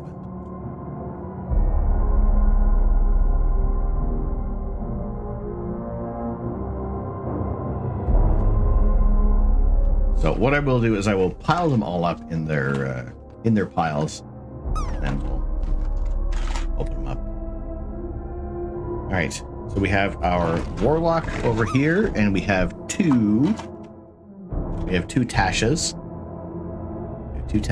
The Witch Queen, aka Karen Day's own personal minifigure, without having to do any kind of modifications. Don't open the Lady of Pain. Just looking at her can cause blood loss. Ruh-roh. We'll avert our eyes whilst opening. This one seems to be like all over the place. The previous box we opened, it was all three. We mentioned all three in their rows. All right. So we have the Dragonborn. We have 2 Dragonborn Paladins and the other Halfling Druid. Paladins next to Tasha, Halfling Druid here.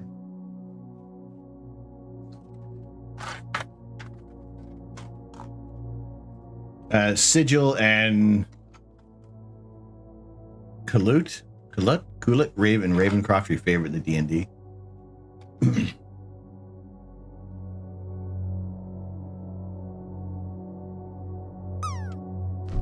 Okay, here's our warning.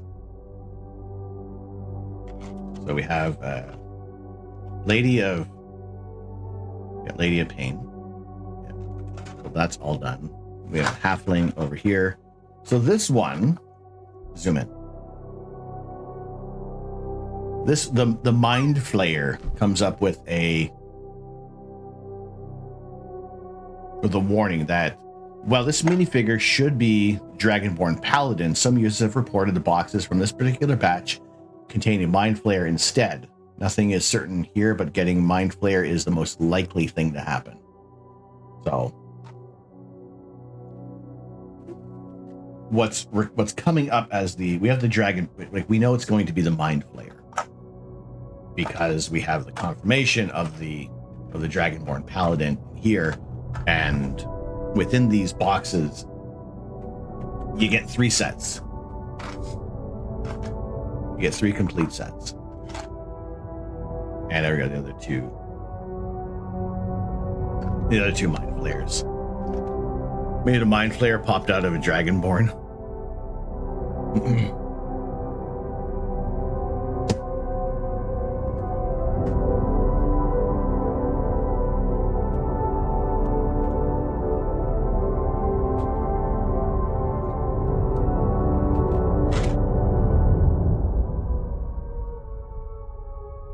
And we have 3. We have the Tiefling Sorcerer, the Bard, and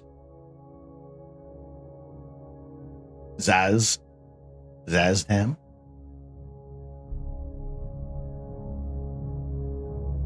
So, Bard, Tiefling, and one of the awesome ones.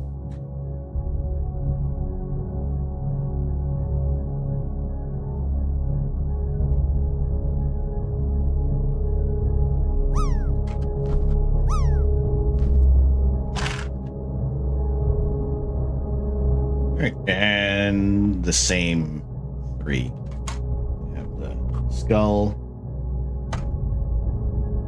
We have the bard and the tiefling.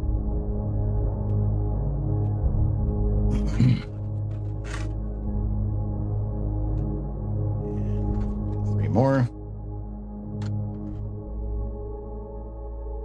Oh, almost all the same. We got the dwarf barbarian.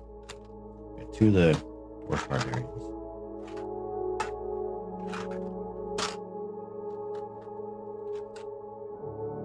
The Red Wizard of Thay and complete criminal. Dwarf barbarian here. And then this is that.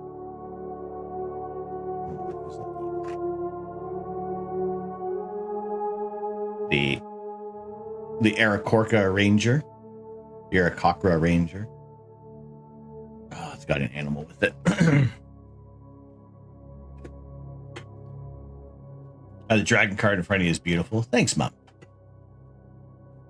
So this was a 3D print file created by somebody else, but I added the Dungeons and Dragons ampersand logo. What did you call me? Definitely not late for dinner. All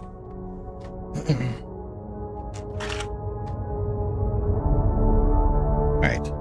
Zaz and Tasha. I think Tasha was over here. Nope.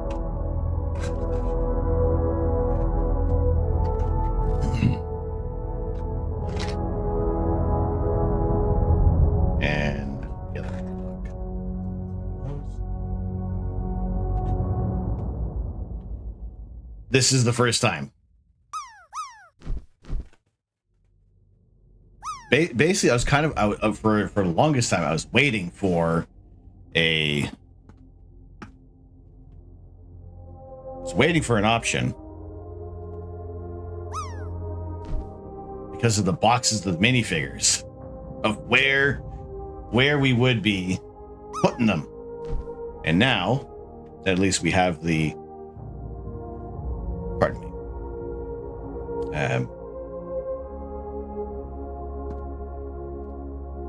we have the frames and the printed plaques for the printed base plates. There we go.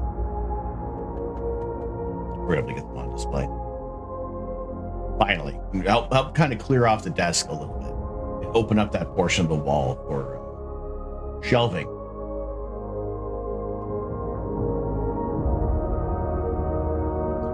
Overhead.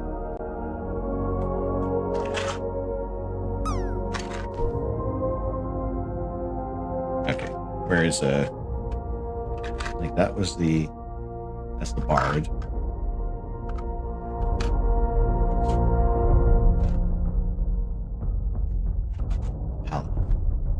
You have to get those nets to hang to the ceiling to store stuff.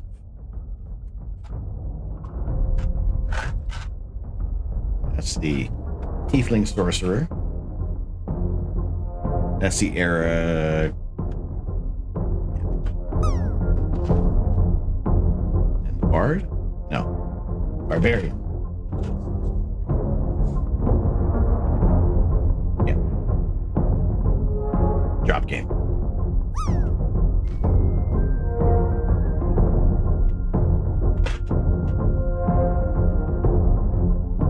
Should be the last three.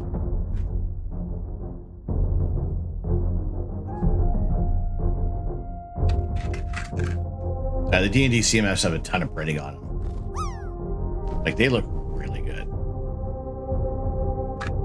To the point where at first I was like, it's Dungeons and Dragons. I'm not that into it. And then after kind of playing a little bit of Dungeons and Dragons, and then seeing these in greater detail, yeah, I was hooked. Tasha's hair is close to yours.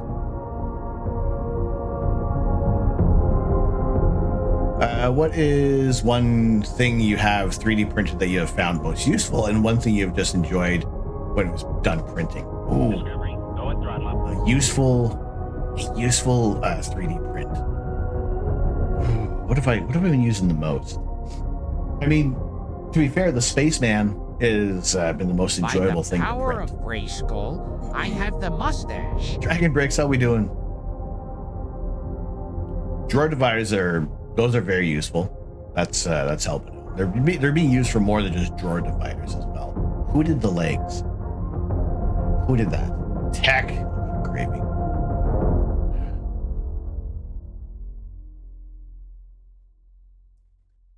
Yeah, I say the Spacemen are one of the things I'm most enjoying.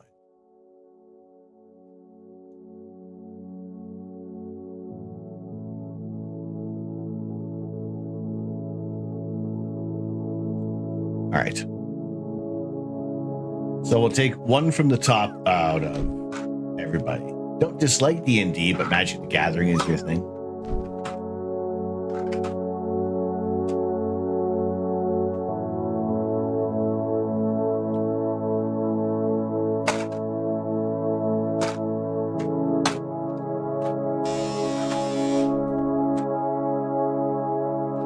There we go. There is one complete set.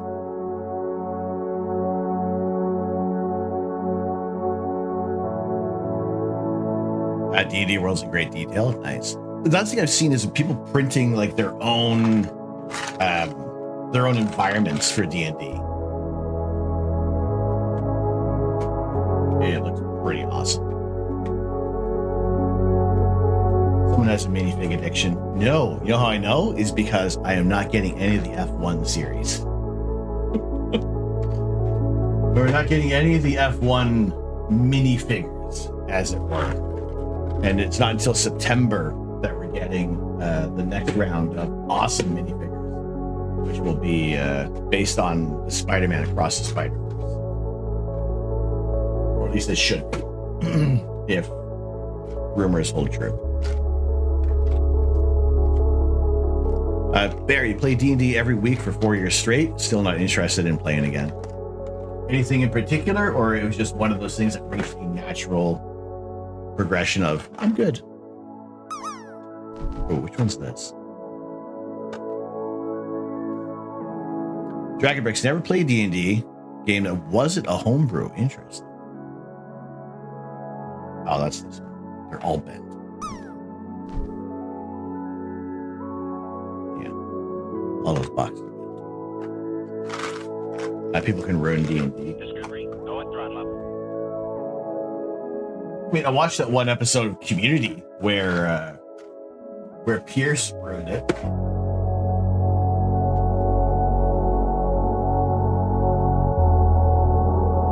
Sagnu, I have not watched a single hockey game this year. And I'm also still not okay seeing Ovechkin with gray hair. So, that being said, I have no idea. IT Crowd D&D episode was good. Nice. What are the F1 mini? Formula One. Yeah. 7 goals away, 15 games left. All right, that I would say that's a good possibility. But will he be humble enough that it's not that important for him? Or will his teammates say, nuts to that, we're giving you the puck. You're putting it in the back of the net. Will his teammates have something to say about it? Played 4.5 years of D&D with friends, then COVID happened, and you never really got around to moving to digital.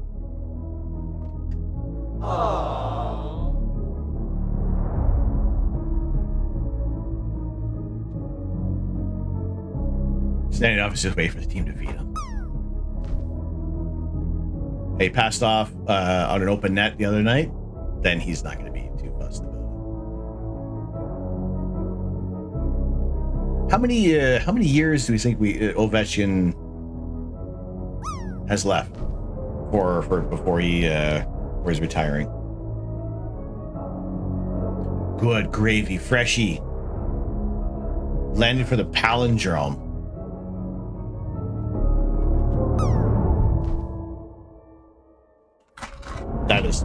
That is freaking close. That is very close. All right, I have basically thoroughly mixed up all of these figures.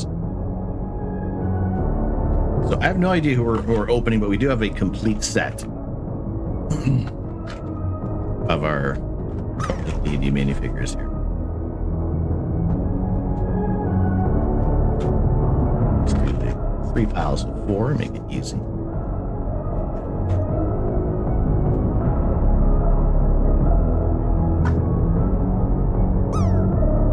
If you ever joined the Quackverse, you technically now have a figure to base the character on.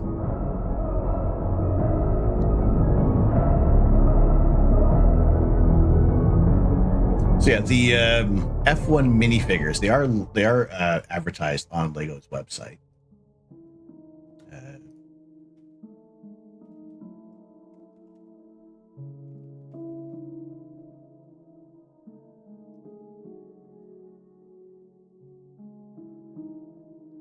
Internet.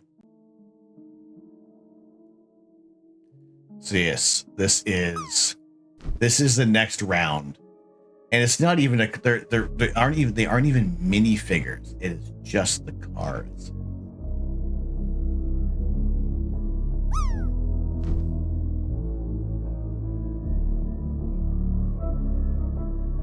You wish you had Tashi when you made yours, since she's a witch. As it is, use Harry Potter's mom.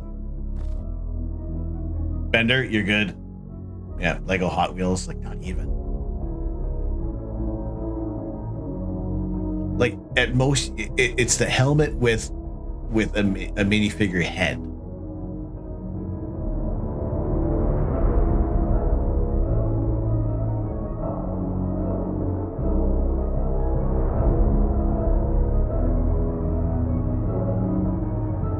Nothing exciting about that one. Now, granted, if you are you're a huge Formula One fan, you're eating good this year. You're spoiled for choice, or if you're just looking for your favorite racing team, I don't feel this is something that a lot of people are going like. There will be some people that are the diehard Formula One fans, and I gotta have every team. I gotta have this.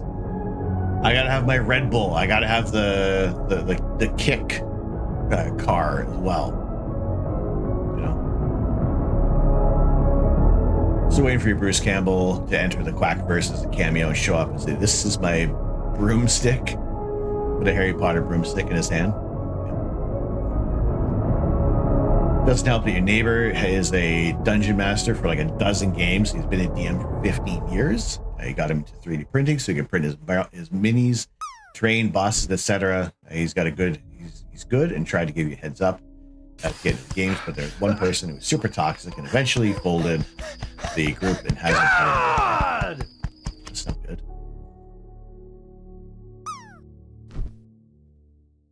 Your dad would have gotten him. He used to take you to races all the time. He hated it.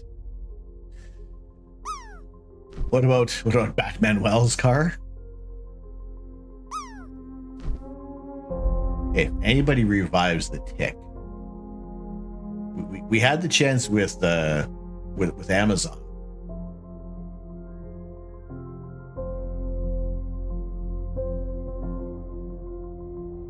So yeah, that's the next one, and then what we have coming up. I haven't have it. I don't think I have the tab. I didn't have the tab open.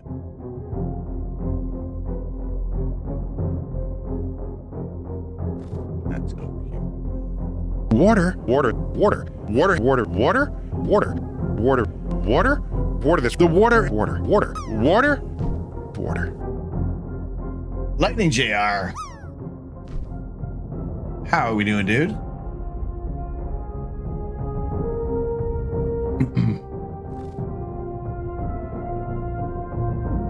All right, so what has been...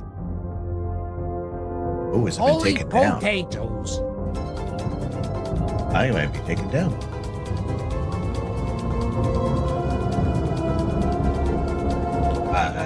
Yeah, it's been taken down. So maybe... Okay, that's what happens with rumors and stuff. Discovery, go and throttle up. Yeah, so there's talks of the Spider-Man Across the Spider-Verse minifigures series, which was set for September. Unless it's on somewhere else. Either way, yeah, we don't have it. Lightning JR, what's good, dude? How have you been?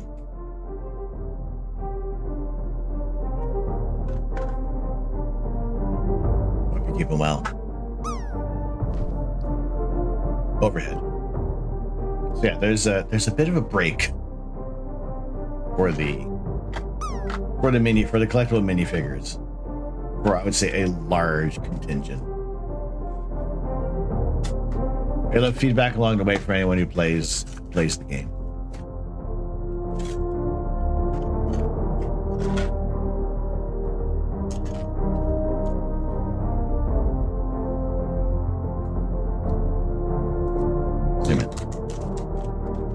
Zoom in. It's not listening. Okay. How can you tell which one you get? So there is the so because they moved to the cardboard packaging in an effort to maintain sustainability with everything that Lego is trying to do.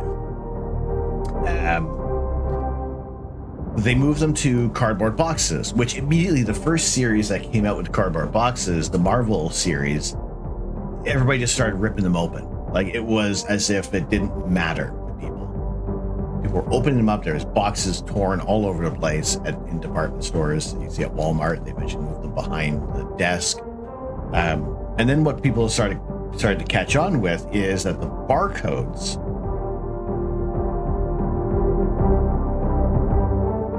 that the miniature barcodes, not the actual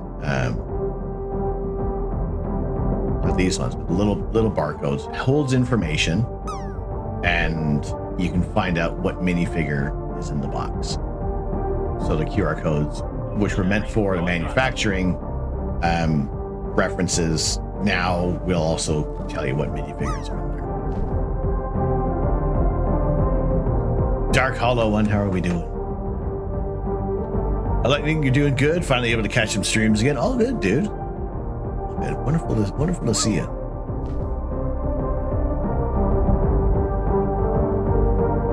I put a cup over the brain before it escapes. I just hold it in my hand. Is that okay?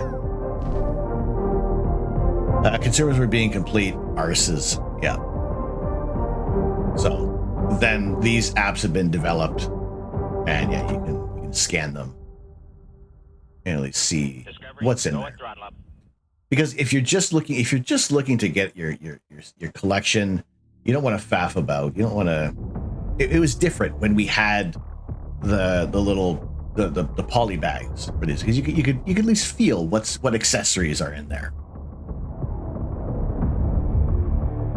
Masa, how are we doing? Did it get warm in here for anyone else?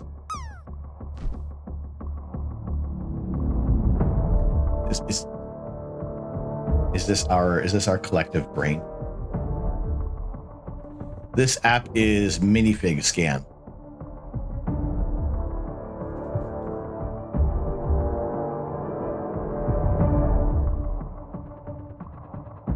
So, Masa, you got a question? If it is Lego or astronomy related or the best beef Wellington recipe, that's where I can help you out with.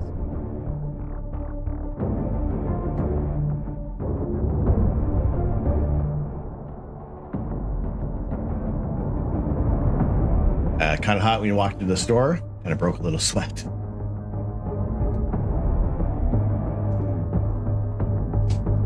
So what we've done for the now. Okay, are we going to put these in the order? Are they going to go in this order? Oh, sugar lumps. Where did I put the? What numbers did we do? Was it 5 into the across and 4 up? I think it was. Would you rather have 1 eye or 3 arms? You know what? I do have 3 arms.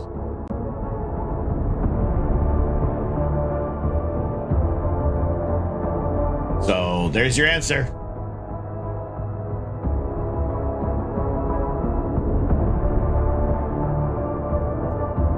And I have 2 me's.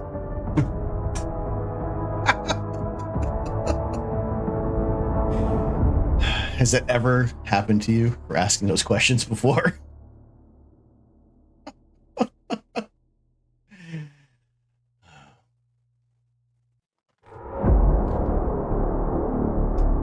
Oh, you were so close. You were so close. You had to do that, didn't you?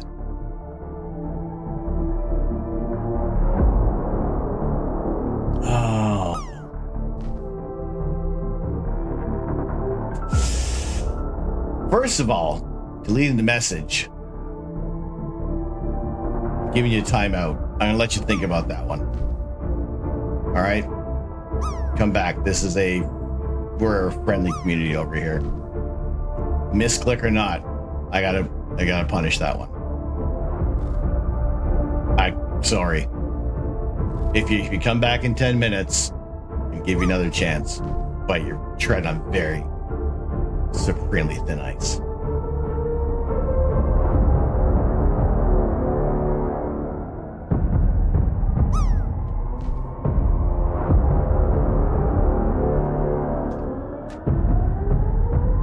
Some may not even give you the Discovery, go at throttle up. 10 T-Rock on. Greetings. Greetings.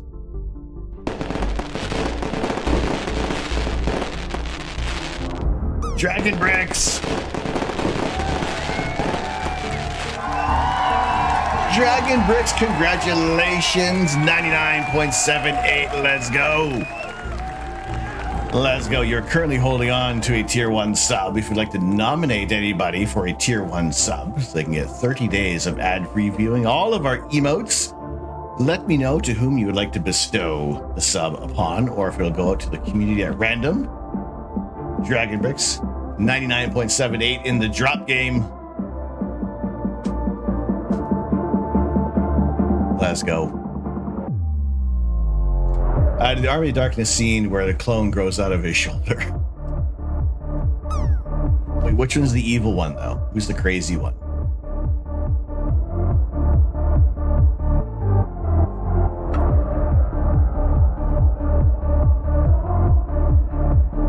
All right. Yeah, Dragon Bricks, let me know who you'd like to nominate for a gifted sub, or we'll go to the community. So we're going to use the I'm going to use the dark bricks for this one. So we ordered these two elements, these two. Zoom in. Actually, use the desk.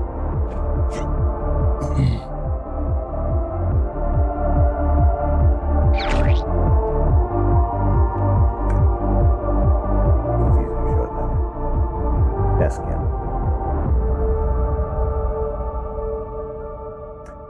Oh yes, then you can indeed hang on to it. So these two elements here. Actually, oh no! Oh no! Oh, I didn't. There's two of them. There's two of them in here. Sugar lumps and weasels.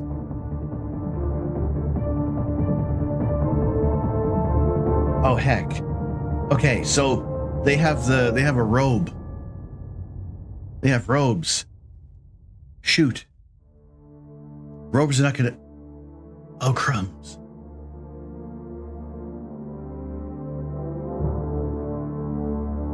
Oh.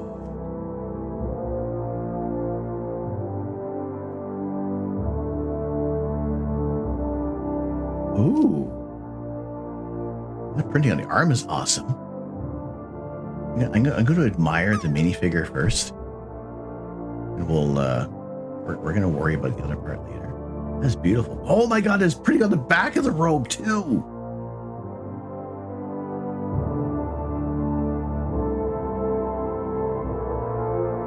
Oh, that's so good.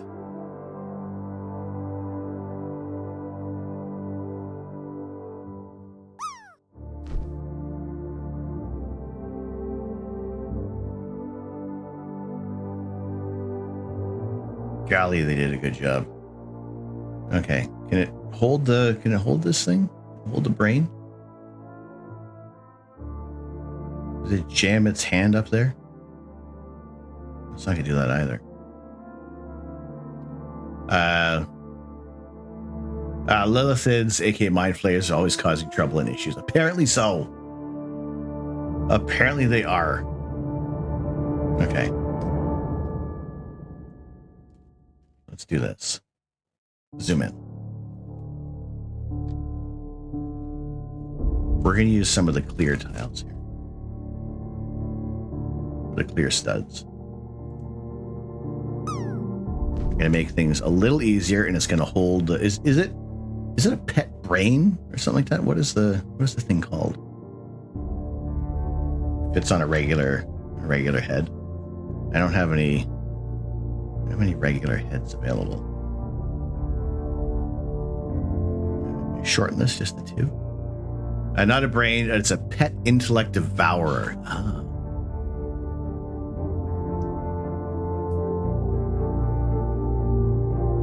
There is a front to this. Desk cam. There we go. So two clear tiles. So it can at least hold. It can hold the intellect devourer. It has tendrils and can walk around. Look at this cute little tail. I mean, the dual molding on this is fantastic.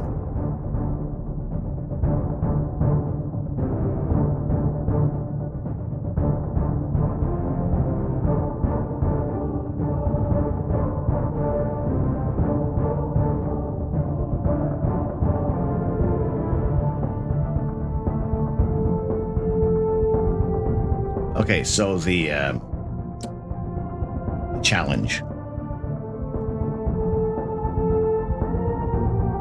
Immediately, I'm faced with my plan is thwart. Oh, sweet, sweet pickled herring. Look at this. I didn't.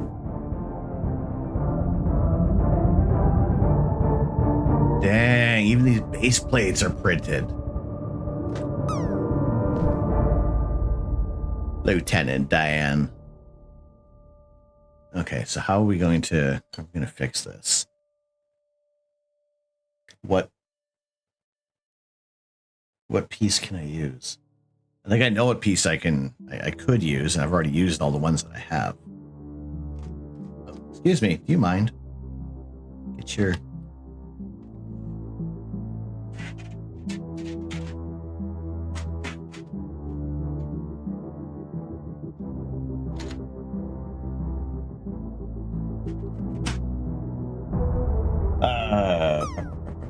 yeah, the pieces I'm thinking about, a lot of the newer sets have the printed plates. That's awesome. A couple of pieces that would work are being used here. I can use clear round bricks as leg extensions.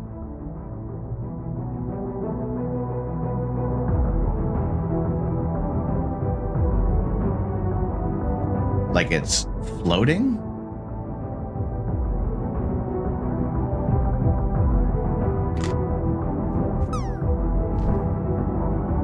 Overhead.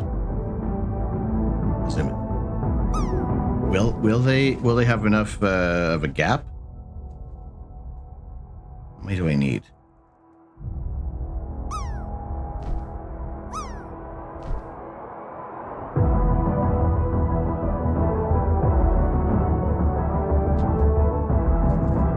Maybe these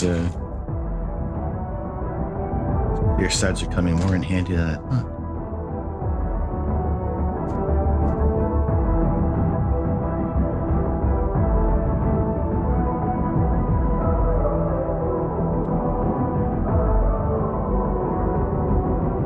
No, there doesn't seem to be a gap.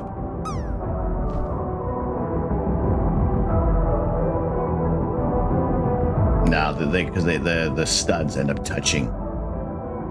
But almost, we're almost there.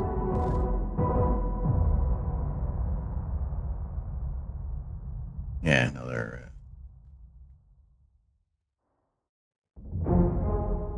close. Well, here we are, problem solving on the fly, which I don't have that large selection of extra pieces.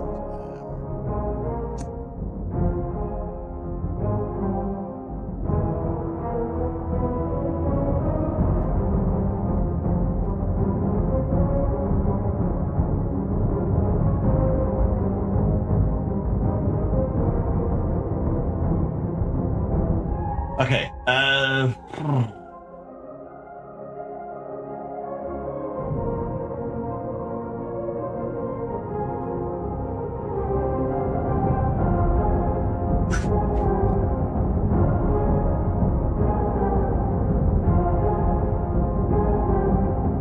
Aha. Shoot. I need a lot of these. Well, not a lot, but need a few. I need that for the beads. So these are a combination of stuff from this is from a automotive store in Canada, Canadian Tire. These things are from another one, Princess Auto. They're basically just kind of use stuff for like nuts and bolts. Okay, I found the piece I need. Now the next task is to find more. Zoom in. It's not even the right color, but I'm not locking these up just yet. But this should do the trick. It changes its height though. Desk cam.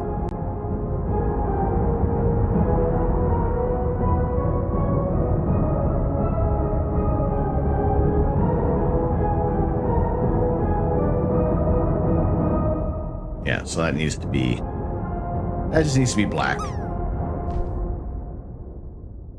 I wonder if you find something similar at Harbor Freight in the US. I should get some for your fishing kayak to go under the seat. They were good. Yep.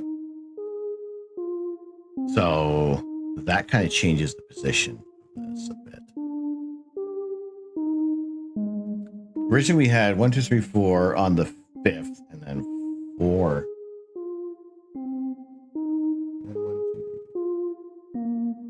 1, 2, 3 on the 4th.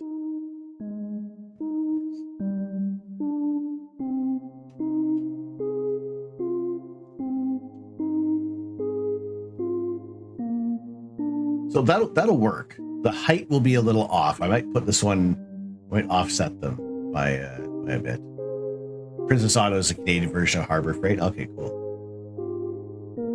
All right. Well, let's watch the other one be the skull warrior person thing. Overhead.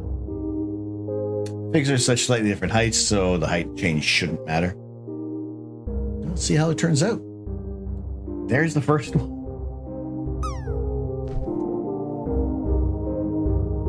All right, where are we at for, what time is it now? 10:44. Gosh. You know what? We talk a lot. We hammer on. I'm not surprised.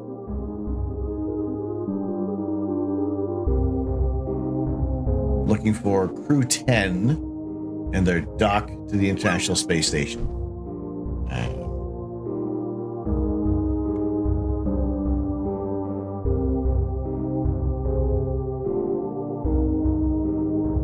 Let's see if we can come up. Crew 10 rendezvous and docking.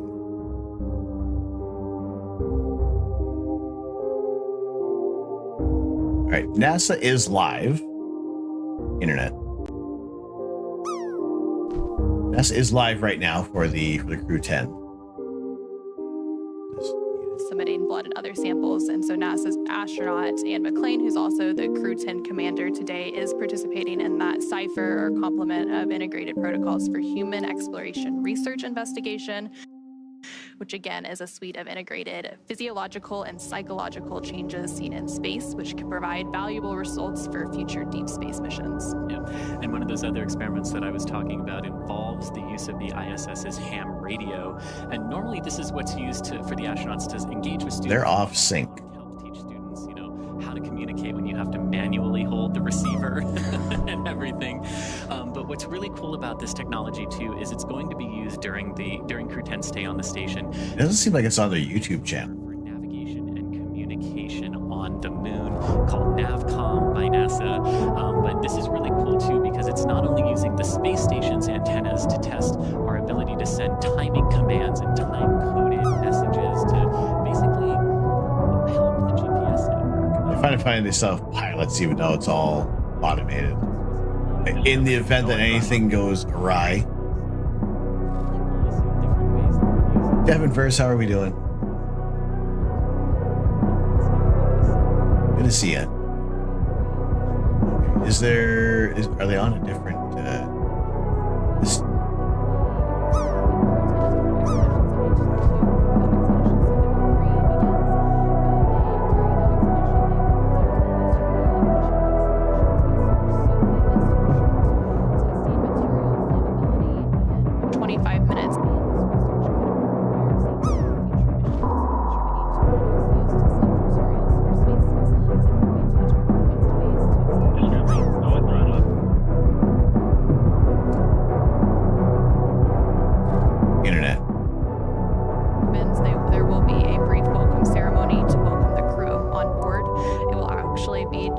Yeah, it looks out of sync as well. Funky Flow, how are we doing? Will be departing in just a few days from now and bringing an end to their mission and returning back to Earth as well. And with Crew 10's arrival on the space station, it will bring the total number of people living and working on that orbiting laboratory up to 11. There are 7 crew members currently on board. All right, so we're going to tune into the dock of the International Space of Crew 10 to the International Space Station. I'll keep this available over here. This is Crew 9 that's returning for bringing back Sonny Williams, Butch Wilmore, Alexander Gorbanov, and Nick Hague coming back from the ISS, which marks the end of the mission for Sonny Williams and Butch Wilmore that they started over 9 months ago. So that I believe they're saying it's Wednesday morning for their landing. So what we started, and we've gotten one figure in so far with our collectible minifigure series from Dungeons and Dragons. Interestingly enough, we have no extra pieces so far, but we've already had to add an extra piece because of the specific design of this minifigure. I need to find more of these pieces, which I probably have them in the bucket, which haven't been organized just yet. But appreciate y'all joining in tonight. Oh boy.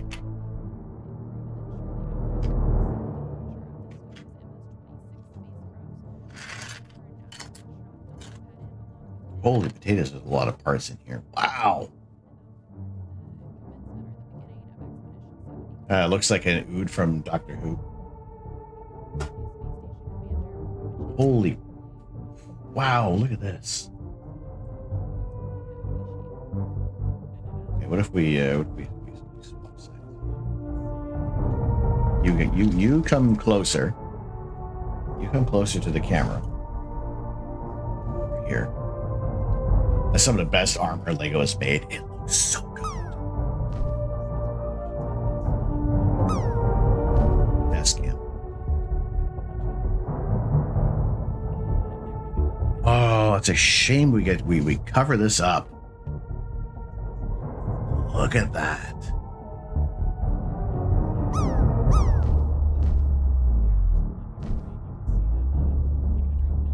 Got a potion bottle or a little bit of hot sauce. I don't know what they carry.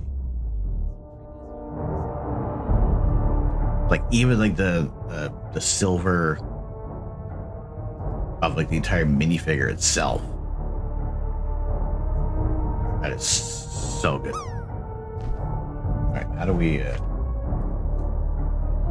it all its order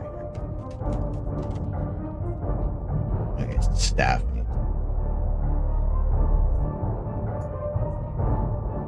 Although this is holy freaking potatoes. Right, no printing on the back, whatever. They put printing on the front.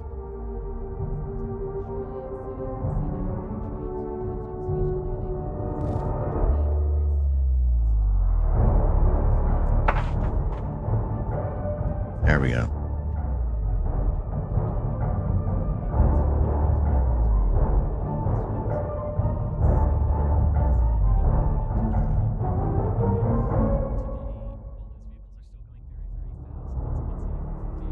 Fuel for Dragons, right? Would it have been possible for the first man on the moon to assemble the ideas 1, 2, 3, 2, 1 ISS in under an hour? No. Internet. But there's the International Space Station right now, as seen from Crew Dragon. All the printing in it gets covered up by the armor. That's wild.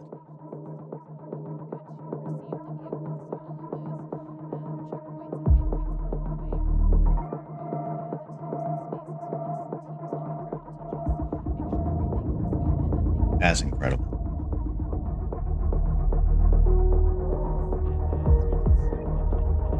That's why you did say the D&D CMFs are super high quality. It's so good.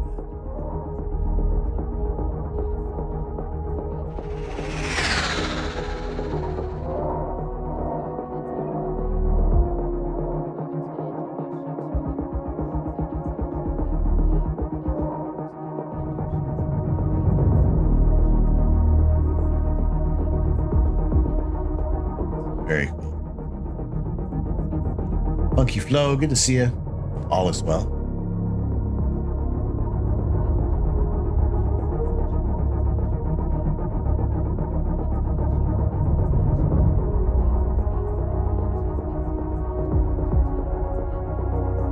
Desk cam.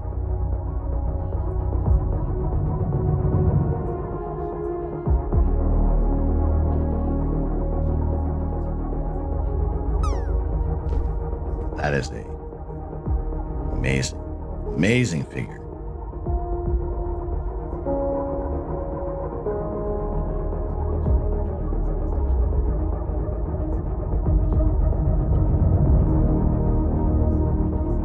So good.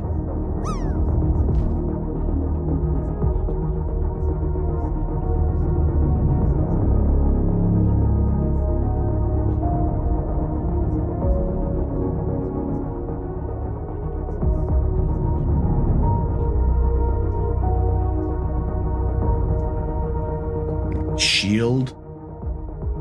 Come on.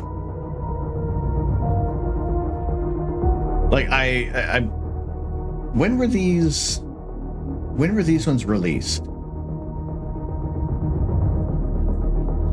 Were they January 1st? For the for the Dungeons and Dragons figures?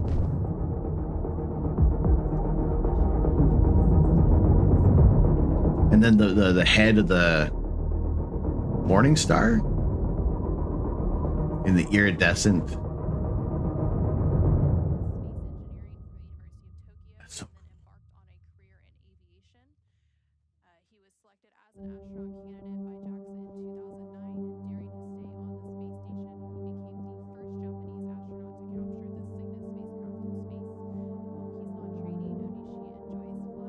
Like that's a really cool weapon. Late last year. As I'm saying, it's like I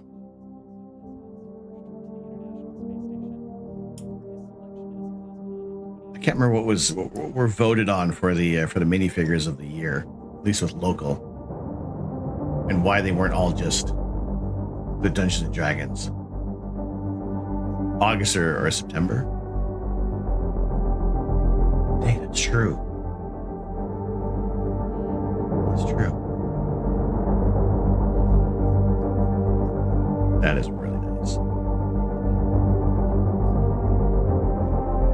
Okay, this one at least will work on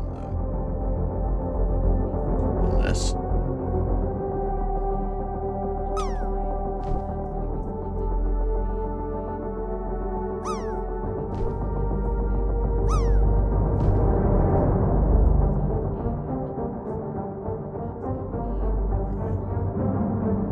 Zoom in.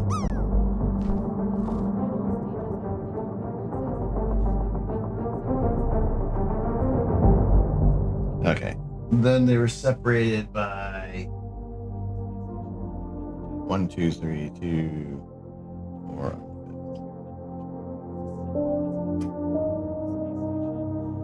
Hey, that's not too bad for the. That's not too bad for the height. That seems too close.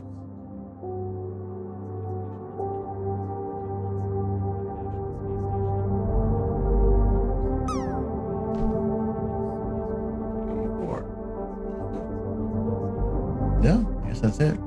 And 1, 2, 3, 4 on the 5th, and 1, 2, 3, 4 on the 5th, and 1, 2, 3, 4, 6.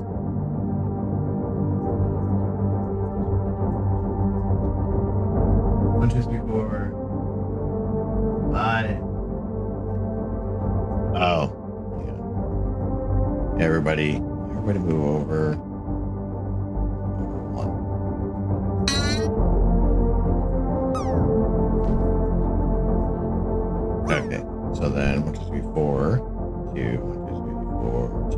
through. Okay, we're good.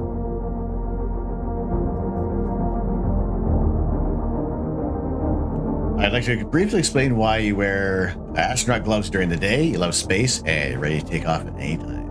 That's big maths. Yep.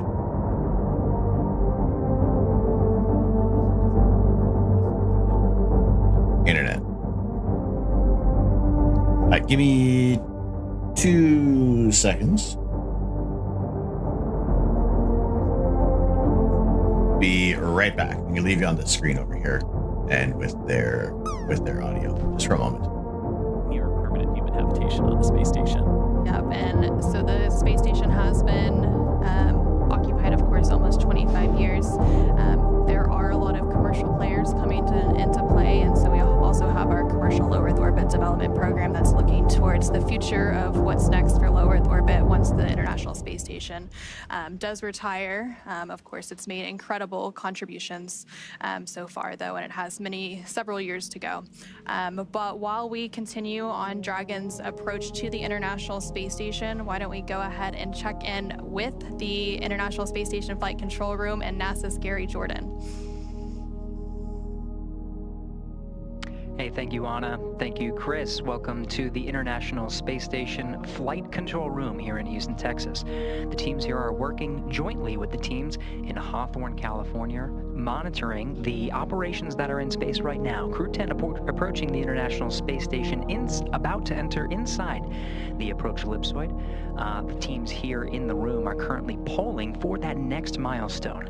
The approach initiation brings them up to what's called waypoint 0, just below the International Space Station. In just a few minutes, the Crew 10 vehicle Endurance is expected to perform what's called a mid-course maneuver, an approach initiation mid-course to converge on waypoint 0. This is right below the International Space Station. Teams here in the room are polling to make sure that the next milestone that happens from waypoint 0 to waypoint 1, right immediately in front of the International. I don't know why their audio is off sync. That next milestone. When Endurance makes its way to waypoint 0, it will not pause. It will continue on to waypoint 1 right in front of the International Space Station. There are a couple of things that the teams here in the room need to check off to make sure that Crew 10 is ready for docking. The International All right, Funky Flow, have a good evening. Arrays are in what is called the feathered position. That means they are folded back and locked into a position that is minimally invasive, allows the station to draw power from the sun, but does not. That's fine. Really, we just want to see the really cool pictures from the ISS, and just to realize, just seeing how fast they're moving. With the Russian colleagues and the Russian thrusters on the Russian side of the. Babazonic Mum, they are rendezvousing with the International Space Station right now. So this is Crew 10 meeting up with the ISS, and then we'll see next week the astronauts come back from a different mission from the ISS. The crew has the prime controls as a backup for the automated docking of Endurance to the International Space Station. As a safety precaution, Nick Hague is receiving that data through the Common Communications for Visiting Vehicles, or C2V2, a data link between Crew Dragon and the International Space Station, giving live telemetry and giving Nick Hague the ability, if necessary, to perform an abort if there were any contingency scenario, a scenario that Nick Hague himself is trained for. Yes, this is the crew that we watched take off from Kennedy Space Center yesterday. So from their launch at 7 o'clock last night, and now here they are getting to the International Space Station at 27 hours later. Forward hatch at the very front of the International Space Station, followed by the A-Pass. It's the last hatch right before you see the Dragon hatch. And there's a vestibule in between that. A low exit. From vacuum. Barely saw the plume, eh? 14.7 pounds per square inch. All of that will happen after docking. In the meantime, NASA astronaut Don Pettit setting up cameras inside. Once Crew 10 is docked and the pressurization between the vestibule is up to pressure, it'll be the Crew 10 astronauts and cosmonaut aboard that'll float through and be welcomed by the Expedition 72 crew. All of that underway right now. We're expecting the mid-course maneuver and all of the maneuvers ahead to get through those next milestones for a docking tonight at 11 p.m. Central Time. We're right here with all of the action. 11 p.m. Central. Okay, so we get the pushed it back by half an hour. Few steps and to follow Crew 10 and the astronauts aboard. Let's go over back to Hawthorne with Anna and Chris. Back to you guys. Thank you so much, Gary. It was great to hear that update from the International Space Station Flight Control Room. During your update, we did hear that the approach initiation mid-course burn happened and it was completed. It was all good. I went as planned, and again, that burn was just to further fine-tune Dragon's path. And there you briefly saw a view from the International Space Station looking at Dragon as it makes its final approach to the International Space Station. There's some pretty cool jackets. Coming up, once Dragon arrives at 400 meters below the station, it will be at what is known as waypoint 0, and that will be our first checkpoint during our approach, and the vehicle can hold there at 400 meters, but if all of its systems check out, Dragon can then continue its approach to waypoint 1. And Dragon's move from waypoint 0 to waypoint 1 will swing it up and out in front of the station, arriving at a distance of approximately 220 meters, and at this point it will be on what is known as the docking axis, which essentially means it is directly in front of the docking port, and the crew... No, go back to that graphic. That was good. ...of the station today, the Node 2 forward, which is the forward-facing port, and Dragon has docked to Node 2, also known as the Harmony module, for all of the crewed missions so far, because that is where both of the international docking adapters, or IDAs, are located. And then once Dragon is only 20 meters away from the space station at waypoint 2, the spacecraft begins focusing on that final alignment of its docking systems with the International Docking Adapter. Shortly after that, we are likely going to hear a call out that says CHOP, which stands for the Dragon SpaceX on the big loop, mid-course maneuver complete. Trajectory has converged on waypoint 0.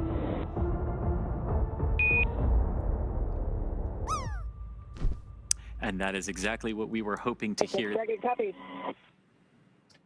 Exactly what we were hoping to hear there, that mid-course correction burn, nudging Dragon back onto the proper trajectory. So this is this is the Crew 10 that launched last night, arriving at the International Space Station. Now going a little bit ahead in our process when we're about... And then Crew 9 will leave in a few days. Is what's called CHOP, crew hands-off point, a little less than 30 seconds prior to docking.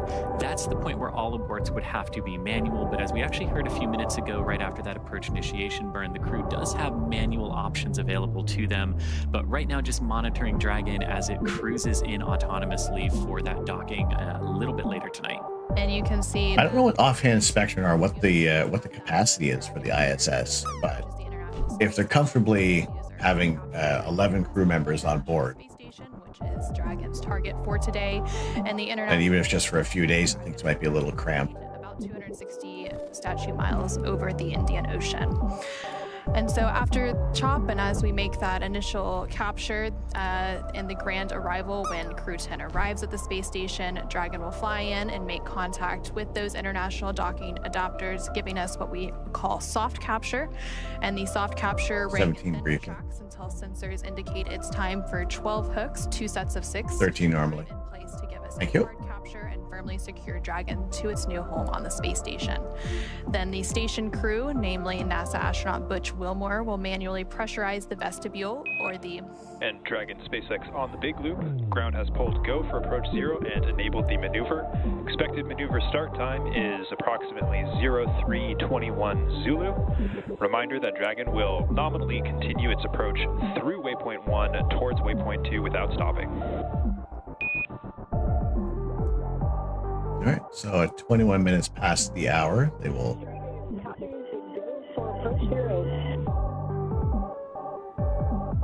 begin the approach. And there we just heard some conversations between that core crew operations resource engineer here at SpaceX Mission Control in Hawthorne and NASA astronaut and Crew 10 Commander Ann McClain.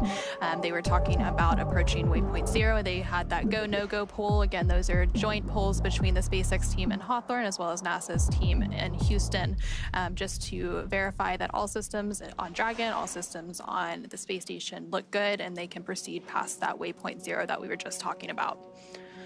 And so once we do have that docking and we have that hard capture, they will begin the pressurization process of the vestibule, and that is the area between the Dragon hatch and the station hatch that was previously exposed to the vacuum of space, and then umbilicals that provide power, audio, and data connections from... Apparently the internet doesn't like answering most people on the ISS at the same time, but it really does like most people in space at the same time.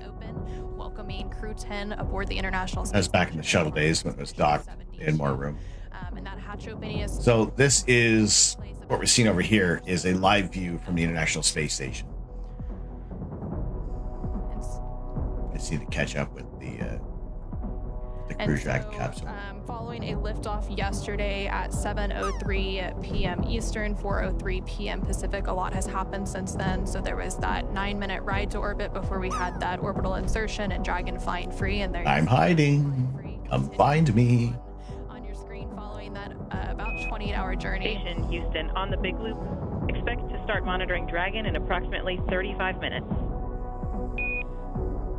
It's what doesn't look. It's the lack of atmosphere in space that we get, even from something like this, from these pictures, how crisp everything, like how sharp the image of the Crew Dragon capsule is.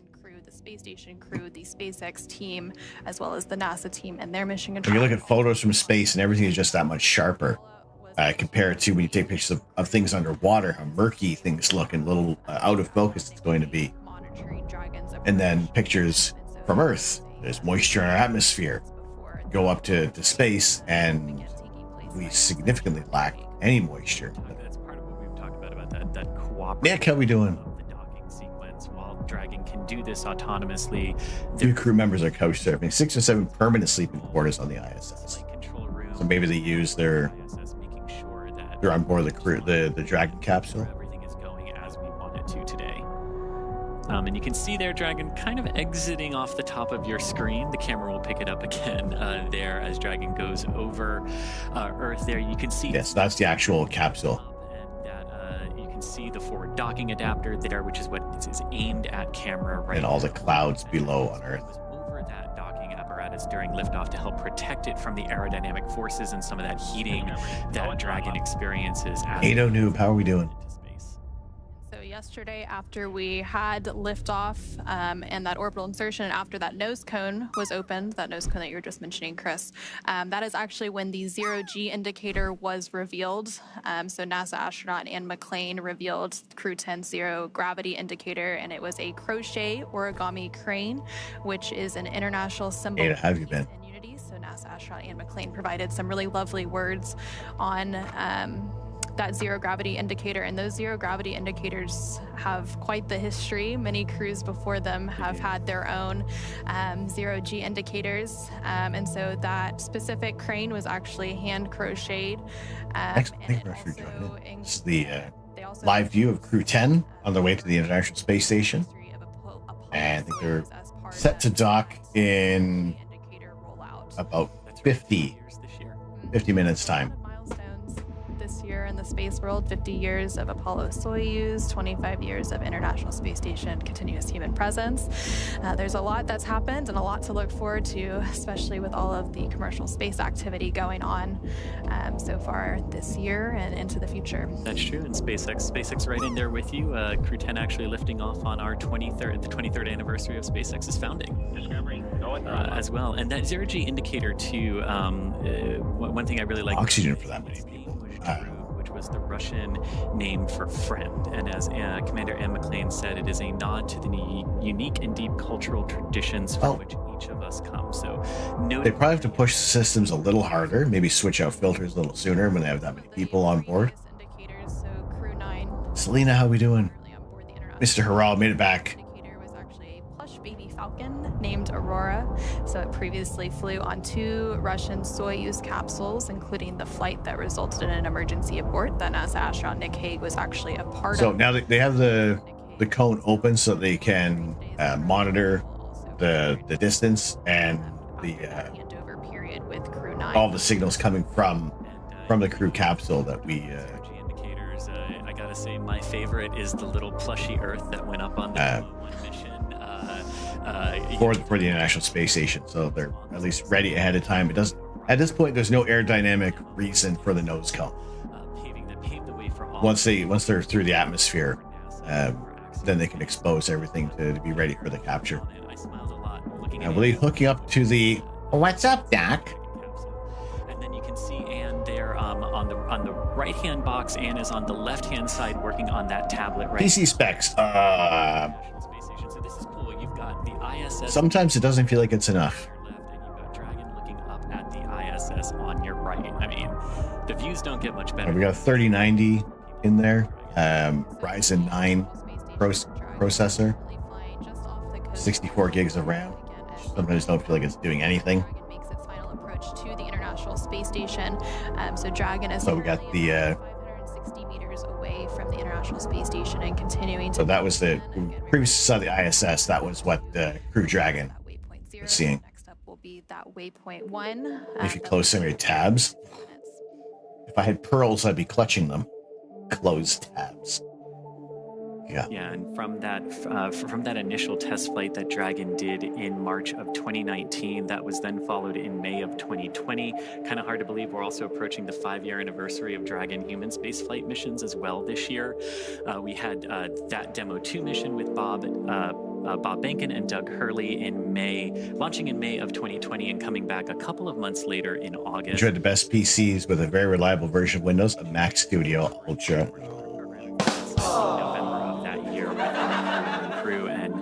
Dragon, and since that point, there's always been a Dragon at the International Space Station. And so we did mention earlier there are currently 4 Dragons that are active. So they're flying today on the Dragon spacecraft Endurance. And typically, whenever there is a new Dragon, the crew gets to name it. Still grieving. Oh no. Resilience, Endeavor, Freedom. And Freedom, yes. And also, so we talked a little bit about the zero gravity indicator. The crew also works to design their mission patch ahead of each mission. And so that also dates back and has quite a history with those mission patches. So the SpaceX Crew 10 patch was designed by the 4-person crew. They actually used a. There you go. There's the view from Crew Dragon to the ISS. So it's a 10-sided patch with the Roman numeral X boldly in the center, representing the 10th operational flight of the Dragon spacecraft. And then on the patch, the Dragon has its wings out in full flight. And it's a nod to the 4 crew members who are all professional pilots. So we mentioned that a little bit earlier when we were going through the bios of NASA astronauts Anne McClain, Nicole Ayers, JAXA astronaut Takuya Onishi, as well as Roscosmos cosmonaut Kirill Peskov. All of them have a pilot or aviation history, so that was a little bit of a nod in their patch as well. And again, you're seeing some live views didn't have the NASA astronauts. patch. Anne McClain and NASA astronaut Nicole Ayers to the left and right. They're on your screen. So Nicole Ayers is the pilot. Anne McClain is the commander for the mission today. Again, as they continue to make their way to the International Space Station for docking to that forward port. The Dragon spacecraft is currently incredibly far, and just the reliability of things, and even just the images that we get. And you know, we're seeing these views from Dragon looking up at the International Space Station. And this Dragon vehicle is actually the second design of the Dragon that we have had. We started with a cargo vehicle, and we actually have the first one hanging right here behind me today. And honestly, what I love about this, watching Crew 10 approach the ISS, the 14th Dragon human spaceflight mission to the space station, and that very first Dragon that was only carrying cargo, we put a window in it, not because we had to, but because we wanted to symbolize that one day we will be carrying crew, and one day we will be doing exactly what we are doing here today. And just kind of gives me goosebumps to look at Dragon 1 versus the new shiny Dragon we got. And so we obviously they've had that 28-hour flight, and I'm sure they've taken a picture. Take advantage of looking out those windows and the amazing views of Earth below them as they make their way to the International Space Station, which there you can see a view of the International Space Station on your screen. Again, those views are captured by the cameras on Dragon. So this is basically a point of view of Dragon looking at the International Space Station. And you can see there, you know, you've got if you sort of look at the space station and how it's the space selfie, yeah. You've got a small bar that sort of goes across the Japanese modules of the space station. You've got it's in airplane mode. Modules sort of going down. It just kind of goes, Lopta, how we doing? Solar array truss and the wings of the space station, if you will. And so Dragon is now about 440 meters away from the International Space Station. And again, that waypoint. That's a cool shot. The about 400-meter point. That's a really cool picture. That waypoint here pretty soon. But again, they had that go no go poll to proceed through waypoint 0 and then on to waypoint 1, so they won't have to pause at waypoint 0. So they got the bright light is the sun essentially coming through. And that's what we were sort of saying earlier. We have these moments when no, I'm just I'm sure that everything is in alignment, but if everything's greasy. already in alignment, there's really no reason. Actually, I'm kind of warm in the hoodie. This is Do you proceed forward, they'll then get to waypoint 1, and waypoint 1 it's a warm choice to wear right now. Waypoint 0, and then waypoint 1 You is load up Angry Birds. Might be why you're not an astronaut. and so they'll have that go. Commander CMA, are you good for docking procedures? Commander? No, hang on. High score coming up. So that forward port on node 2, the Harmony module. Ouch, how we doing? So Dragon will be looking directly at that International Space Station docking port. I think they're about 40 minutes out, I think. Originally it was 11:30, but it sounds like they said at about 12 a.m. for us. Of Dragon. This is a camera on the International Space Station, and they're currently flying over Sydney, Australia. So that's the International Space Station looking out at Dragon. Those cameras are actually controlled by one of the flight controllers in Mission Control in Houston. So they actually have enough room in that Dragon capsule bear to doff their flight suits and kind of have a little bit of space to move around. And as Dragon, as you mentioned that waypoint 1 point about 220 meters from the International Space Station, that's very close to, but just outside what's known as the keep out sphere for the International Space Tax Station. how we doing? Welcome in. The sphere that any visiting vehicle needs to stay outside of until given explicit proceed in closer to the International Space Station. We would expect that go no go poll to either come when they're holding at waypoint 1, or if they don't need to hold at waypoint 1, shortly before they're to then proceed into waypoint 2, 20 meters. Tranquility Base, the Eagle has high score. Could hold if they need to, and we have on past flights seen them. After 25 years of continuous occupancy, ISS continues to get more and more use. Who could have imagined this is the future when they launched their Zarya in 1998? With just where the International Space Station is in its orbit. The fact that it's still working. Why would we need to wait if we can dock at night? Do they have a Brompton folded up back there? Maybe. Understanding them and how they interplay with the autonomous Ground control to Major me. close to that waypoint 0 mark. We're about 403 meters. So Dragon's about 403 meters away from the International Space Station. So just around that waypoint 0 mark that we've been talking about. Now Dragon will continue past that point and into waypoint 1, which is again that 220 meter mark. So it really is just a choreography that it follows throughout its final approach and docking today. And if you think about the overall trajectory of approach here, you can kind of think of it as like an airplane that's in the air, where you're directly. This view from the ISS, there's the Crew Dragon capsule right here. And that's sort of what Dragon's going to do here, moving from waypoint 0 up to waypoint 1. So you were mentioning the keep out sphere. So that's one of those invisible boundaries. There's also the approach ellipsoid, which we mentioned a little bit earlier today, but Dragon's already inside of that approach ellipsoid. So that's outside of the keep out sphere. And that's that 4 kilometer by 2 kilometer by 2 kilometer boundary. Basically, it's the neighborhood of the International Space Station. So once a visiting vehicle such as Dragon, makes it into that approach ellipsoid, that's when a lot of those joint and integrated operations begin. And again, to enter into the AE, Dragon or any visiting vehicle has to be what is known. The Russian booster. I don't know if it's connected at the moment. Would not cross into the AE or the approach ellipsoid. Seeds of Inochus, how we doing? I was gonna watch a movie. Kind of exciting. It's when it's human space flight. There's a little more excitement that kind of comes along with things. So again, Crew Dragon is right here. And they're about 290 miles above the surface. And if you're just joining us, here are some great views that are on your screen as Dragon is approaching the International Space Station. Again, just to see how fast they're traveling around. Passing waypoint 0. On the left-hand side of your screen is a live view from the International Space Station looking down. Thanks, Mom. I'll do what I can. If we can watch something awesome, then we'll tune into it.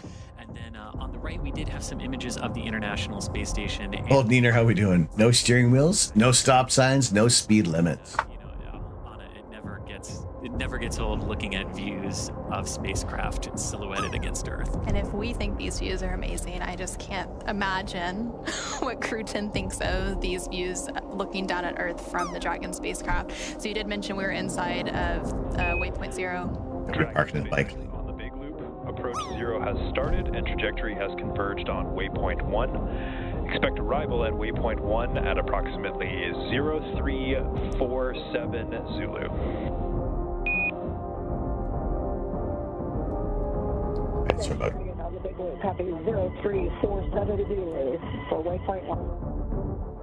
25 minutes till waypoint 1. And you hear that sequence of calls there confirming the Dragon successfully passed waypoint 0 and the trajectory has aligned where we want it to waypoint 1. So everything going very, very good there. And we're expecting Kerbal docking approach, do it as fast as possible. in just about 25 minutes from now. So once we get to waypoint 1, Dragon will be about 220 meters away from the International Space Station. So again, this is another checkpoint on the way. Launch has become pretty routine, but it's still only a handful a year with human crew. Yeah, but we're a much smaller contingent of sending people up to the ISS. Capture before those 12 hooks, 2 sets of 6 deploy. I'm not too sure, Lopta, about the history of the crew for Crew 10. And then begin the pressurization activities for the vestibule, which is that area between the station hatch and the Dragon hatch that had been previously exposed to the vacuum of space. They'll conduct some leak checks, and then of course welcome the new crew aboard the International Space Station. And yesterday when we lifted off, we were Relative to the ISS, how fast is the capsule going? I mean, they're both orbiting about 17,000 kilometers per hour. Liftoff times are very, very choreographed, tightly choreographed. In relation to the ISS, a little bit different, right? And they're on a slow and steady approach.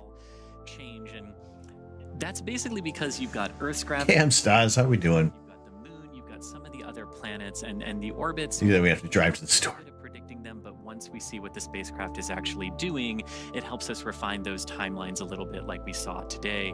And yeah, it's very, very slow approach. Maybe not needing to do some of them if I see a face. So it really is interesting. Eyes, nose, mouth. Got to see what they're actually doing in space. Typically, when we have there a launch, goes. we have what's known as a bye bye strange face. So then, of course, it shifts a little based on those burns, whereas the launch itself is an instantaneous. Stars on a 5 stream streak. Let's go. So again, yesterday's launch took place at and fire main thruster 100%. 4:03 p.m. Pacific, and saw the gray alien too. Dragon has had about a 28-hour journey to make its way to the International Space Station. Now I see now just about 330 meters away from the International. bit of a reptilian face here.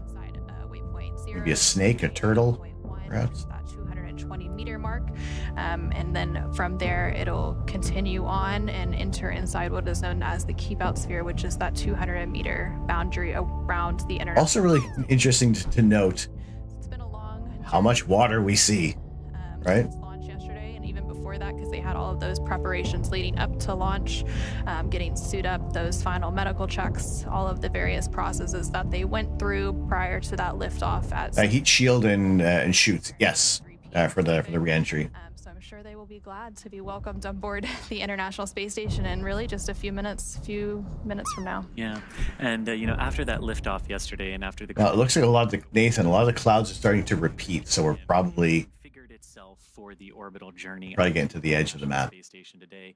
The crew got some time to eat. They got some time to rest and relax as well over the course of the last 28 hours. So it hasn't just been fully in their suits. A lot of work. They were able to take those suits off shortly after liftoff. They are, of course, back in those suits now because during the more critical operations of spaceflight, such as launch, docking, undocking, and reentry and splashdown, we do have the crews in those intravehicular activity suits, or IVA suits as we call them. So you'd mentioned a little bit some of the free time that they've had without those suits. They did have that sleep period. They woke up today around 8 a.m. Central, 8 a.m. Pacific, 10 a.m. Central. So they've been up for about 10 hours or so getting ready for today's docking operations, but they did have that time to take a nap and get well rested and ready to be part of the Expedition 72 crew, and also on the International Space Station. Not that long ago, the ISS crew was actually asleep right before we came on air. So they finished those post-sleep operations that they go through to start getting ready for today's docking operations. Again, NASA astronaut Nick Hague will be monitoring Dragon's approach. And SpaceX Dragon on the Big Loop. Expect reconfiguration of C2V2 return link to support docking video shortly. Rendezvous and docking is a routine operation for the ISS, but the orbital mechanics are quite complex. Basically saying that that C2V2, the common communication for visiting vehicle system that allows Dragon to talk to the ISS to talk to the ground, it just sort of creates some nice redundant communication paths for all the vehicles. And Being in lower orbit means Dragon is moving faster relative to the ground than ISS. They match speeds pretty close, but if they stayed in these orbits, they would drift apart. We just heard. Dragon capsule reusable, some of it. So we'll continue. Some of the capsules reusable. The ground teams and the astronauts. Who brought the onion burrito? Oh God. Dragon as we continue to get into the final stages of docking today. Right now, Dragon is about 310 meters away from the International Space Station and continuing to fly in to make its final approach and docking. So it's getting pretty close now. All the water. The orbital mechanics have to provide their own overalls. Dragon there in the center. Yeah, they got a fun little name tag too that lights up. They do a good job. So they know they haven't screwed up. And so that is the Dragon Endurance spacecraft, and it's actually the fourth flight for that Endurance spacecraft. It previously flew 3 other commercial crew program missions, Crew 3, Crew 5, and Crew 7, and the fourth flight obviously today for Crew 10. That's right, and overall this is the 10th crew rotation mission for NASA's commercial crew program that Dragon is flying. It's also Dragon's 14th human spaceflight mission to the International Space Station and Dragon's 16th human spaceflight mission overall, since Dragons don't always go to the International Space Station, but we have had 2 free flyer missions in the Inspiration 4 and Polaris go for it. missions as well. And with the Crew 10 mission, Dragon has carried 60 crew members at this point across its 6. Ask away.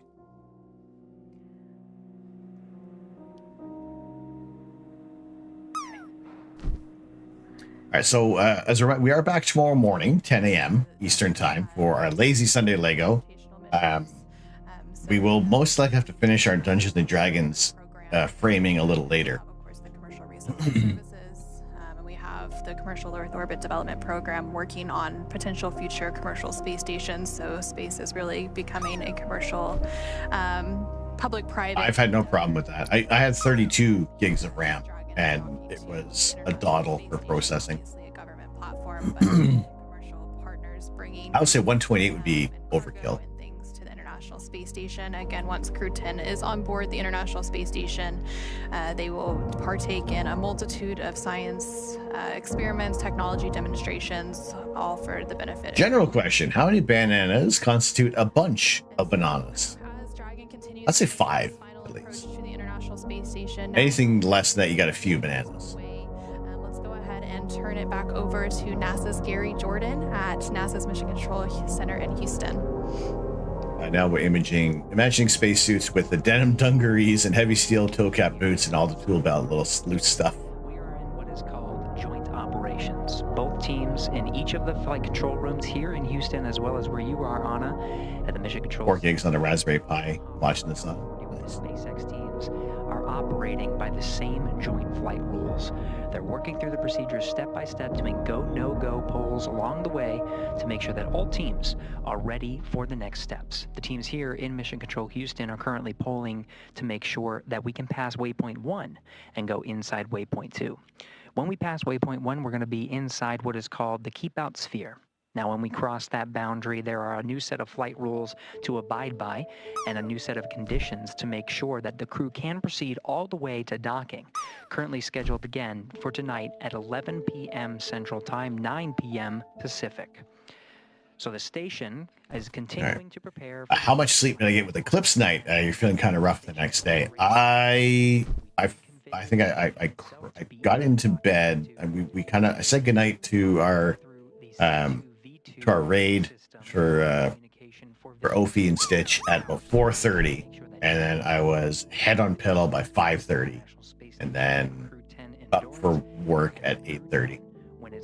So about a little over maybe 3 hours of sleep.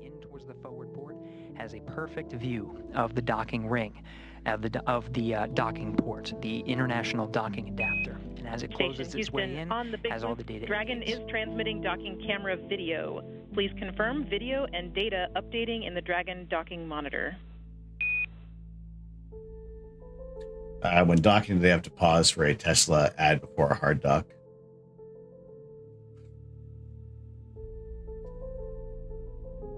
All right, we got our ad starting, and I'm gonna run a 3-minute ad, so that way when they are at the docking procedure, we're not gonna have another ad rolling through. So we're gonna do a 3-minute ad. We're back in 3 minutes. If anything exceptional happens, we'll rewind it. Standing by for confirmation from the crew aboard Endurance. Isolated with a 7 months. Crew to Subversary, Crew 10 docking. Don't know what could be better. Isolated, thank you very much. Studs on. Isolated, let me know which stud you would like from 1 through 11. All of them 7s. Wow. So many 7s tonight. Space station's external cameras. Isolated, thank you very, very, very much for the 7 months onto our spike of appreciation. Studs off. Number 1.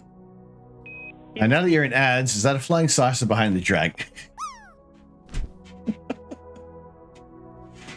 just between me, you, and our subscribers. It's not aliens. Stakeholders are aware of the progress that's being made.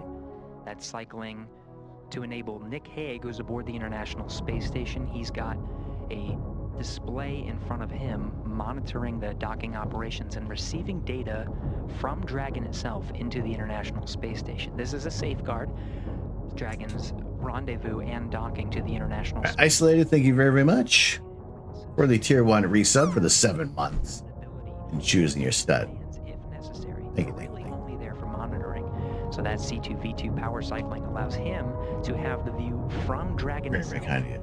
As it So yeah, we got 2 minifigures deep into the external cameras aboard the International Space Station. into our plate here, so we're gonna have to continue this. But maybe after the docking, when we have confirmation, we'll do one more, but probably wrap up shortly after the docking procedure. Expected velocity, speed, position, everything. So if you're going to do cosplay for the Falcon, consider doing Chewbacca. You're halfway there. We'll just start cutting off little bits of the hair and gluing it up here, all over the face. And the station teams here in the That's a beautiful shot of the space station. polling to make sure that Dragon itself can proceed past waypoint 1 towards waypoint 2. Waypoint 2 being just 20 meters in front of the International Space Station's docking. What? This will be inside the keybound sphere. It is Chewbacca cosplay. monitoring the operations from the International Space Station. Now, once it makes its way in to dock with the space station, it'll be NASA astronaut Butch Wilmore that is tasked with the responsibility of opening up the hatches and preparing the station to welcome the crew aboard Endurance. This includes opening up several hatches, including the Node 2 hatch and the A-Pass hatch, both of which are closed for the docking operations and cannot be opened until the docking is complete. All right, welcome back. Those are in the ads. We now have a full hour Through the pressurized mating adapter. before the next round of ads would occur. So we are free and clear from those, ready for the docking procedure.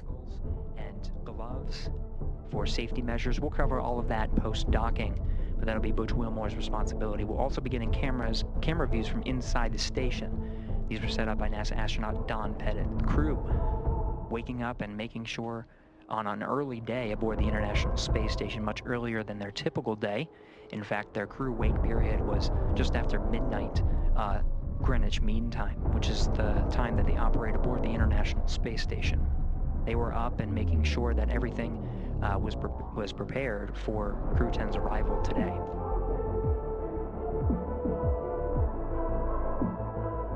Now we're making our way up the docking axis. Beautiful views as Endurance makes its way above the horizon of the Earth.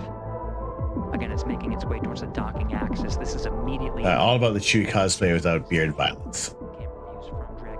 It's not beard violence, it's just regular trimming that I would do. You know, keep it nice and tidy, right? A little bit by bit. But right now, it's Princess Leia is the cosplay at the moment.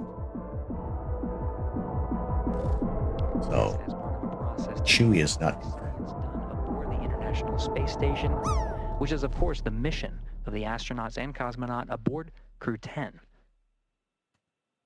Exclamation point marathon. Transport mission to get to the International Space Station. Once there, they join Expedition 72 for at least a time. Don Pettit, NASA astronaut Don Pettit, will be returning aboard a Soyuz. Once that Soyuz undocks, crew on board the International Space Station officially begins Expedition 73, continuing the great science and technology demonstrations that are necessary in low Earth orbit to prepare for future human missions to deep space, including the moon and to Mars. Shout out to my boy, the Canadarm. You're my boy, Blue.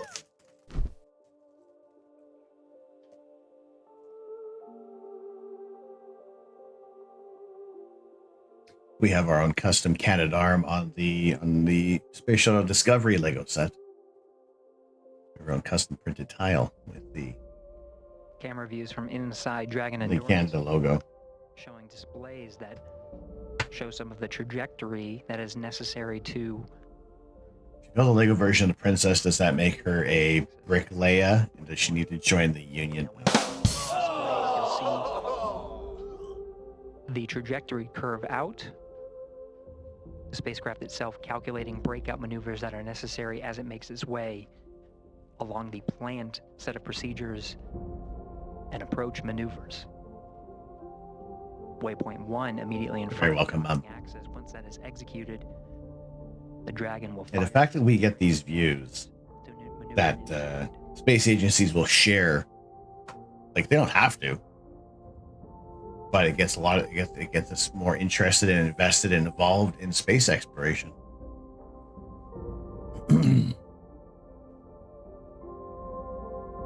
As a C- at best.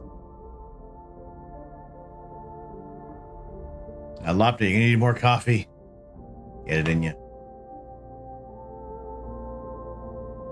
I still have to laugh that Canadarm was the reason for the giant American flag at the back of the shuttle.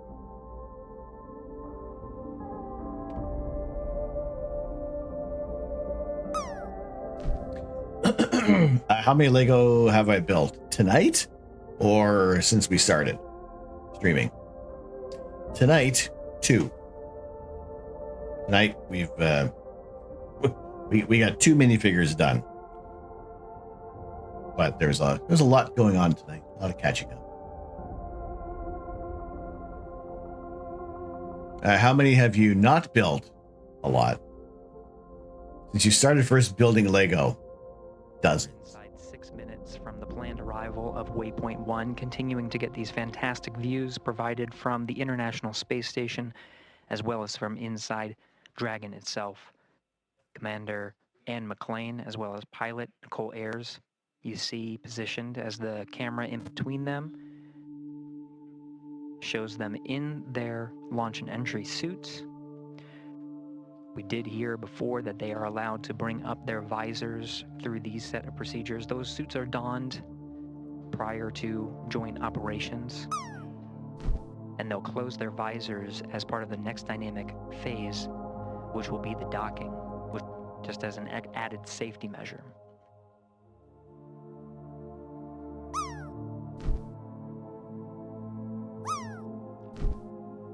So we got about 18 minutes before planned docking. Less than 300 meters from the International Space Station. being illuminated by an orbital sunset right now. The views you see of Earth and of Dragon will start to get a little darker as we enter into an orbital sunset and orbital nighttime. I was gonna say they're gonna be Dragon now brightened by the sun. They're gonna be docking at night, at their night. And you'll start to see the docking lights as well as the navigation lights. So which is why if they had docked at docked 12 minutes ago, we would have seen that during the daytime. Red indicating the port position. The International Space Station cameras sometimes view from an upside down position, as you can see from this view, as the Earth is on the top left of your screen. So the port and starboard navigation. Got something else reflecting sunlight over there. But it's because the camera is sort of upside down from the position of Earth. How many times the sun sets from ISS? They do an orbit every 90 minutes. To the radiation environment of the station. Now the station itself does receive swap gas off Venus. Oh, that's the UFO. See, you picked it out already. You picked it out early. We are in low Earth orbit, 250 miles from the Earth is not terribly far. There's still a decent amount of protection, but there is a higher radiation environment. When we enter into an orbital nighttime, some of the cameras, you'll start to see some pixels, different colors on the camera. As we enter into an orbital nighttime, those pixels and different colors become a little bit more apparent. Those are from the radiation environment, the radiation damaging the pixels inside the cameras themselves.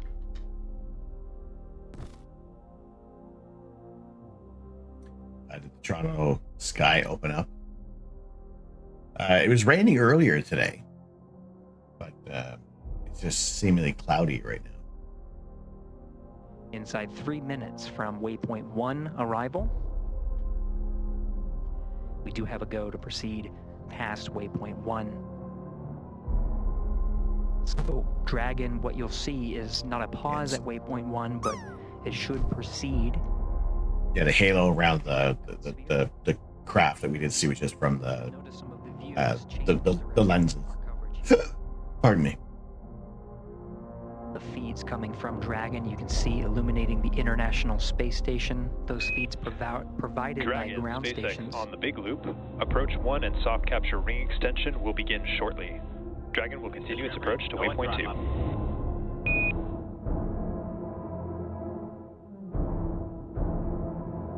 Dragon, copy all. Warm today, which is nice. I guess I'll take it for now. Radiation is strong enough to actively damage cameras. I mean, if we can share some, pardon me, Leia, if we can share like images from from Hubble, GWST, like the images are very noisy with like cosmic rays that are hitting the sensor, and you can see it as like streaks and dots all around the image. Fully open, exposing the docking ring and the forward bulk of the Dracos. You did hear. This is streaming from the International Space Station, as well as the Crew Dragon ship. This allows for a cushioned contact as Dragon makes its way toward the International Docking Adapter. Cold to warm weather. I don't crave the hot weather like some people do. The docking ring. There's less sweating that happens. That docking ring is retracted to pull Dragon in closer. Surprise weather ever, right? Wait for one more little bout of winter. Sequence to hard dock Dragon. Oh, which website? Sorry.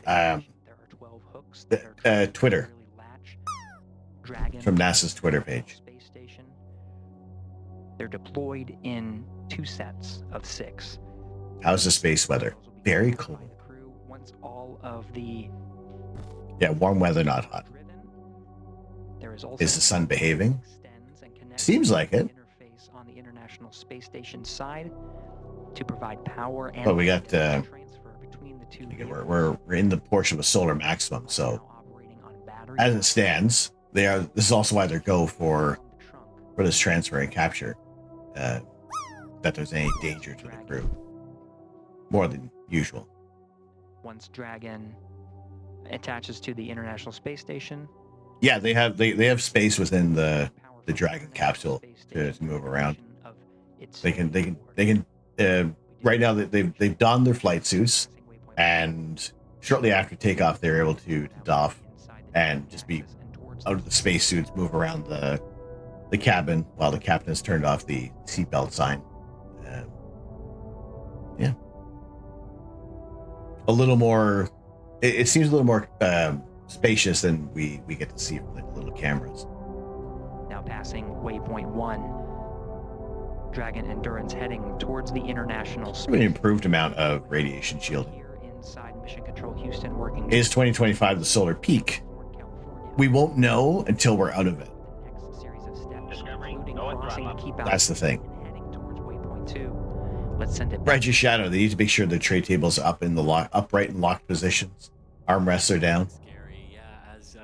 Right, your shadow. How are we doing? So waypoint 2 is what is up next, and that will put Dragon only about 20 meters. Station Houston on the Big Loop. Monitor approach per step 3 of 1.102 Dragon approach and retreat monitoring. Let us know when your review is complete and you are ready for docking.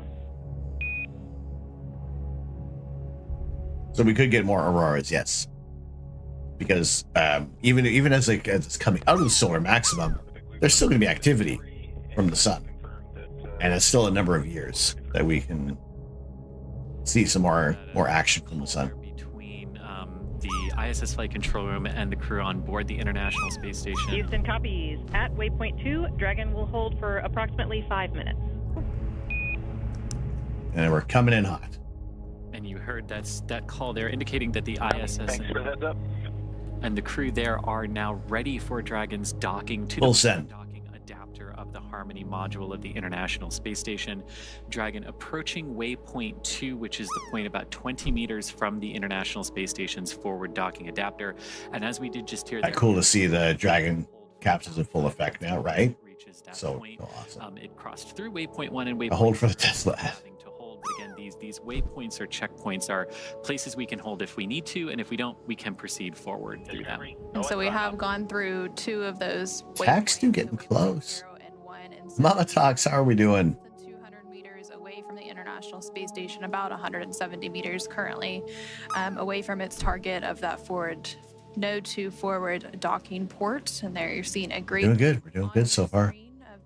Dragon Endurance spacecraft as it makes its final approach to the International Space Station.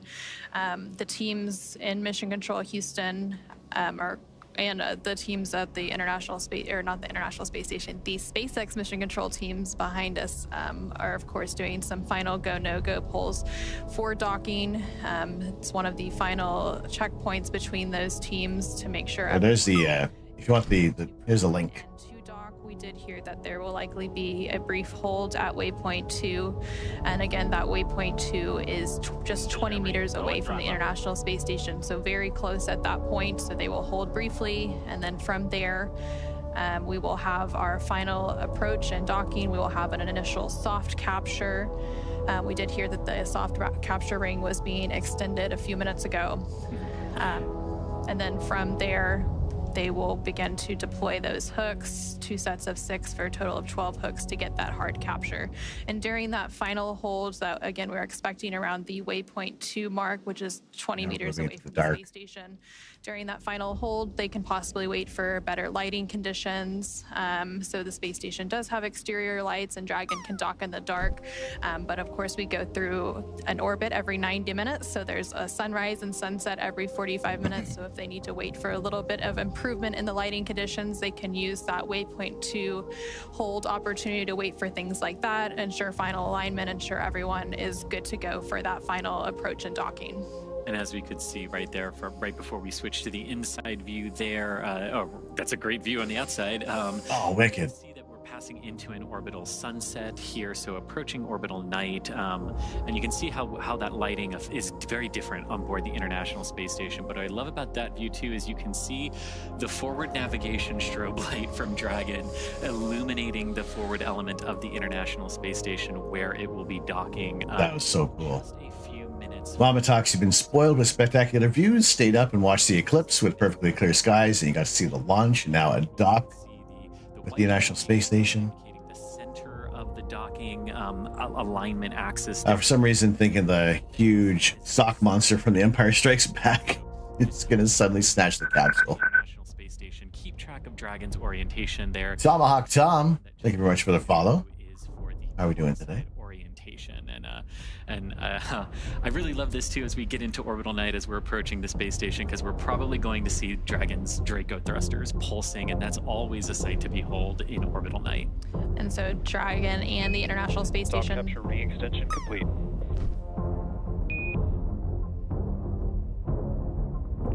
And we just heard confirmation that that soft capture ring extension has been fully completed. So that extension of the soft capture ring is fully out and ready for that pump of the capsule. with the International Space Station. So right now, the International Space Station and Dragon are currently flying over Canada.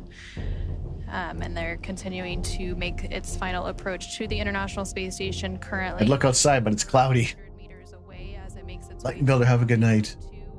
20 meters away, so a little over 80 meters to go to the international, or to that waypoint 2, and then that final initial capture, and then we'll They mentioned us. They mentioned us. hard capture milestone. Now, as you're looking there at the SpaceX Mission Control here in Hawthorne, California, where we are.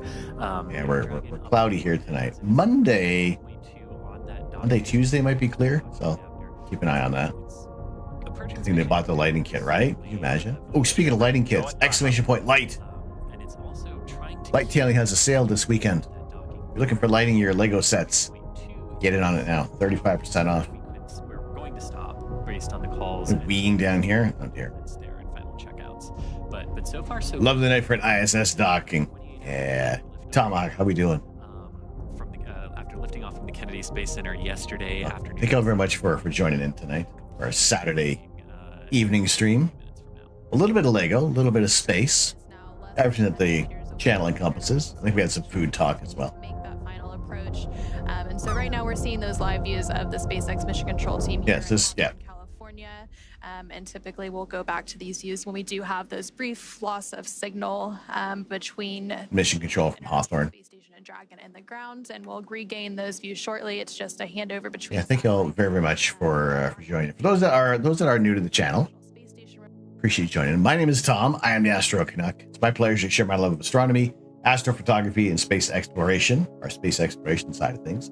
Watching Crew 10 rendezvous with the International Space Station.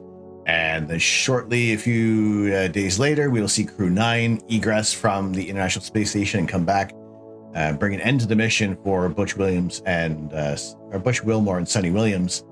And we won't be covering that one. That's happening early in the morning, Wednesday potentially, which could roll into the regular workday. So we'll keep updated on. We'll post some links if there's anything happening with the mission, or if they change times that will allow us to tune in. But for the most part, it looks like it might be a morning landing for Crew 9, and I can definitely direct you to other streams on Twitch that will be covering the landings. To do so, it would all be based on Dragon's automation. At this is where he asks, "Where's the earth-shattering kaboom?" There's supposed to be an earth-shattering kaboom. As well as any escape options they might have to do, but again, not expecting to have to use those. Station Houston, on the big loop, the no exercise constraint for docking begins now. Station copies. And so you did just hear a call up from the Capcom or capsule communicator at Mission Control in Houston to the crew on the International Space Station, mentioning that the exercise constraint has started. So typically when you have visiting vehicles such as Dragon arriving and departing the International Space Station, there are constraints on crew exercise, and that's basically to prevent additional loads from being imparted on the station during these dynamic operations. And I love this sort of night vision-esque view here from Dragon looking at the International Space Station. So this is a view from the Dragon Endurance carrying the Crew 10 crew. The forward docking port there is in the... Good Kermit. It's Marvin. Hi-ho, Kermit the Frog here. That's Kermit the Frog. What I love about this is you can see the Crew 9 Dragon but they're very close. Above that docking port. And of course, Crew 9 going to be coming home after a brief handover period with the Crew 10 crew. First F1 race of the season going to start soon. Oh boy. Commander Anne McLean on the left-hand side of your screen. Pilot Nicole Ayers on the right. Next to Nicole is Roscosmos cosmonaut Kirill Peskov, and on Anne's left is JAXA, or Japanese Aerospace Exploration Agency astronaut Takuya Onishi. Anne and Takuya are returning to the International Space Station for their second long-duration missions, and Nicole and Kirill are on their first missions to space.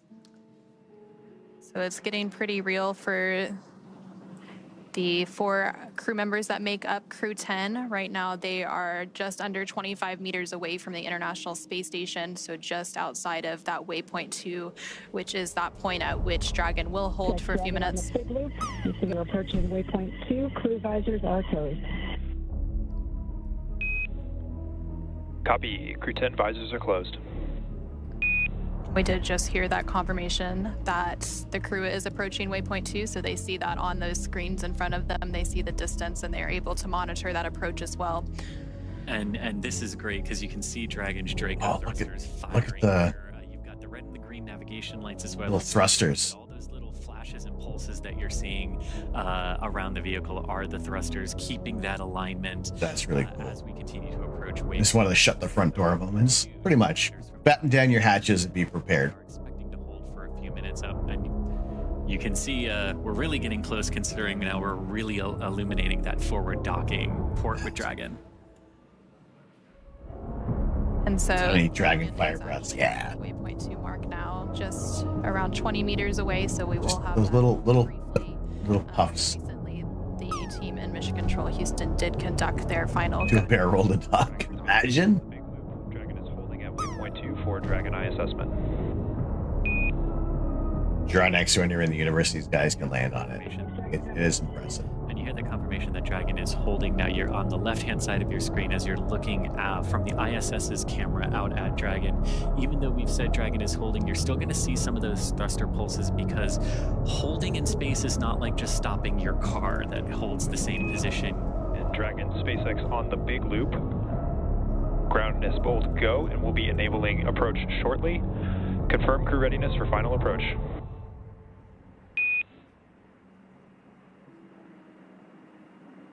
SpaceX Dragon, Crew 10 is ready for final approach. And that is great words there to hear from SpaceX Mission Control. Resume has been commanded. Reminder, once Dragon is inside the crew hands-off point, retreat and breakout are not permitted. Notes, welcome in. How we doing? And Anna, here we go. So we did just hear that they have the go to resume final approach, so that we had that brief hold completed at waypoint 2, which was just 20 meters away from the International Space Station. So Dragon will now resume its final approach and finish its fly into the International Space Station's Node 2 forward docking port. And we heard Dragon is in approach 2.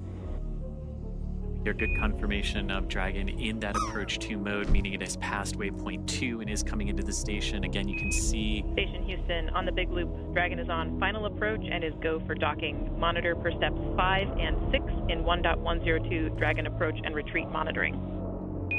Is docking pointing toward Earth or back? Where is the ISS? That was the call from the International Space Station Flight Control Room to So this docking loop is looking down toward Earth.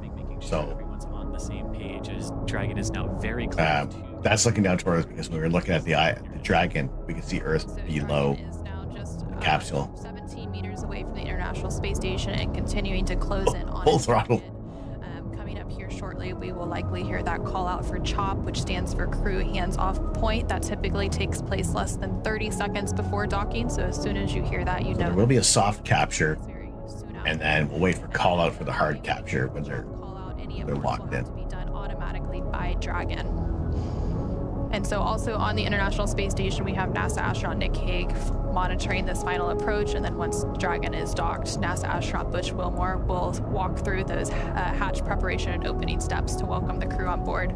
And Dragon is now less than 14 meters away from the International Space Station and continuing that final approach. So that hatch opening is approximately an hour and a half to 2 hours after capture. Relative to the International Space Station. Again, we talked earlier that launch is all about accelerating the vehicles to orbital velocity, and even though both Dragon and the ISS are traveling at about 17,500 miles per hour or 27,500 kilometers per hour, they are moving very, very slow, like 1/10 of a meter per second in relation to each other right now. It takes a long time to be able to final checkouts and pressurize. Away from the International Space Station. We're standing by for that call out for CHOP here shortly. SpaceX Dragon, 10 meters. Copy, 10. And again, you're looking at the forward docking port of the International Space Station, which is mounted to the Harmony or Node 2 module of the space station. The Crew 9 Dragon, which has been... And imagine what's going to be like to watch it all burn up in the atmosphere. On this module. And that Dragon is actually just off the top of your screen there as Crew 10's Dragon comes in for docking in just a few moments.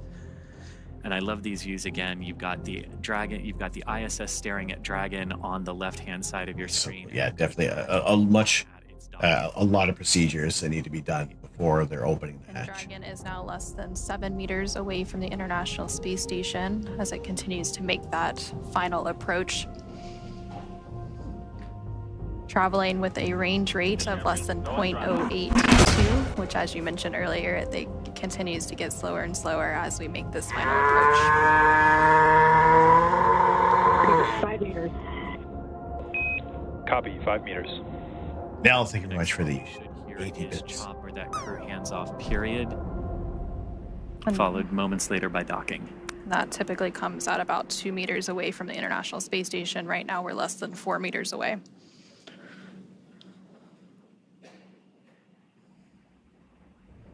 Oh, don't do that.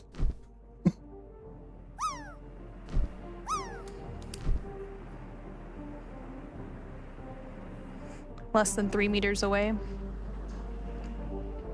2 meters. Please move off.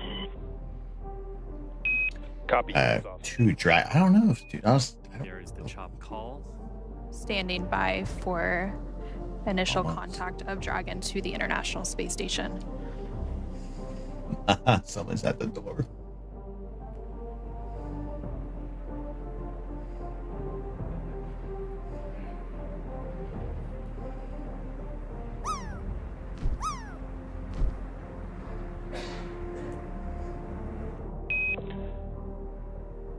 Dragon contact and soft capture complete. And there you heard Dragon has successfully is. docked to the International Space Station. There is soft capture. Soft capture meaning that the initial soft capture ring around Dragon has physically connected with the international docking adapter. And this is just the first part of the overall docking sequence, Anna. And so we did have that contact confirmed at 9:04 p.m. Pacific, 11:04 p.m. Central, while both Dragon and the International Space Station were flying 260 statute miles. Capture ring retraction in progress. Flying 260 statute miles over the Atlantic Ocean, and we did just hear Someone's ringing the bell. Capture ring is now beginning to retract, so they're beginning those steps to firmly attach Dragon to the International Space Station so that we can have what is known as Go away. As we mentioned earlier, like all the timings of these events are a little... For all the humans on the ISS and Dragon, all the engineers who worked on both systems, you're glad this worked. That's looking good too. Completion of soft capture ring retraction, which we heard was already underway in just a few minutes. That will be followed by the dinosaur capture sequence, which is a series of 12 hooks that are separated into 2 batches of 6 that drive between Dragon and the International Space Station to really hard connect them together. And then after we have that, we have a whole bunch of other things that sort of come into place at that point once Dragon is securely on the Harmony module of the ISS. Once those soft capture systems retract, the spacecraft will get we're getting closer for the hard capture, and then once those, and that's about a 15-minute process. And so once those hooks are fully... All right, so we have 15 minutes for that to happen. Imagine getting back home to finally use the home bowl. Oh. That helps to There's nothing quite like your own toilet, right? From the International Space Station to Dragon, and then the crew on the outside of Twitch. I am a graphic designer outside of Twitch. operations, so they will have to pressure. I am just I am a fan of space. Station hatch that was previously exposed to the vacuum of space prior to this docking. Again, we had that. We're not home. Leave the parcel at the airlock door. 9:04 p.m. Pacific. So they will. It's just a little bit of the. Shut off all the lights. Checks, and then once Nobody move. Nobody move. Those hatches again. There's the hatch on Dragon that has to be open, as well as the station hatch to then bring. Draw lots of potatoes. International Space Station, and there you're actually getting a live view from the International Space Station, looking at the station. Left behind the wheelie bin. Old Neener, thank you for joining in. Thank you very much. By the Expedition 72 crew, and they will have a brief welcoming ceremony, and then they will go into a safety briefing. No Man's Sky trailer is your favorite teaser trailer for a game. Completing that handover period with the Crew 9 crew. So when the ISS comes down, will the trajectory splash down be a view of North America for us to see? It'll go to the middle of the Pacific, and I imagine because it is SpaceX doing the deorbiting of the ISS, that there will be some camera views of spectacular nature. International Space Station, and about a month from now, when a Soyuz crew rotation from Russia completes, that will actually mark the start of. I was thinking you're going into graphic design, but wound up in quality assurance. And of course, there are about 200 science experiments that the crew will be. If you enjoy what you do. Of their multi-month mission up there, and I can't wait to see it, and everything that they're going to be able to do up there. The incumbent crew are busy putting their 8 masks on. Different experiments and technology demonstrations. Delivering any goods as well. They're doing some flammability. Usually there are some supplies that come up. Docking sequence is holding for MCS reconfiguration. So there are resupply missions that come up. Capture ring has been fully retracted. So again, that soft capture. Be asking for candy. With the initial contact about 4 minutes ago. Yeah, so this is the hatch where they would come out. Pacific 10:04 p.m. No, 11:04 p.m. Central, as the International Space Station and Dragon were flying over the Atlantic Ocean. The xenomorph costume. Oh, gosh. Docking's hard capture sequence a little bit to make some final configurations. We do expect that full hard capture. I hope to join the Royal Navy, but they had no use for you besides Palace. So you walked around and plugged things in. The next step in that process will be beer and pretzels. What will be your luxury item on the International Space Station? Fully engage and really bring Dragon in for a nice hard seal. Is that a guitar bag? Yes, it looks like it is. It's sort of like a lot of things with space. Indeed. Docking is not just a singular instantaneous event when the two vehicles actually meet and connect with. Take your anthropology degree and put it to work for a corporate IT department. Right now, there's also, like the vehicles are moving in relation to one another at docking, so they've also got to make sure. Lilith went to school for traditional animation, ended up in conservation. They're already ready for that hard capture connection. We're told to pick our profession when we're so young. Like, that's a view from the International Space we do so many different things after. Endurance now docked to the International Space Station's Node 2 forward docking port. Luxury, I know your favorite Fox plushie. Place at 9:04 p.m. Sing songs. I think they do play some music. Houston, on the Big Loop, MCS configured, proceeding with hook driving.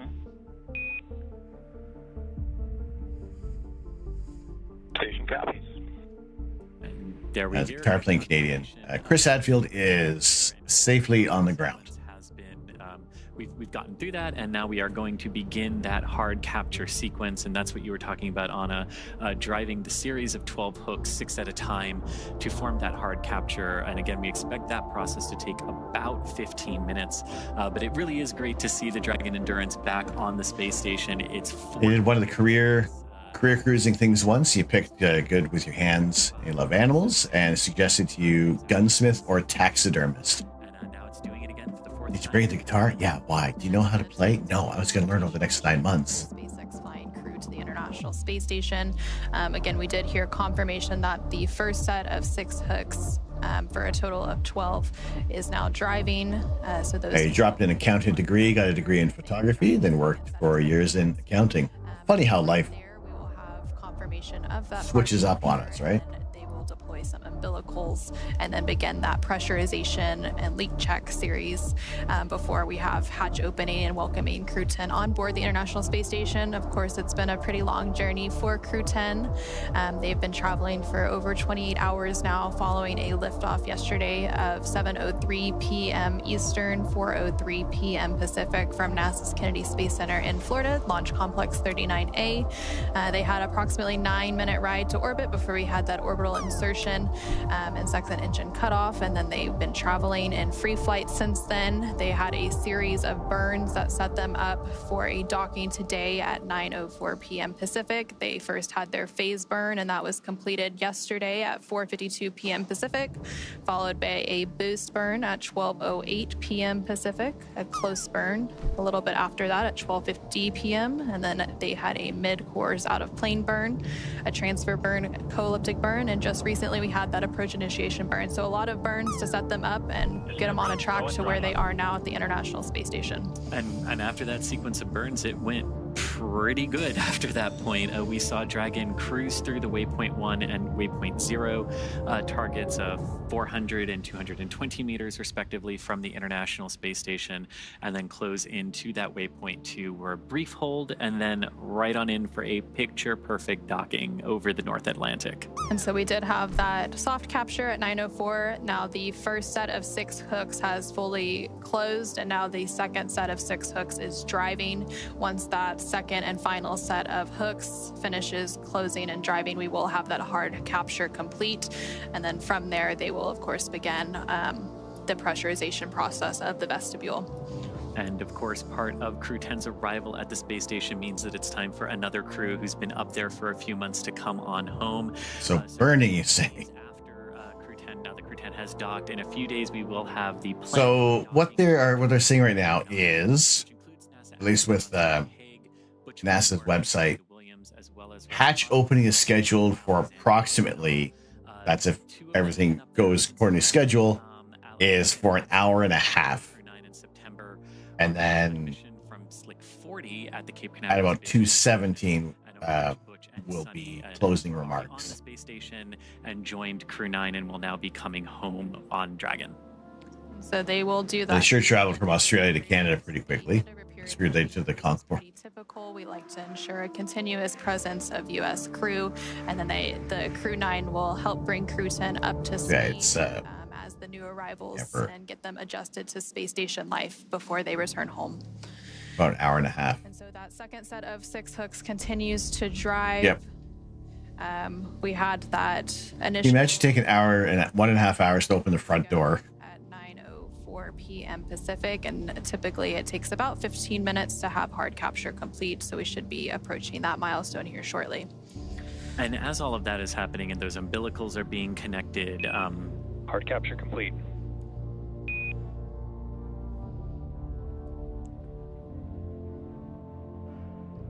And there we heard confirmation that we do have hard capture. So all 12 hooks have finished driving. And then from there, the umbilicals will start to deploy. And that There we go. There we go. And then the pressurization of the vestibule will begin. And again, NASA astronaut, which will more on the International Space Station side, is on top to be to help with those hatch opening operations today. Again, we are expecting hatch opening about an hour and a half or so after or from now, and then from there will be a welcoming combined with the farewell remarks of Crew 10, since that handover is pretty short. And then from there they will adjust to station life. There will be a safety briefing, and then they'll get right into it as Expedition 72 members for the next month before they become Expedition 73. And and you can see that's Sunny Williams there in front of the hatch on the International Space Station side. So we did hear confirmation of hard capture is complete. The docking sequence still proceeds. Yeah, up go the tentacles. You mentioned those umbilicals. I wonder how the computers on the Dragon talk to the ISS. I would imagine they would have to have things configured to be able to do so. Space Station and Dragon. Now we've talked a little bit about what the folks on the ISS side are doing here, getting those hatches ready, and inside Dragon they're continuing to monitor the docking sequence. All right, so the obviously the hard capture has been completed, and it is an hour and a half before they're opening the hatch. So as Dragon crew gets out of their I don't know if I have an hour and a half left in me. previously, NASA's astronaut Butch Wilmore is going to start those hatch openings. Abiding Omsla, have a good evening. Thank you very much. Very much for joining in. NASA astronaut Nick Hague, as well as Roscosmos cosmonaut Ovchinin, as they Look at all the cameras. Crew 10 members and welcome them as part of the International Space Station crew. All the lenses they have. Pressurization process underway here shortly. That's tremendous. Discovery, go and throttle Area up. between the Dragon hatch and the station. Silver Comet, no punchbacks. Vacuum of space. And then King Dixon, how are we doing tonight? once that happens, they will conduct a series of leak checks. And there on your screen, you just saw NASA astronaut Sunny Williams actually floating. Long night again. Better get some coffee. That will be open in just a little bit.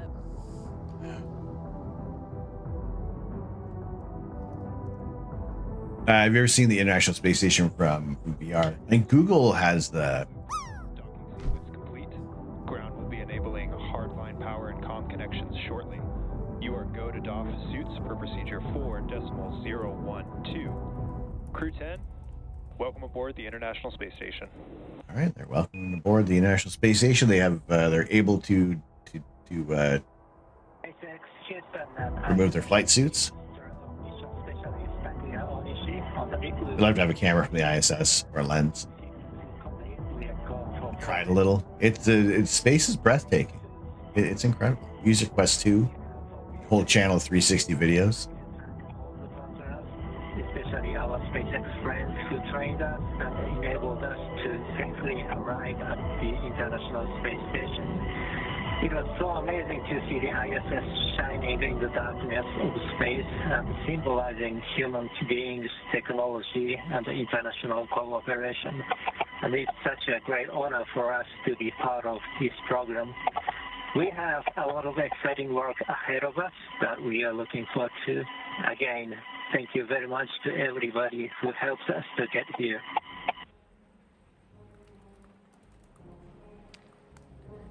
And there you just heard some really nice words between Crew 10 as they have now arrived at the International Space Station. We do have that confirmation of hard capture. Close the inner door before opening the outer one. Again, those words were coming from JAXA, or Japan Aerospace Exploration Agency astronaut Takuya Onishi, who is serving as one of the mission specialists for Crew 10.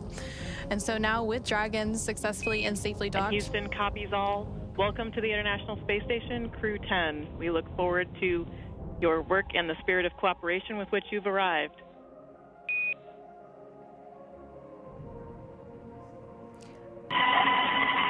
Thank you very much, Des. And there's some words from the capsule communicator, Capcom in Houston, in the International Space Station Flight Control Room. Back to Crew 10, and again, now with Dragon docked, that's going to wrap us up for our coverage here in Hawthorne, but our coverage for Crew 10 won't stop there. That's correct. It's great to see the Dragon Endurance docked back at the station and see Crew 10 ready to begin their multi-month. Can you open the door? It's a bit cramped. Toss it back to Gary in Mission Control Houston to take us through the vestibule depressurization hatch opening, and then we'll see NASA astronauts Anne McClain and Nicole Ayres, along with JAXA, or Japan Aerospace Exploration Agency astronaut Takuya Onishi and Roscosmos cosmonaut Kirill Peskov float into the International Space Station.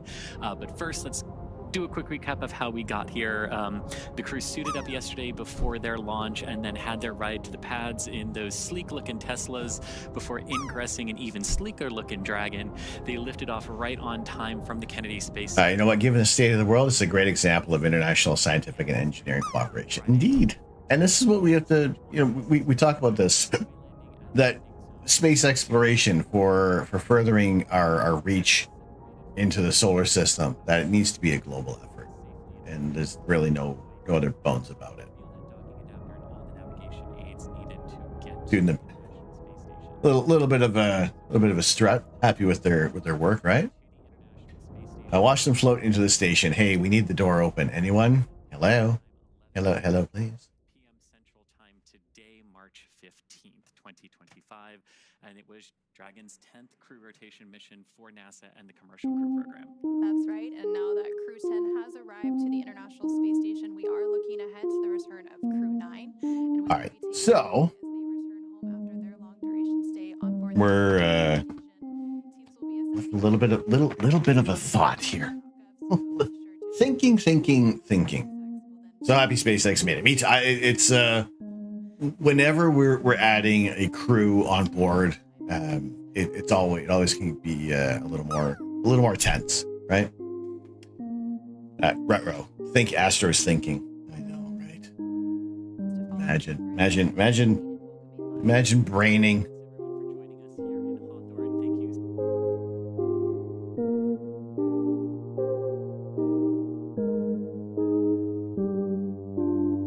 All right. Well, they seem to cut the feed.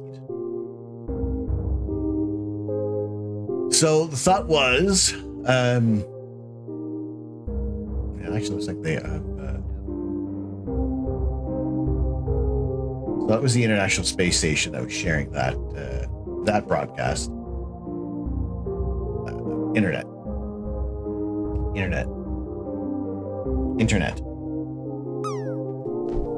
That winter is your favorite. You like to pretend you're in hyperspace when it's snowing. Yeah. As soon as you drive, you go to drive in the winter.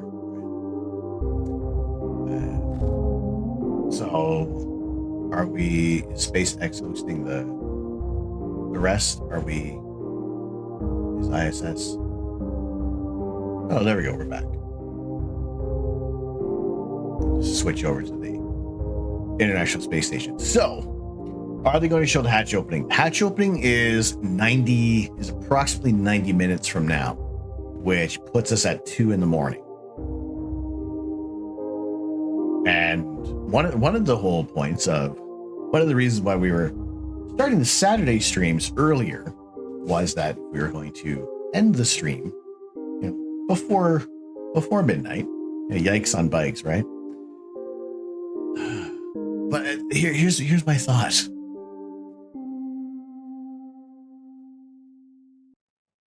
How much of this can we finish in an hour and a half? Magic and Comic. Welcome in, Raiders. Kaywin, how are we doing? Magic and Comic. Kame Soul Tamer. How are we doing today? Reese Cup coming in with the raid. Mama Wicey, how are we doing? Welcome in, Raiders. How are you going? And Geode. Welcome. Kame Soul Tamer. Thank you very much for the follow. Welcome. How are we doing today? Let's get some points out to everybody. Let's go. Raiders, thank you very much for joining in. For those that are new to the channel, my name is Tom. I am the Astro Canuck. It's my pleasure to share my love of astronomy, astrophotography, and space exploration. We're just watching the docking of the Dragon capsule to the International Space Station with Crew 10 on board. They have achieved a hard capture, so they are secure. Next up is pressurizing the vestibule, attaching all the umbilicals to maintain connection for the Crew Dragon. And I was just kind of thinking about what we're going to do. What's the what is the next little phase for the stream? You imagine the guy who looks out the hatch window to let in the new crew and see the face of that guy from training. No one really liked bringing back. You be professional about it. But still, Reese Cup's going well. Everything's going very good today. Thank you all very much for joining. Hear them. So it is approximately 90 minutes before they can open the hatch once all of the hoopla is completed. So we'll talk about our plans in just a moment. But Magic and Comic, how is the stream today? What are we all up to? Thank you so much for considering us as the raid target. If you do have to raid and run, I completely understand. But if you got some time to stick around, we greatly appreciate it. I followed. It's not showing. Refreshed. Gonna follow again. It's all good. Twitch can be a little twitchy sometimes, depending on what platform you're on. At least maybe one more figure, possibly. I played some Jackbox games. They're pretty fun. There's the what's the one where you're in the murder hotel? Is it that one?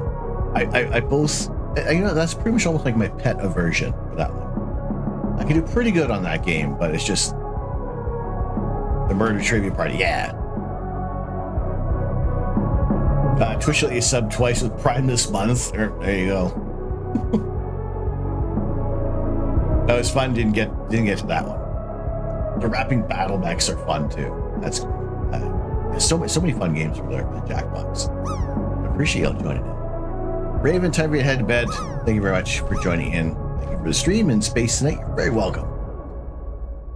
I'm glad to have you all joining in. Like I said, we're watching the International Space Station Rendezvous, or the Crew Dragon with the International Space Station Rendezvous tonight.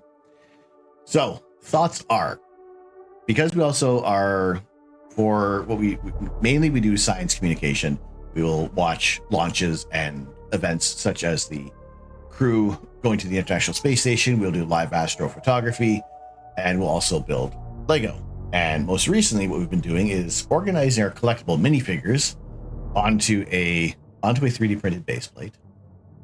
As such, we've moved on to Dungeons and Dragons. We really only got 2 done so far. So the thought is, do we continue with this for the next 90 minutes, which brings us up to about 2 a.m. to watch the crew join open the hatch, get into the International Space Station. And then we're back tomorrow morning for Lazy Sunday Lego. We're starting our new build, which will be the Nintendo Entertainment System. It is the month of March. We're celebrating Mario. This past Monday was Mario Day. And then we go on from there. And then maybe Tuesday, we will continue with our Dungeons and Dragons.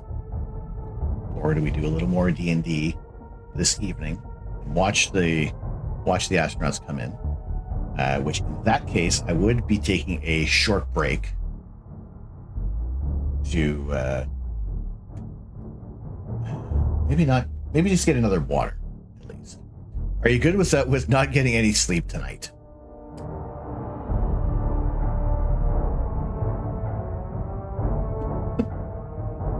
I think it's possible the next space station could have artificial gravity. Well, what's coming up next would be the Tiangong space station from China. Would be the only space station orbiting. Once ISS is deorbited, it's pretty much focusing on the Artemis missions getting to the moon. So, in a way, I'm fine. I had a decent sleep.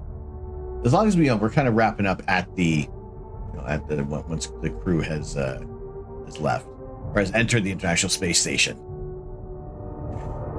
But at the same time, if we leave this for too long, it's going to end up being more clutter on the desk. So, 2 things I want to do: pee and change my hoodie. It is very warm in the office right now. The PC throws off a lot of heat, and even with a fan going to try to push it out, it's still very warm here. So I am going to. We got ads starting in about 3.5 minutes. So I'm going to change my shirt into a t-shirt and get another water. I still have a little bit of coffee. We'll leave that. And yeah, so let's do that. I am fine for staying up a little longer.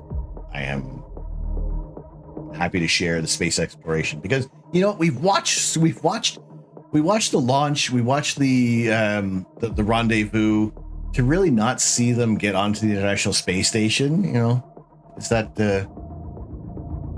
so let's watch it. Let's watch them join the International Space Station Crew 10 in about 90 minutes time. So take a short break. We're gonna put words on stream, and I'll stay up with you. Been waiting for this for so long. Hey, okay. Saturday night coffee. I like to live dangerously. I make a small cup of coffee. Maybe a small coffee. I like losing Wi-Fi at the tail end of a movie. Yeah. All right. Let's watch them get onto the International Space Station. We'll hear the words and then be ready for tomorrow. Sounds good? Let's do it. All right. Back in a few. We will leave you with words on stream for now, and yeah, probably another 10-minute break. All right. Thank you all so much for joining in. Back shortly. More International Space Station fun and Lego dragons. Mr. Harald, 9:31 p.m. here. I guess you can stay up a little more. All right, sounds like a plan. Okay, words. Where are we? 100 points for every level completed. Good luck.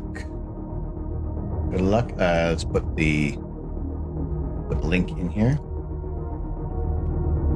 Bet astronauts have a secret handshake like some Pythagorean cult. Discovery, go and throttle up. Creative heart. So we're 90 minutes from now. So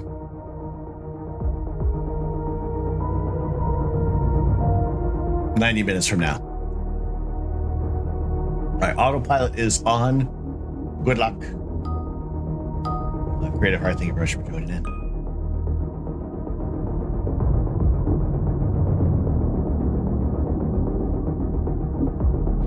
Pee and change our hoodies. That is our chief export.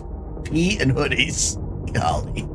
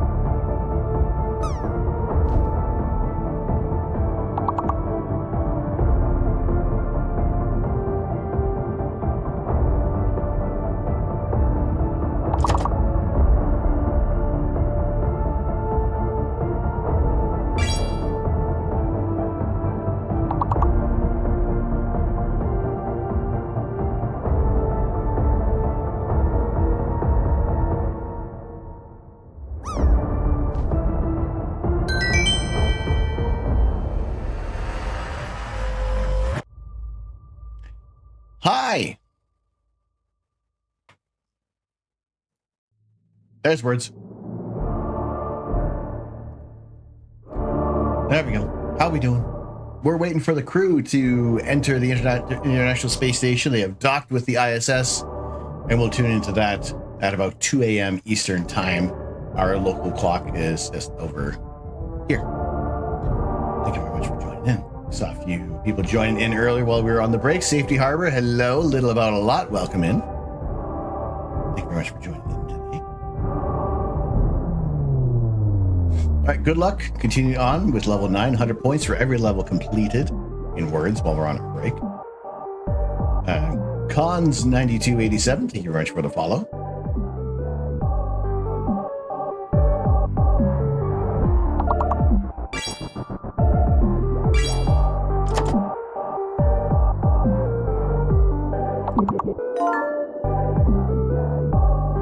R is your fake letter. Conduit is the longest word.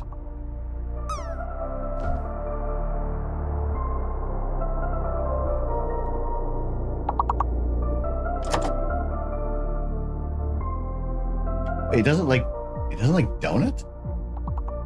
Yeah.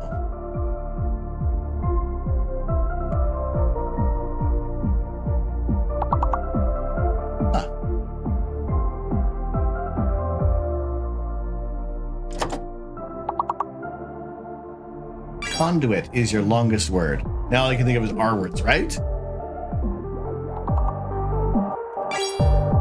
Duct.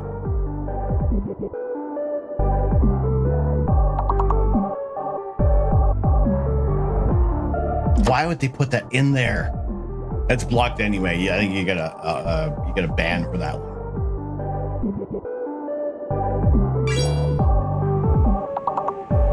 Oh, good gravy. Nori!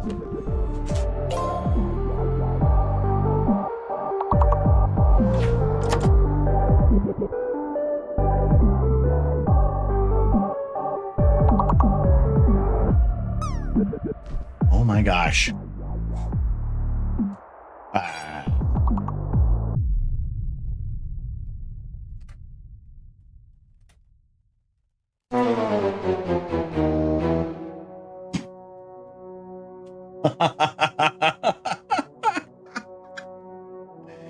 Oh my goodness. Well, you're not going to believe this one. You're not going to believe this one. All right. Good grave. That's good. 1,000 points for that one, for that level. Good grave. There's some more points.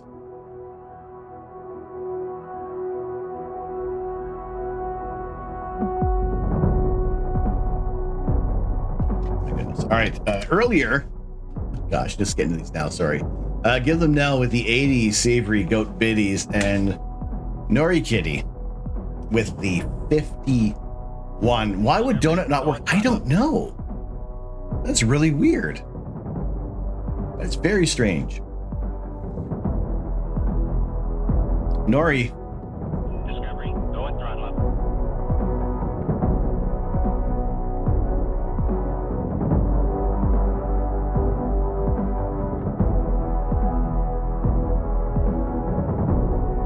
And it's like tinier too. Lila Rose, hugs and love before bed. Have a wonderful snooze. Thank you very much. C-word was all you could see. I'd like to file a complaint with words. Seriously, right? Denied donut? Yeah. Like everybody was denied donut. Why is it? I don't know. There you go. Nori with the 51 months. Sushi.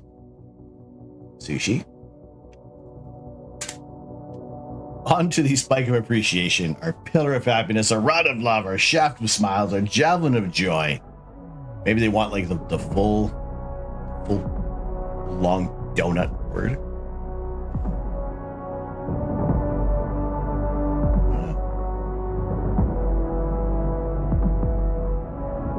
Just as the official is donut. Do or do not. There is no donut. Nori, thank you very much for the 51 months. My goodness.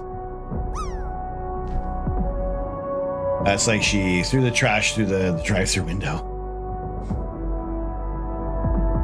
I only figure you figure, yeah, all the letter we don't want, the letter we don't need is what we think about. No, there's no donut, only Zool. Guaranteed with a gigantified donut. Thank you very much. All right, so we are continuing the stream tonight. We are going to watch the ingress of the International Space Station Crew 10. That'll be joining in about an hour and 20 minutes time. And now all we want is donuts. We've forgotten about the R. Now we're thinking about the donuts. What is your favorite donut? Need a sushi and hugs. Oh dear. So sober, surrounded by 40 drunk people. Oh dear. Think of all the dexterous tasks you can do. Like you could probably thrill them with doing. I'll give you one of these for free. You can do magic. You're the key master, or you can give one of these. See? You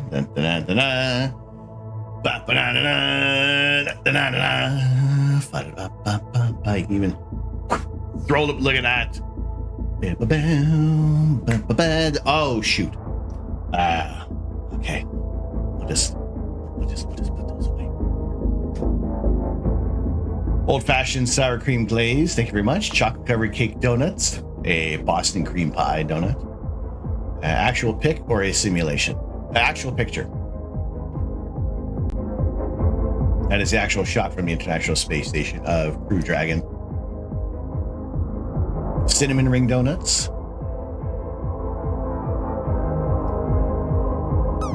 Discovery, go and throttle up. Honey cruller, nice.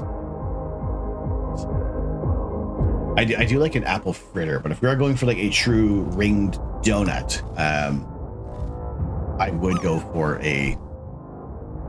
just an old fashioned, like a simple flavor. I'm sad we don't see Dorito Man tonight. Plain old cake donut. There's something good. There's something delicious about it. Especially if they do it right. It's almost like a little crispy on the outside, and then nice and cakey. I mean, bear claw for we're not going around. Lemon custard donut. Potty break donut. Oh wait, no. We are here for about another hour and a half. Beaver tails. Go for the big fried donuts. All right, Nori Kitty, holy freaking potatoes. The 51 months.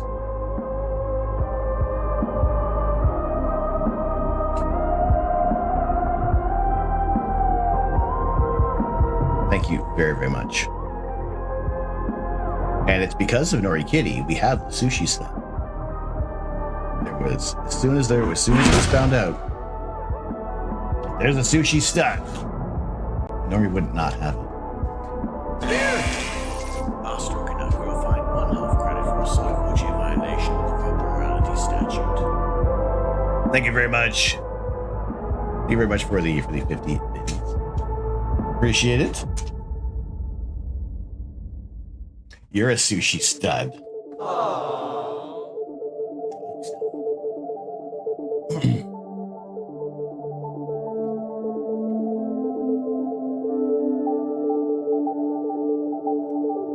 Thank you very much for the holy 51 months.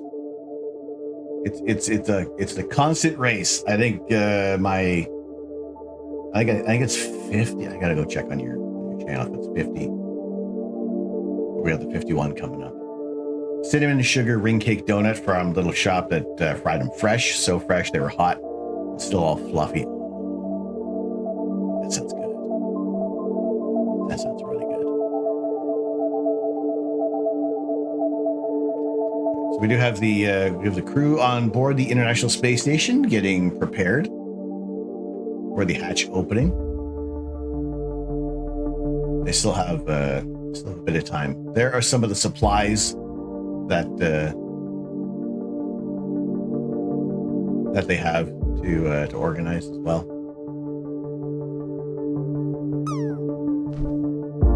So we'll be watching them open the door. So we got some time to continue with our at least organizing some of our collectible minifigures for the Dungeons and Dragons. I pretend it's a blizzard is outside your door. Oh, there we go. I'm grabbing some more stuff.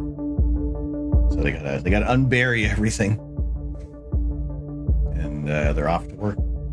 Earlier start to their workday than usual for Crew Dragon arriving.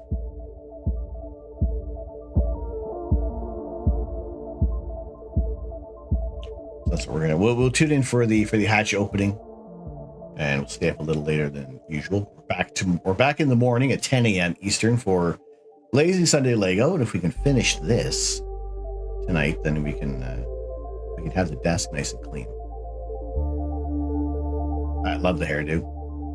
I mean, if they did that in the movie Gravity, instead of Sandra Bullock's hair just being all down, then that would have been a little bit of the icing on the cake. Amazon delivery in space.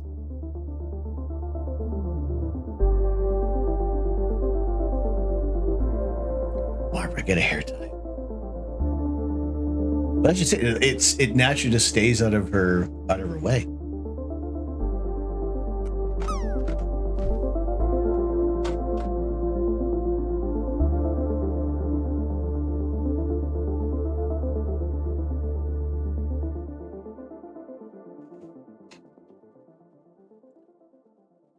So we have our little camera over here. So if we got any features that we want to show up close for the minifigures, we'll do that.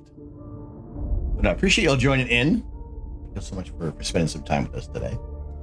To be fair, certain if Sandra Bullock were to go into actual space, her hair would behave itself. It is a sentient being.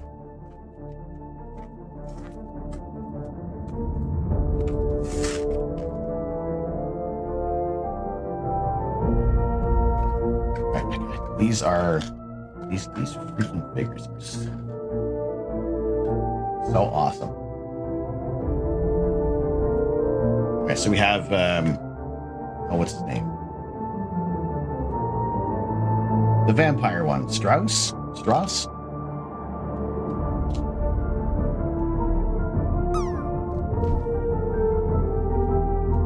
His assembly seems to be self-explanatory.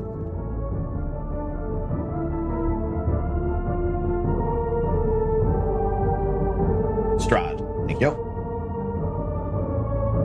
Desk cam. Strahd von Zarovich. We have two faces for Strahd.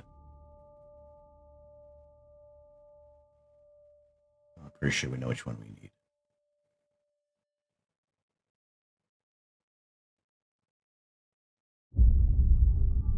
Dark Lord of Bavaria.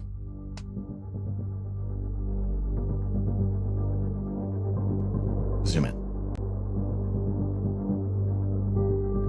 And gosh.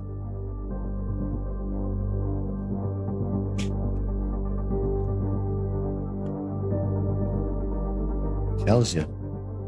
I tell you, the detail. All right, before this gets covered up, desk cam. Desk cam.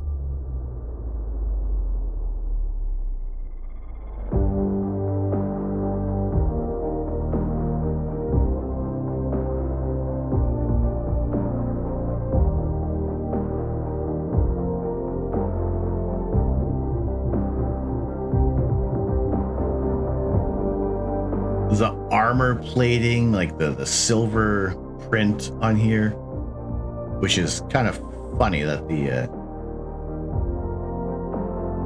vampire has silver. They are, I think, so far the paladin has the greatest printing right now. But again, with the collectible minifigures, they are going to add more print, more detail on here because they're meant to be like the collectible figures, as it is like baked into their name. Whereas with some Lego sets, you're not going to get complete printing because it starts to get expensive for each minifigure.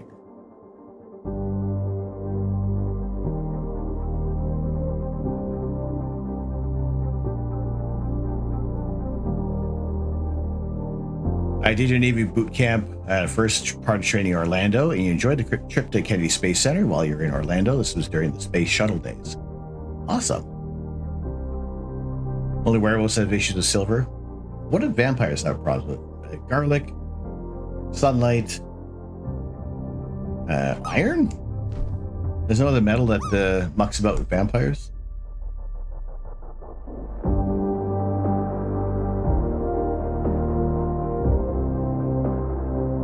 Sticks. World?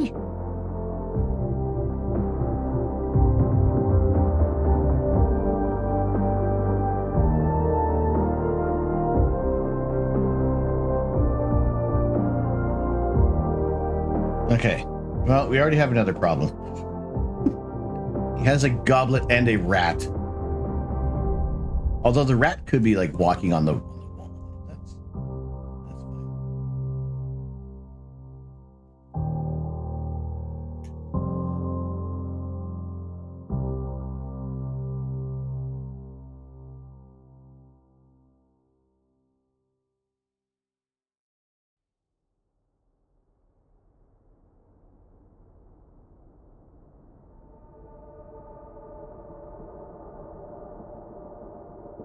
Discovery, go and throttle up. Discovery, go and throttle up.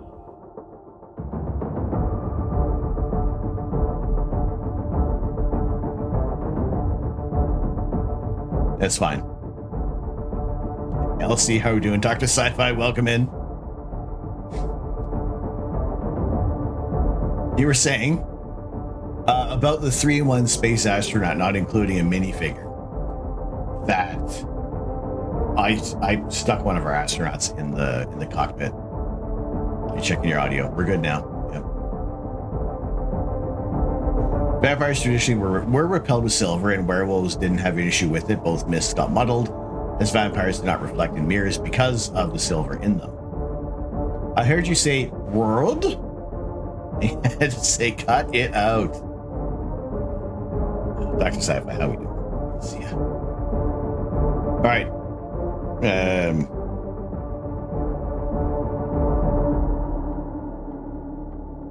Strahd and the rat. You dirty rat. Rat's got to go somewhere. Oh, it'll stick.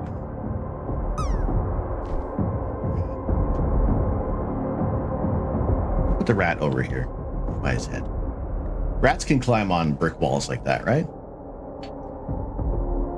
I don't have a minifigure. Oh, what happened to our coverage? They've cut out. We've lost them. We've lost connection.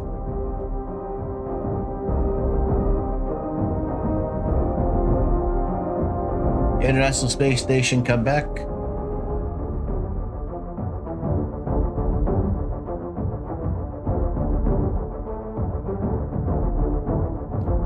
Everybody cut out. We'll leave that for a moment. They'll be back. Rats can chew through concrete, so whatever you can ask about rats, they can do. The answer is typically yes. All right, good. We'll leave the rat on here.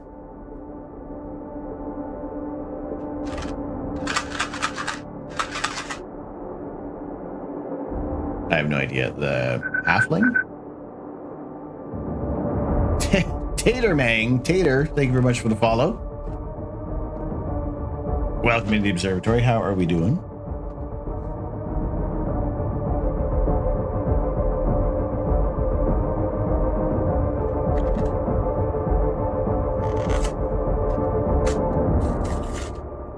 And I was wrong. It's the... Okay, now we're getting into the...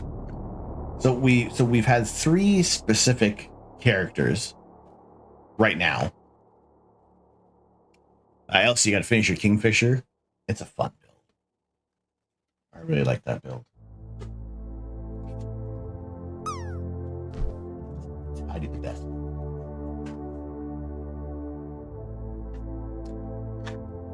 So here's where here's where we come into some choices, things that we need to consider. Dr. Sci-Fi with the Prime. And this is one of the things I think really expands on this minifigure collection. But first, Dr. Sci-Fi with the Prime sub for 6 months. Fun facts, rats have iron reinforced incisors. Personally seen them chew through a corrugated iron wall and climb brick walls like a freaking Spider-Man. They're wild creatures, and they make great pets, apparently. Dr. Sci-Fi, thank you so much for using the Prime sub. Trillions of streams on at this very moment. Non-decillion streamers on the Twitch platform. You choose your Prime sub here, I think. Studs on. Let me know which color stud you'd like from 1 through 11. Dragon Breaks Your Rat was awesome. I've heard nothing but like good things. People who have had who are all in for the rats. They love them. Number 10. They're very clean, smart, very, very cute.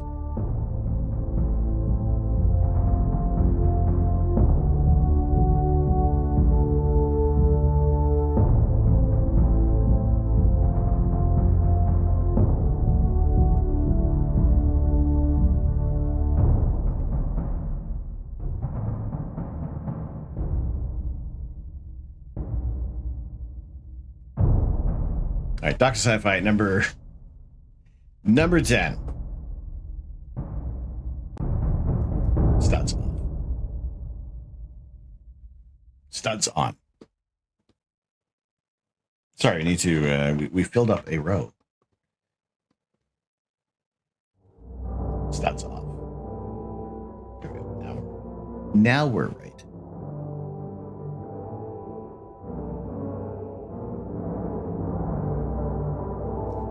Dr. Sci-Fi, thank you very, very much for using the Prime sub, choosing a stud, getting this one step closer to adding a second giveaway into April. Thank you very much. Hope all is going well, and all photo shoots went off without a hitch, and more advancements are moving along. Okay, we have nobody live.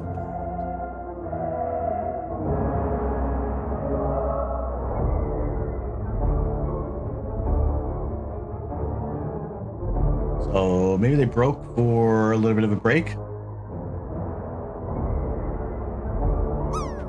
She could escape anything. Nice. So Elsie, the hatch is opening because we have Crew 10 has rendezvoused with the International Space Station for their mission, which will then relieve Crew 9, which includes Butch Wilmore and Sonny Williams. That'll be returning after their extended stay on the International Space Station following the Boeing Starliner being deorbited and brought back to Earth without the crew on board. So they are going to be, Williams and Wilmore are going to be coming back with Crew 9 for this mission. And that is expected to be Wednesday morning. Going to be returning to Earth. Cameras were messed up when Dragon arrived. So yeah, International Space Station has temporarily gone offline. So we'll keep it. I'll leave it on here when that goes red again.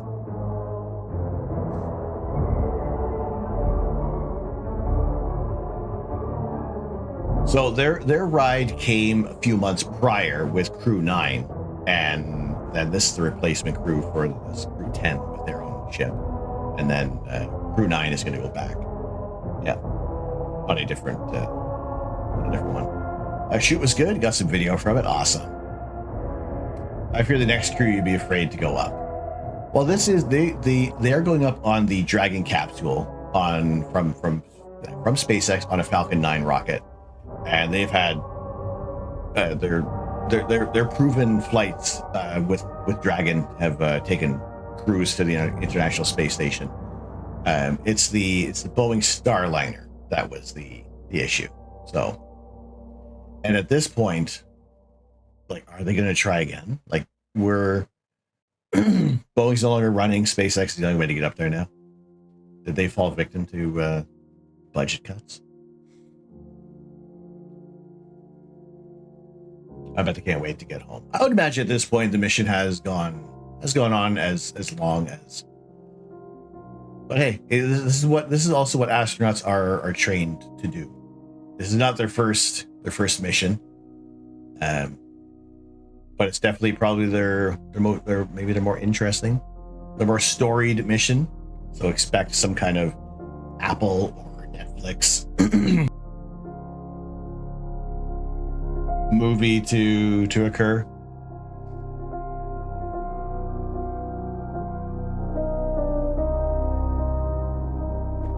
Grounded due to safety concerns after severe issues were found on the ship that brought Butch and Sunny up there. Okay. Yeah, I kind of I've not heard much since.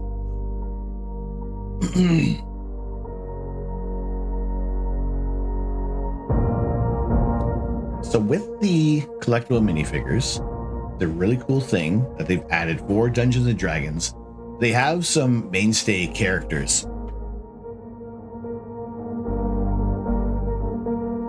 Pardon me. In the Dungeons and Dragons lore, but they've added are different classes. And with that comes customizable options. And this is really freaking cool.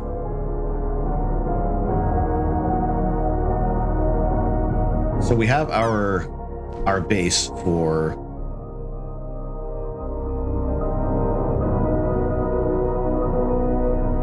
all good. Desk cam. So we have the base model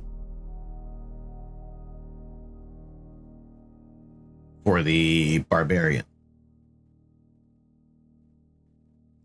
and they have the weapon. They have a flaming weapon. No, they have a torch. They got an axe and a torch. But in this, for the purpose of customizing your own character, and really you can throw any head you want on here, because this is the only distinguishing feature where we have two characters essentially.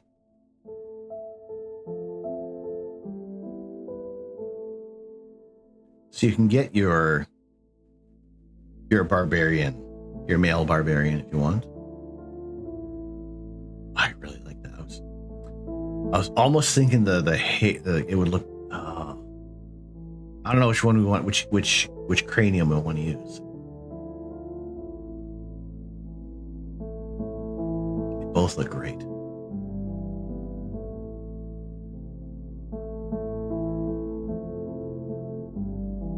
Like, she looks badass.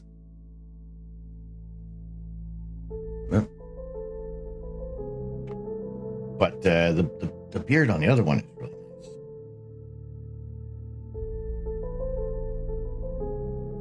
See, this is why you got to get multiples. Zoom in.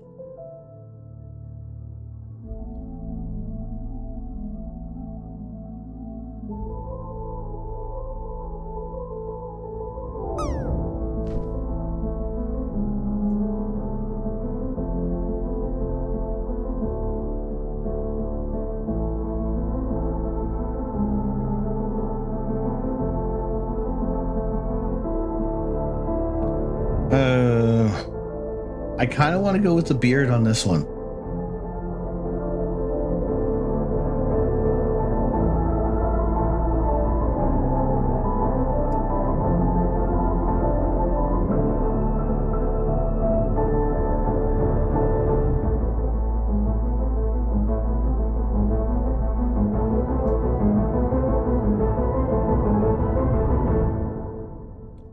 Desk cam.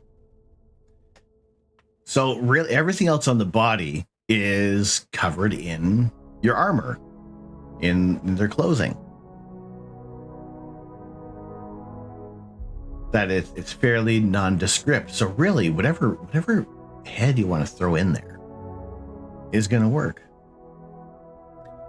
I have not I think I've seen it on one of the streaming platforms. I have access to Netflix, Disney Plus, and Prime.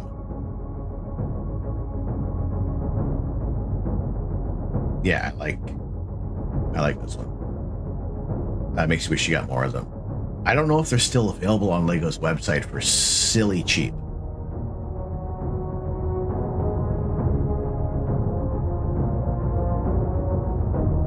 Now the question comes into play: where do I store the extra craniums?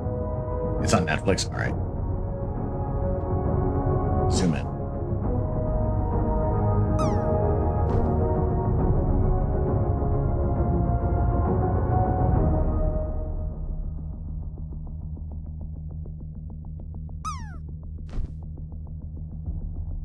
They didn't last an hour at that price. Okay. Test kit. So there's the first row. In no particular order. That's a gamble, though. You don't know what you're going to get if they're available.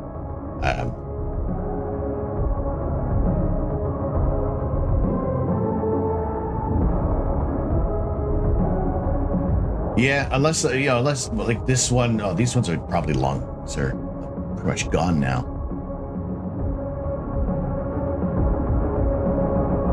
No, they're really cool. So yeah. Question being is what we're going to do with the expert. Let me throw everybody in here for now temporarily. And I'll probably store all of these in a specific container. So if we ever want to switch things up. Also, I really, really like that that we got the printing on here. That just really seals it for the D&D figures. And if you're making like your own terrain as well out of Lego, you can use these for the pathways. That's pretty awesome.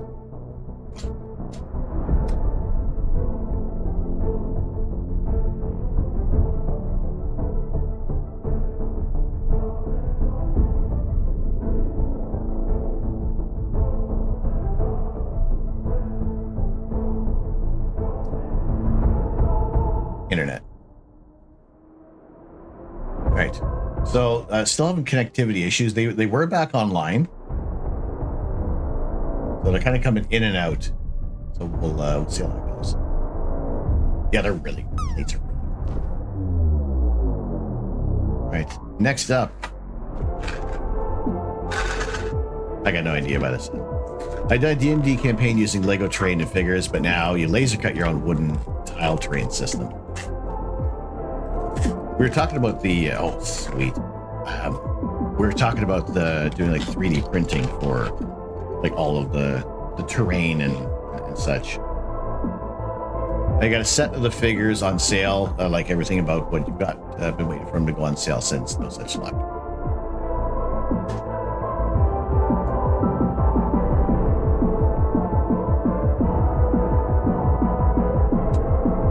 All right, and again, the Bard, we got 2 cutlass.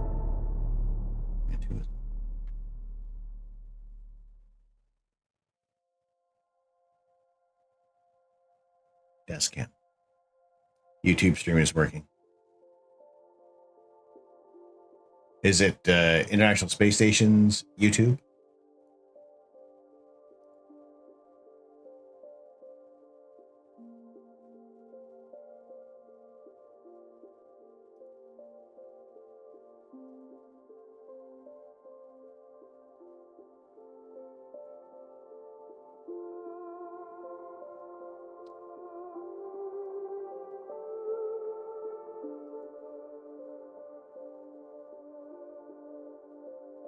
What is this?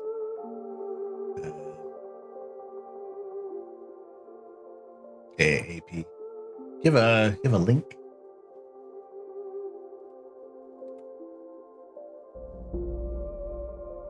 Oh, found it. Found it. Found it. Thank you. Yep, that's the one. We are definitely turning off comments for this. Is there commentary on this?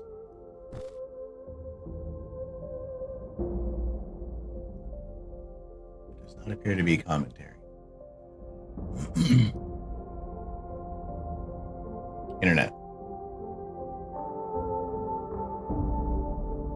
Okay, we'll keep an eye on International Space Station's coming through.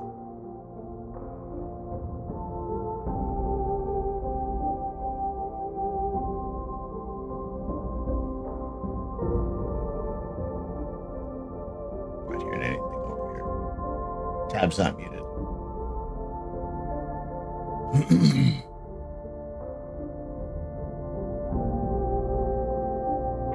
Dragon SpaceX on Dragon to ground.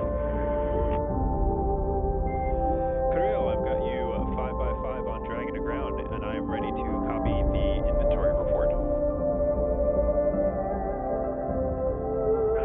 Yes, sir, right. That's what I'm going for. So, we hit water from Channel 11 and 12. Their stream, the International Space Station's Twitch stream, or not Twitch, Twitter stream froze. We haven't missed it yet.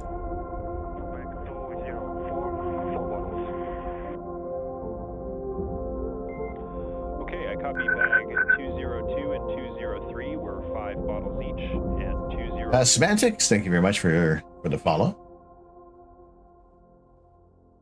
Affirm. Now let's go through food consumption. We went through all our supplies for the day 1. So bags 301, 302, 303, 304 are empty. Is he wearing an alien mask? 301 through 304 are all empty. Affirm.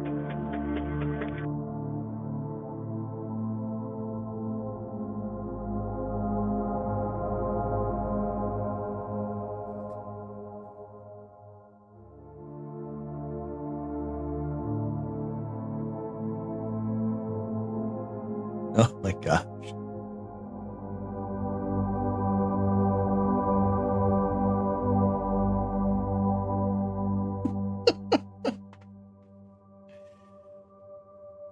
In Houston, we're up to step 439. Station's ready for Dragon Hatch equalization. Houston copies.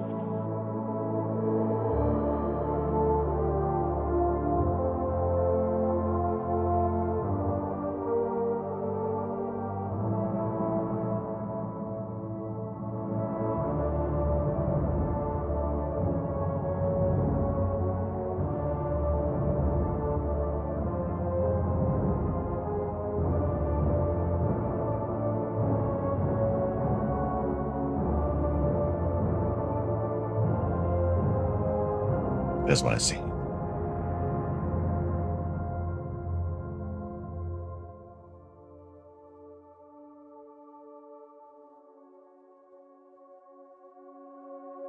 I haven't opened the hatch yet, no. Not yet. They'd be so excited to go home. Be open in about 9 minutes. All right. All right, let's go back over here just for a moment. Desk cam. We'll get the Bard. Crew 10, look at the window that pops up, right?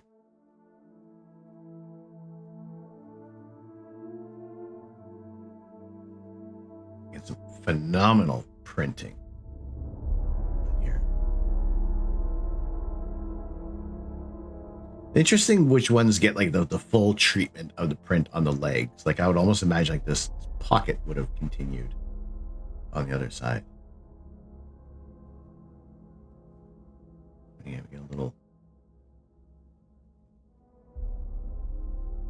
get a little fashion here. So with the Bard, again, we got two heads. Control Houston, continuing to work through the hatch opening procedures.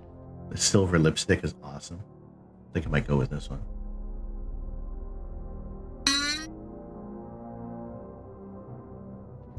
Outside of Yeah, we're going with silver lipstick. channels that we've had steps through. That's part of the Big Loop Communications. Here, let others go up there. And Don Pettit use a microphone to set up for the welcome ceremony that will be occurring shortly after Dragon Hatch is opened. Once again, the 8-pass hatch is opened. You can see the crew in the back has been configuring the hatch. Once it's opened, they scan the area for any FOD or foreign object debris, and they photograph some of the area. That was some of the flashes you were seeing. Those images are downlinked to teams here on the ground, engineers that analyze and make sure that everything's safe. As precautionary measures, they detach the docking target. That's an extended pole that sticks out from the center of the 8-pass hatch. On the other side, that was used as literally the target that we saw as Dragon was approaching the forward hatch. So that was removed. Be a ring of fire around you. Covered with some fabric. All of these safety measures. I used to have butt length there. Protect the crew as they ingress into the International Space Station, and again are greeted by the Expedition 72 crew. Hard. Now on the other side of the hatch, the Dragon crew has their own set of procedures, while the station crew is focused on ensuring that hatch opening procedures are underway. They go through those step-by-step written procedures that have been directed and sent up to them from the ground to make sure they're doing everything safely. The same thing is happening on the Dragon side. The teams in Hawthorne, SpaceX teams, are walking the Dragon crew through their closeout procedures. They have to dry their suits. They have to change into their garments that they'll wear for the welcome ceremony, similar to, polos and attire that you see here. We'll see the Dragon crew wearing ideally something similar, and they'll.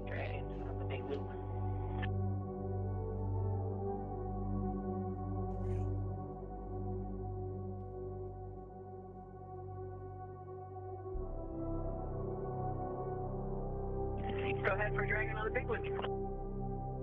Hey, can you open your cover to the hatch window cover? Stand by, give us about 2 to 3 minutes. Okay. It's a party girl in a party world. The International Space Station is real. Sonny Williams.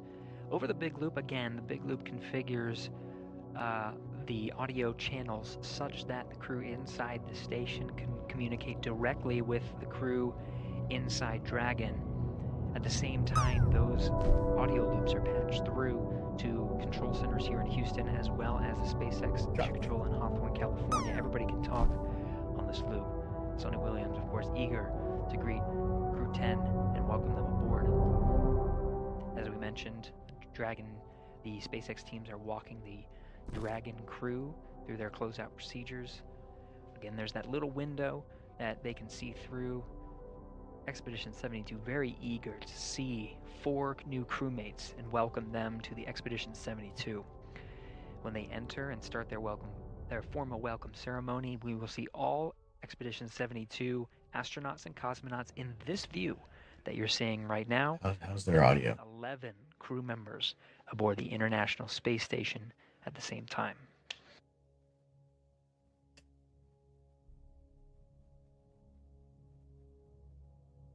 When I can't hear a dang thing, so this one is very quiet. I got the volume turned up on both, and I've added gain.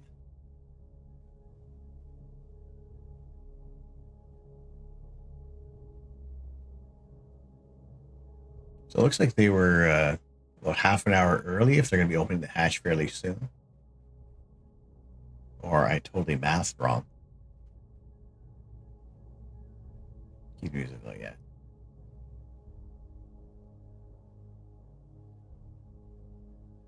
Yeah, just leaving it low for now. Exclamation point drop. Get your parachutes in.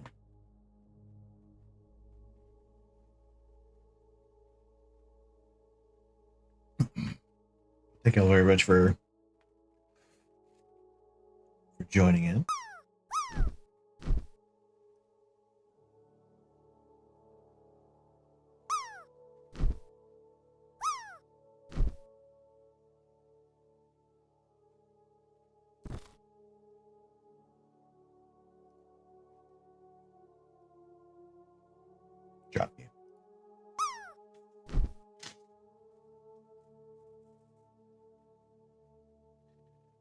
I think he said 130.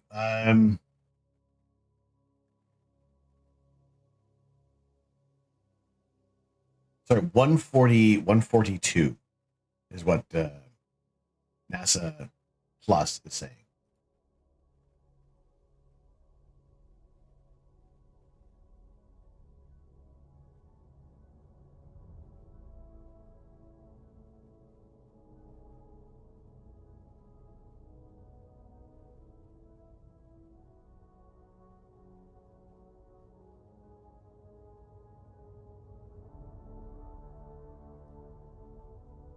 No audio at the moment.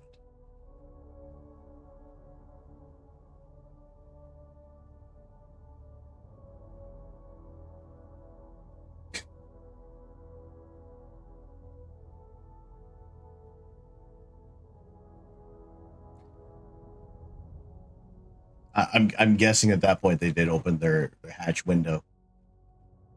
Let's see. No audio coming from them yet.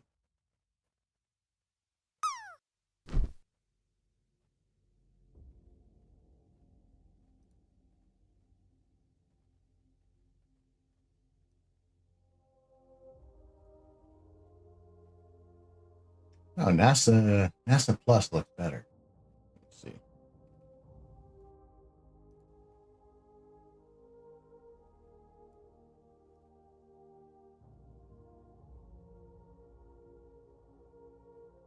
The International Space Station. Now, we get these incremental handover periods as the International Space Station orbits 17,500 miles per hour over the Earth.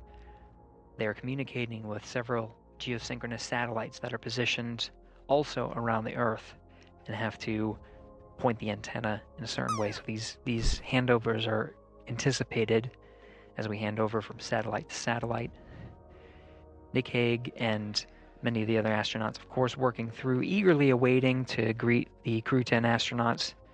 You saw the mask that Hague was donning. That is still Hague. He and the other crew members are working through the procedures.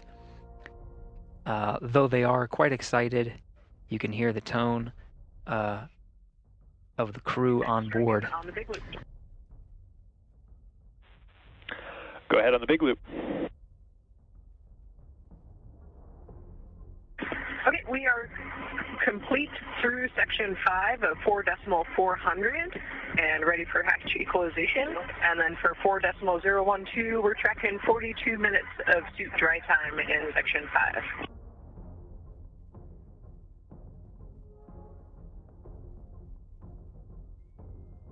What was that for section 5? And copy, Dragon, standby 1. G-Class, thank you very much for the follow. Welcome in.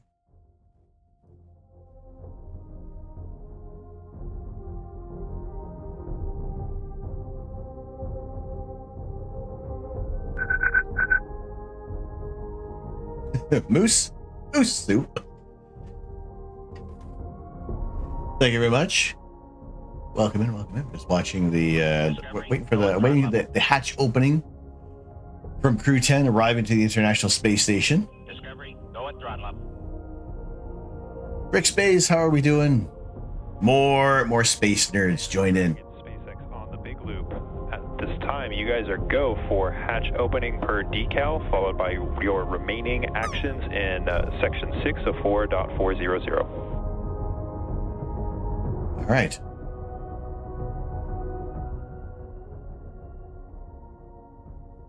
Dragon companies go for Dragon forward hatch and then remaining steps in section 6. Good readback.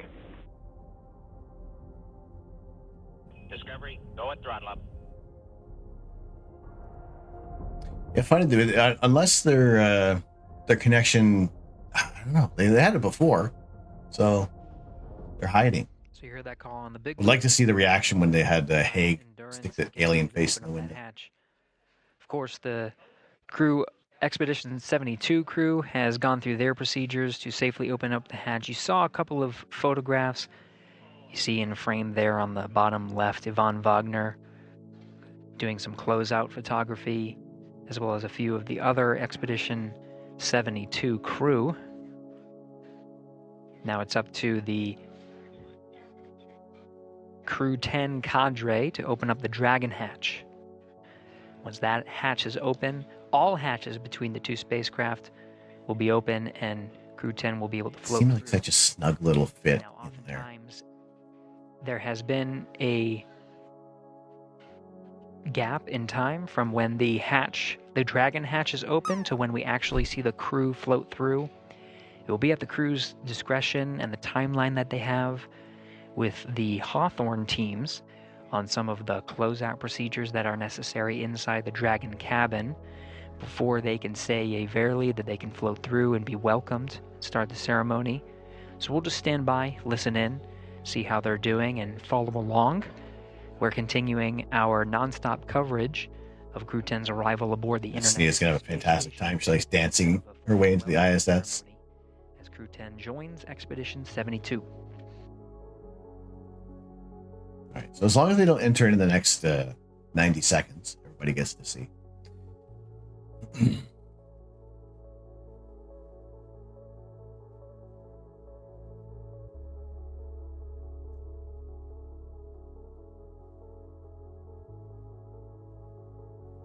You're the guy who needs a drink.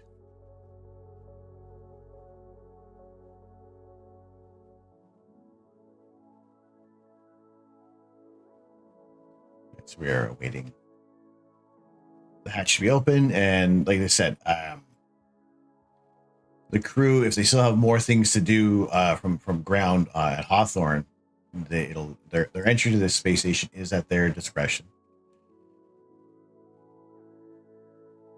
Also, pause play just in case if you want to make sure you're all caught up with the stream, in case there's been any bit of a borkage.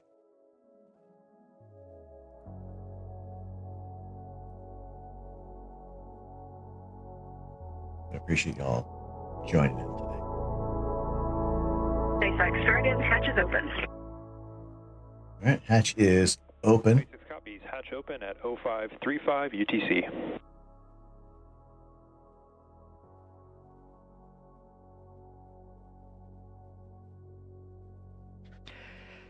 And there Perfect. is confirmation that the Dragon hatch is open. That time of hatch opening is 12:35 a.m. Central Time on March 16th, 2025.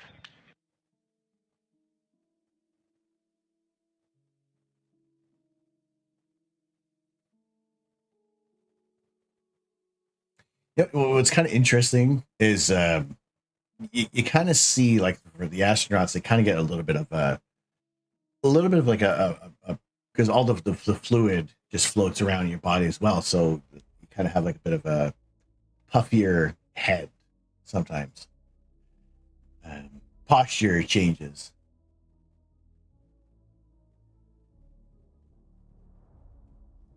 as well. It's like a natural position a lot of astronauts hold up there.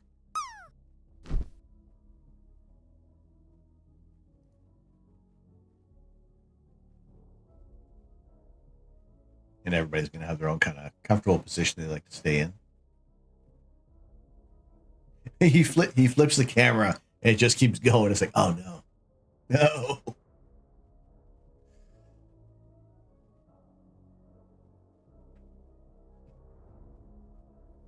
So they waited for the ads to finish, right?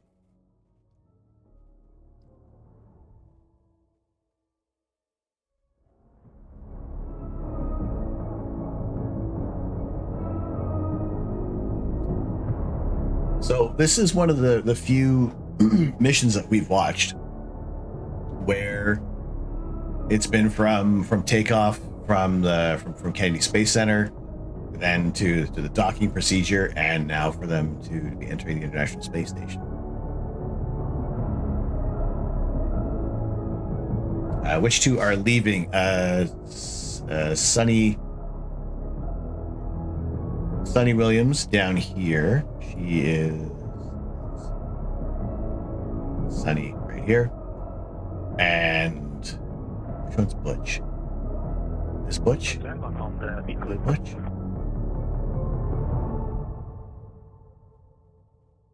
butchering the bell. Go ahead, talk. We are in step 6.1 of the procedure 2.102 Crew Dragon ISS and IMV duct installation complete, and you guys go for IMV fan activation.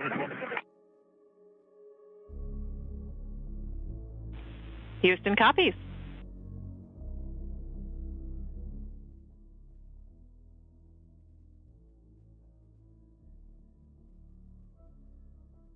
And Houston Dragon, do we have a go for YO cartridge config?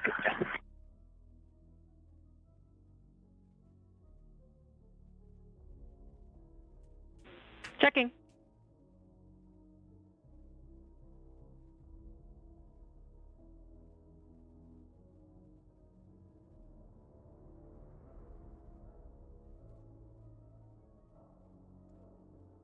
Just the one astronaut's head peeking.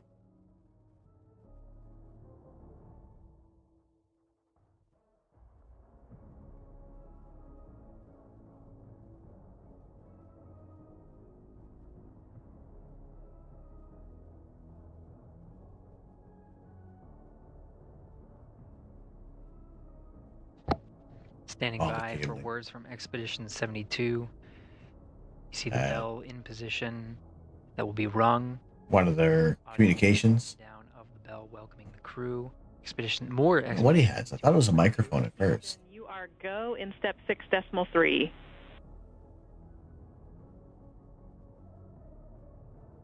Okay, go for step 6.3.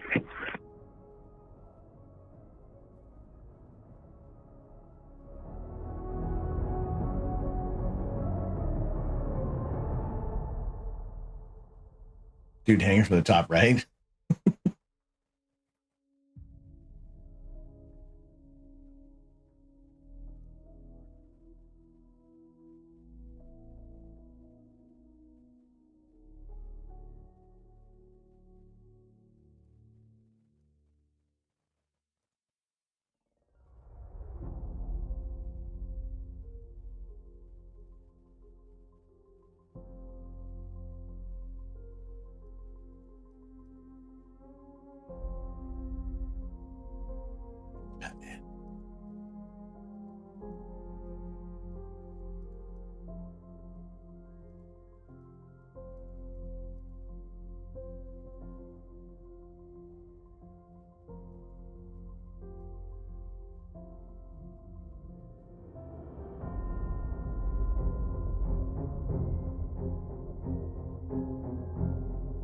It is at the discretion of the crew.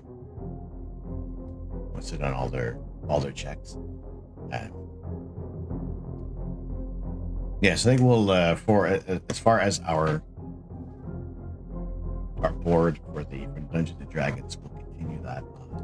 Or maybe we kind of wrap that up tomorrow first, and then move on to the NES. Let's see. Like the dangly bit there.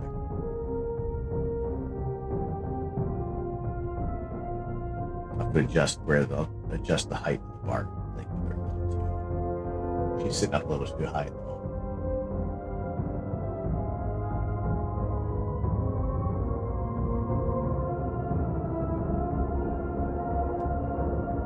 Or we'll save that for Tuesday. Get into the Nintendo Entertainment System tomorrow. And Dragon SpaceX on the Big Loop, be advised that S-band will be deactivated shortly. Dragon to ground will no longer be available for comm.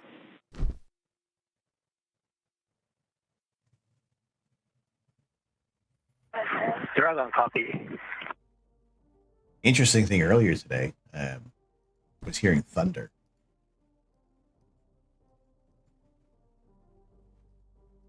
Just hearing some sounds outside.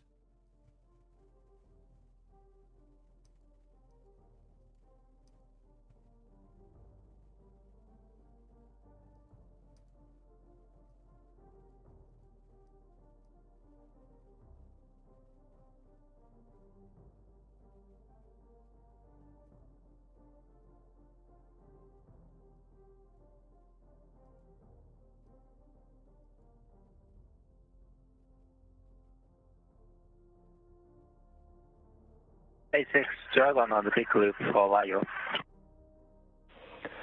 Go ahead for LIO.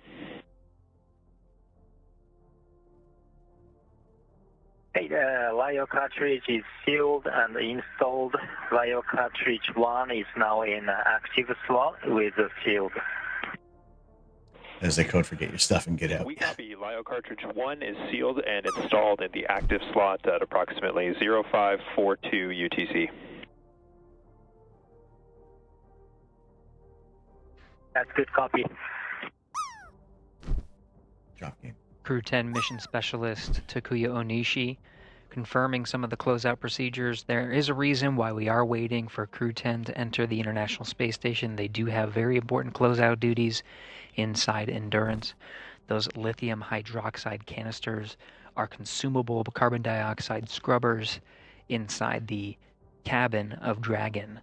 So they do want to conserve those carbon dioxide scrubbers, and so before entering the International Space Station, they do want to make sure they conserve the LIO cartridges as much as possible.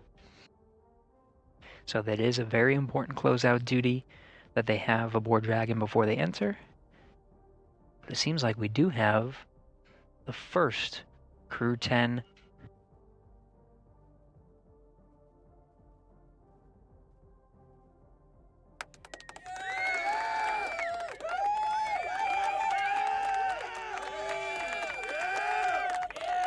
Onishi, the first Crew 10 astronaut through the hatch, followed by Peskov,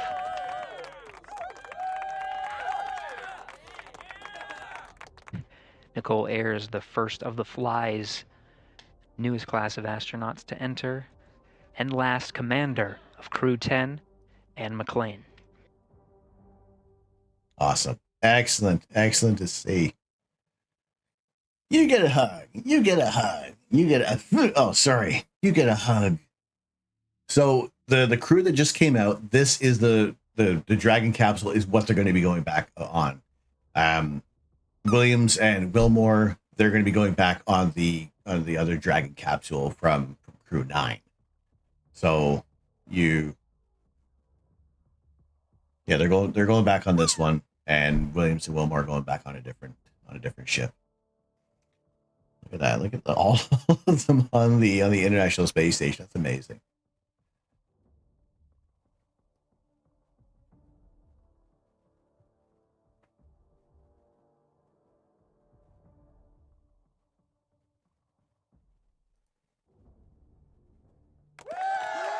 One more. Great.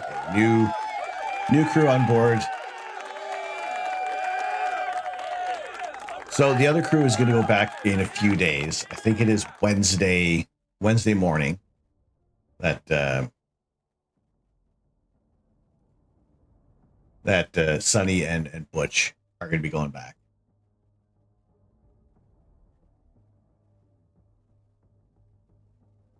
Like originally they were going to be heading back either today or on the 19th, which is when. So I think Wednesday they're back to that normal time frame that they're going to be heading back.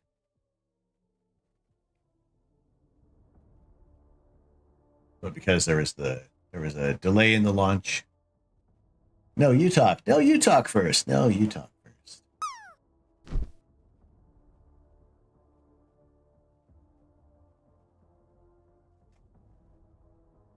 All right, Don, get in there.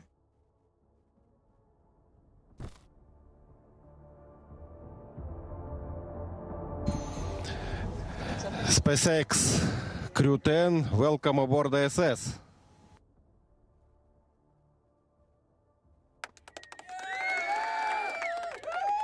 Oh, see, that's gravity.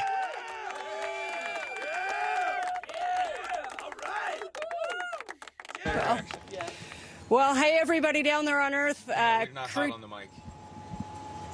I know. Is the receiver? Oh, yeah, we're on. Okay, got it. Okay. All right, They changed at the last minute. Got it. Thought I lost my touch there for a sec. Hey, Crew 10 has had a great journey up here, about 28 hours to get back up to the space station, and I cannot tell you the immense joy of our crew when we looked out the window and we saw the space station for the first time. Returning for a couple of people, very first time for a couple of people. And let me tell you, that is such an amazing journey. You can hardly even put it into words. The ride up on the Falcon 9, orbiting the Earth for the last couple of days, it's been absolutely incredible, and it is something that none of us could do by ourselves. As we've said before, you cannot be great without the greatness of others, and I tell you, the greatness of the ground control teams have really shined through in the last few days getting us up here safely. Thank you very, very much.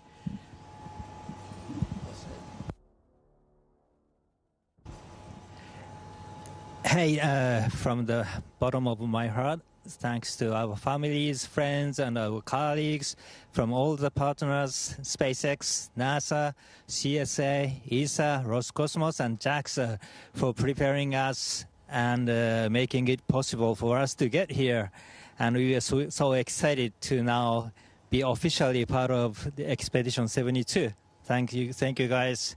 And I want to say a couple of words in Japanese from here. 日本の皆さん応援ありがとうございました。元気にここまで ISS まで帰ってくることができました。明日からまた、一生懸命、希望でのサイエンス等含めていろんなタスクを頑張っていきたいと思います。ぜひ応援よろしくお願いします。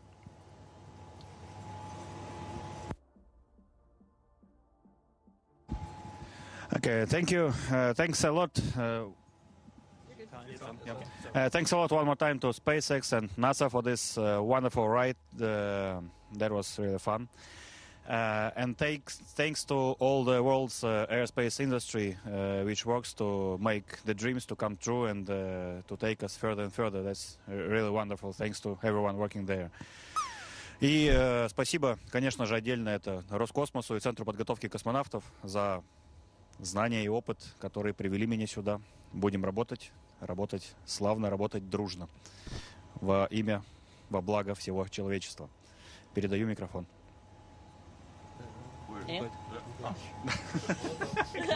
Потерялся. I'd like to just say again, thank you to SpaceX for the awesome ride up here. As a rookie, that was one of the coolest things I've ever done, and I can't wait to get to work up here. So excited for the 4 pilots and us that just got to get to space together, and now we're 4 astronauts together. So thank you to all of our friends and families, and thank you to all of the instructors and all of the ground teams who got us here. Can't wait to get started.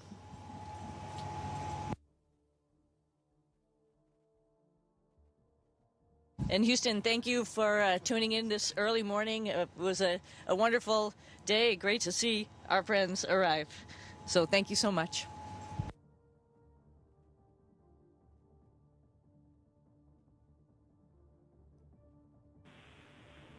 Thanks to all participants. Station, we're now resuming operational audio comm.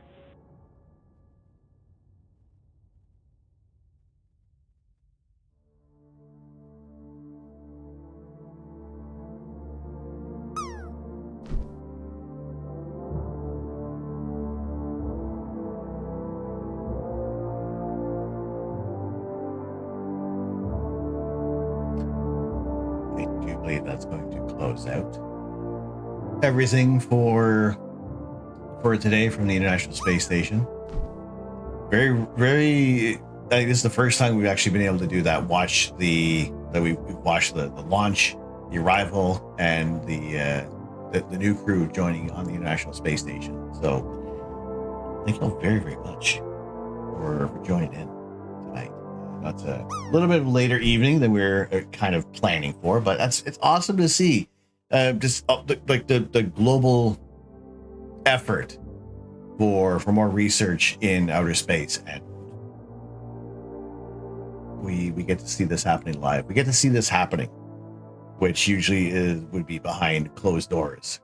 For all the access we get for social media is amazing.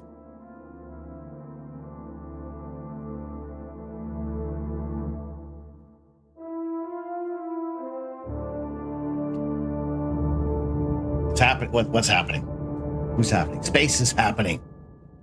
it is really cool, but definitely a little later than we had anticipated. But you know what? For awesome reasons. We're going to continue this. I'm going to say Tuesday. So, tomorrow we're going to get into the Nintendo Entertainment System. So we'll leave this off to the side for now. But it's been a very fun Saturday.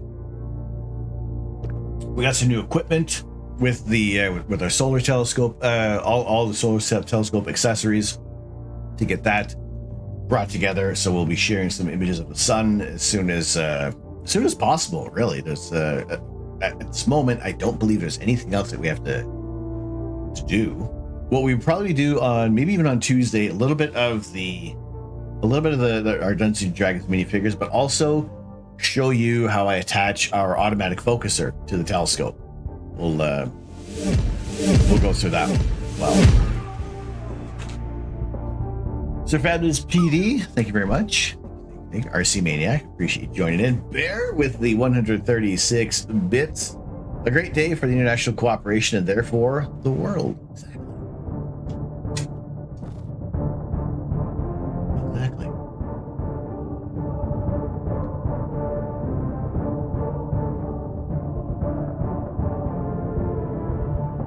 So yeah, we'll continue that, and we'll add our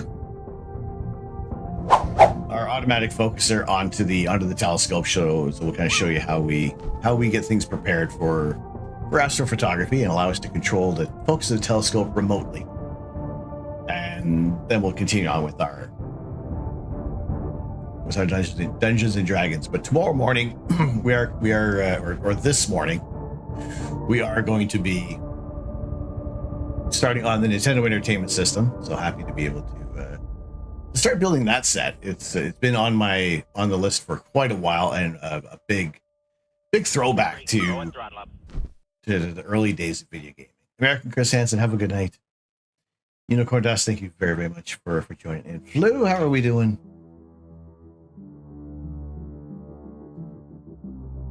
Good to have you joining in.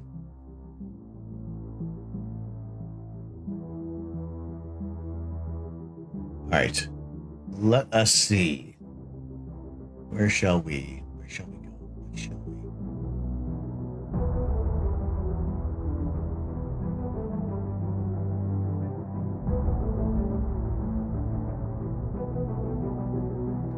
All right. Well, thank you all very much for joining in. It has been I made a second coffee.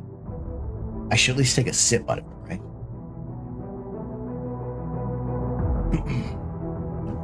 Much better. Much better. Bear, thank you very much for joining in. As always, we get to learn alongside each other for everything. And you know, if we can see something awesome on stream, then that's what we're going to do.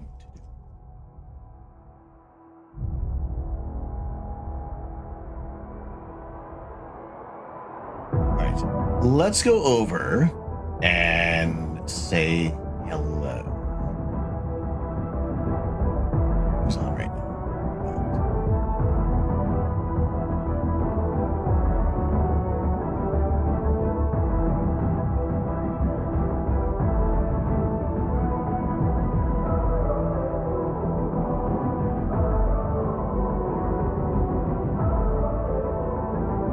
All right, you know what? He is just getting underway.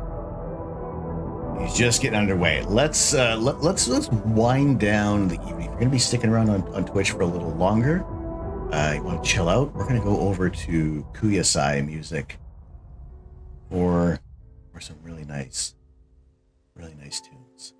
So join us in the raid. We're going to go say hello to Kuyasai music. Thank you all very, very much for joining in.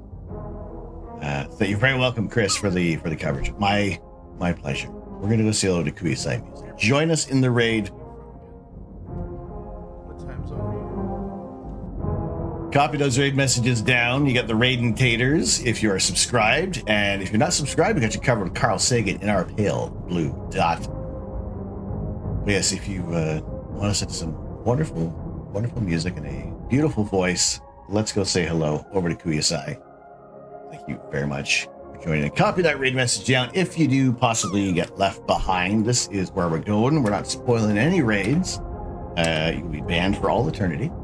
But we are glad to have you joining in and spending the time with us today. So yeah, he's just getting started, and let's go give him a warm welcome. So we're back in the morning at 10 a.m. Eastern Time for our Lazy Sunday Lego, starting the Nintendo Entertainment System. I am excited to begin that build. So one more time for the raid, so I can copy our raid message. Oh, what a wonderful evening it has been. Hope you had a wonderful time.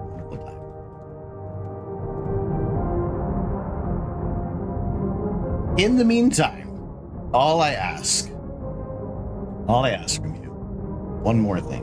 Show me all your cowgirls. All of them cowgirls. Thank you all so much for joining in. And we'll be back tomorrow morning. For some of you, it's tomorrow morning. For me, it's later on this morning. But well worth it for a little bit of a delayed trip to Slumberland. But a massive thank you to Magic and Comic for bringing the raids over today and thinking about us for your raid.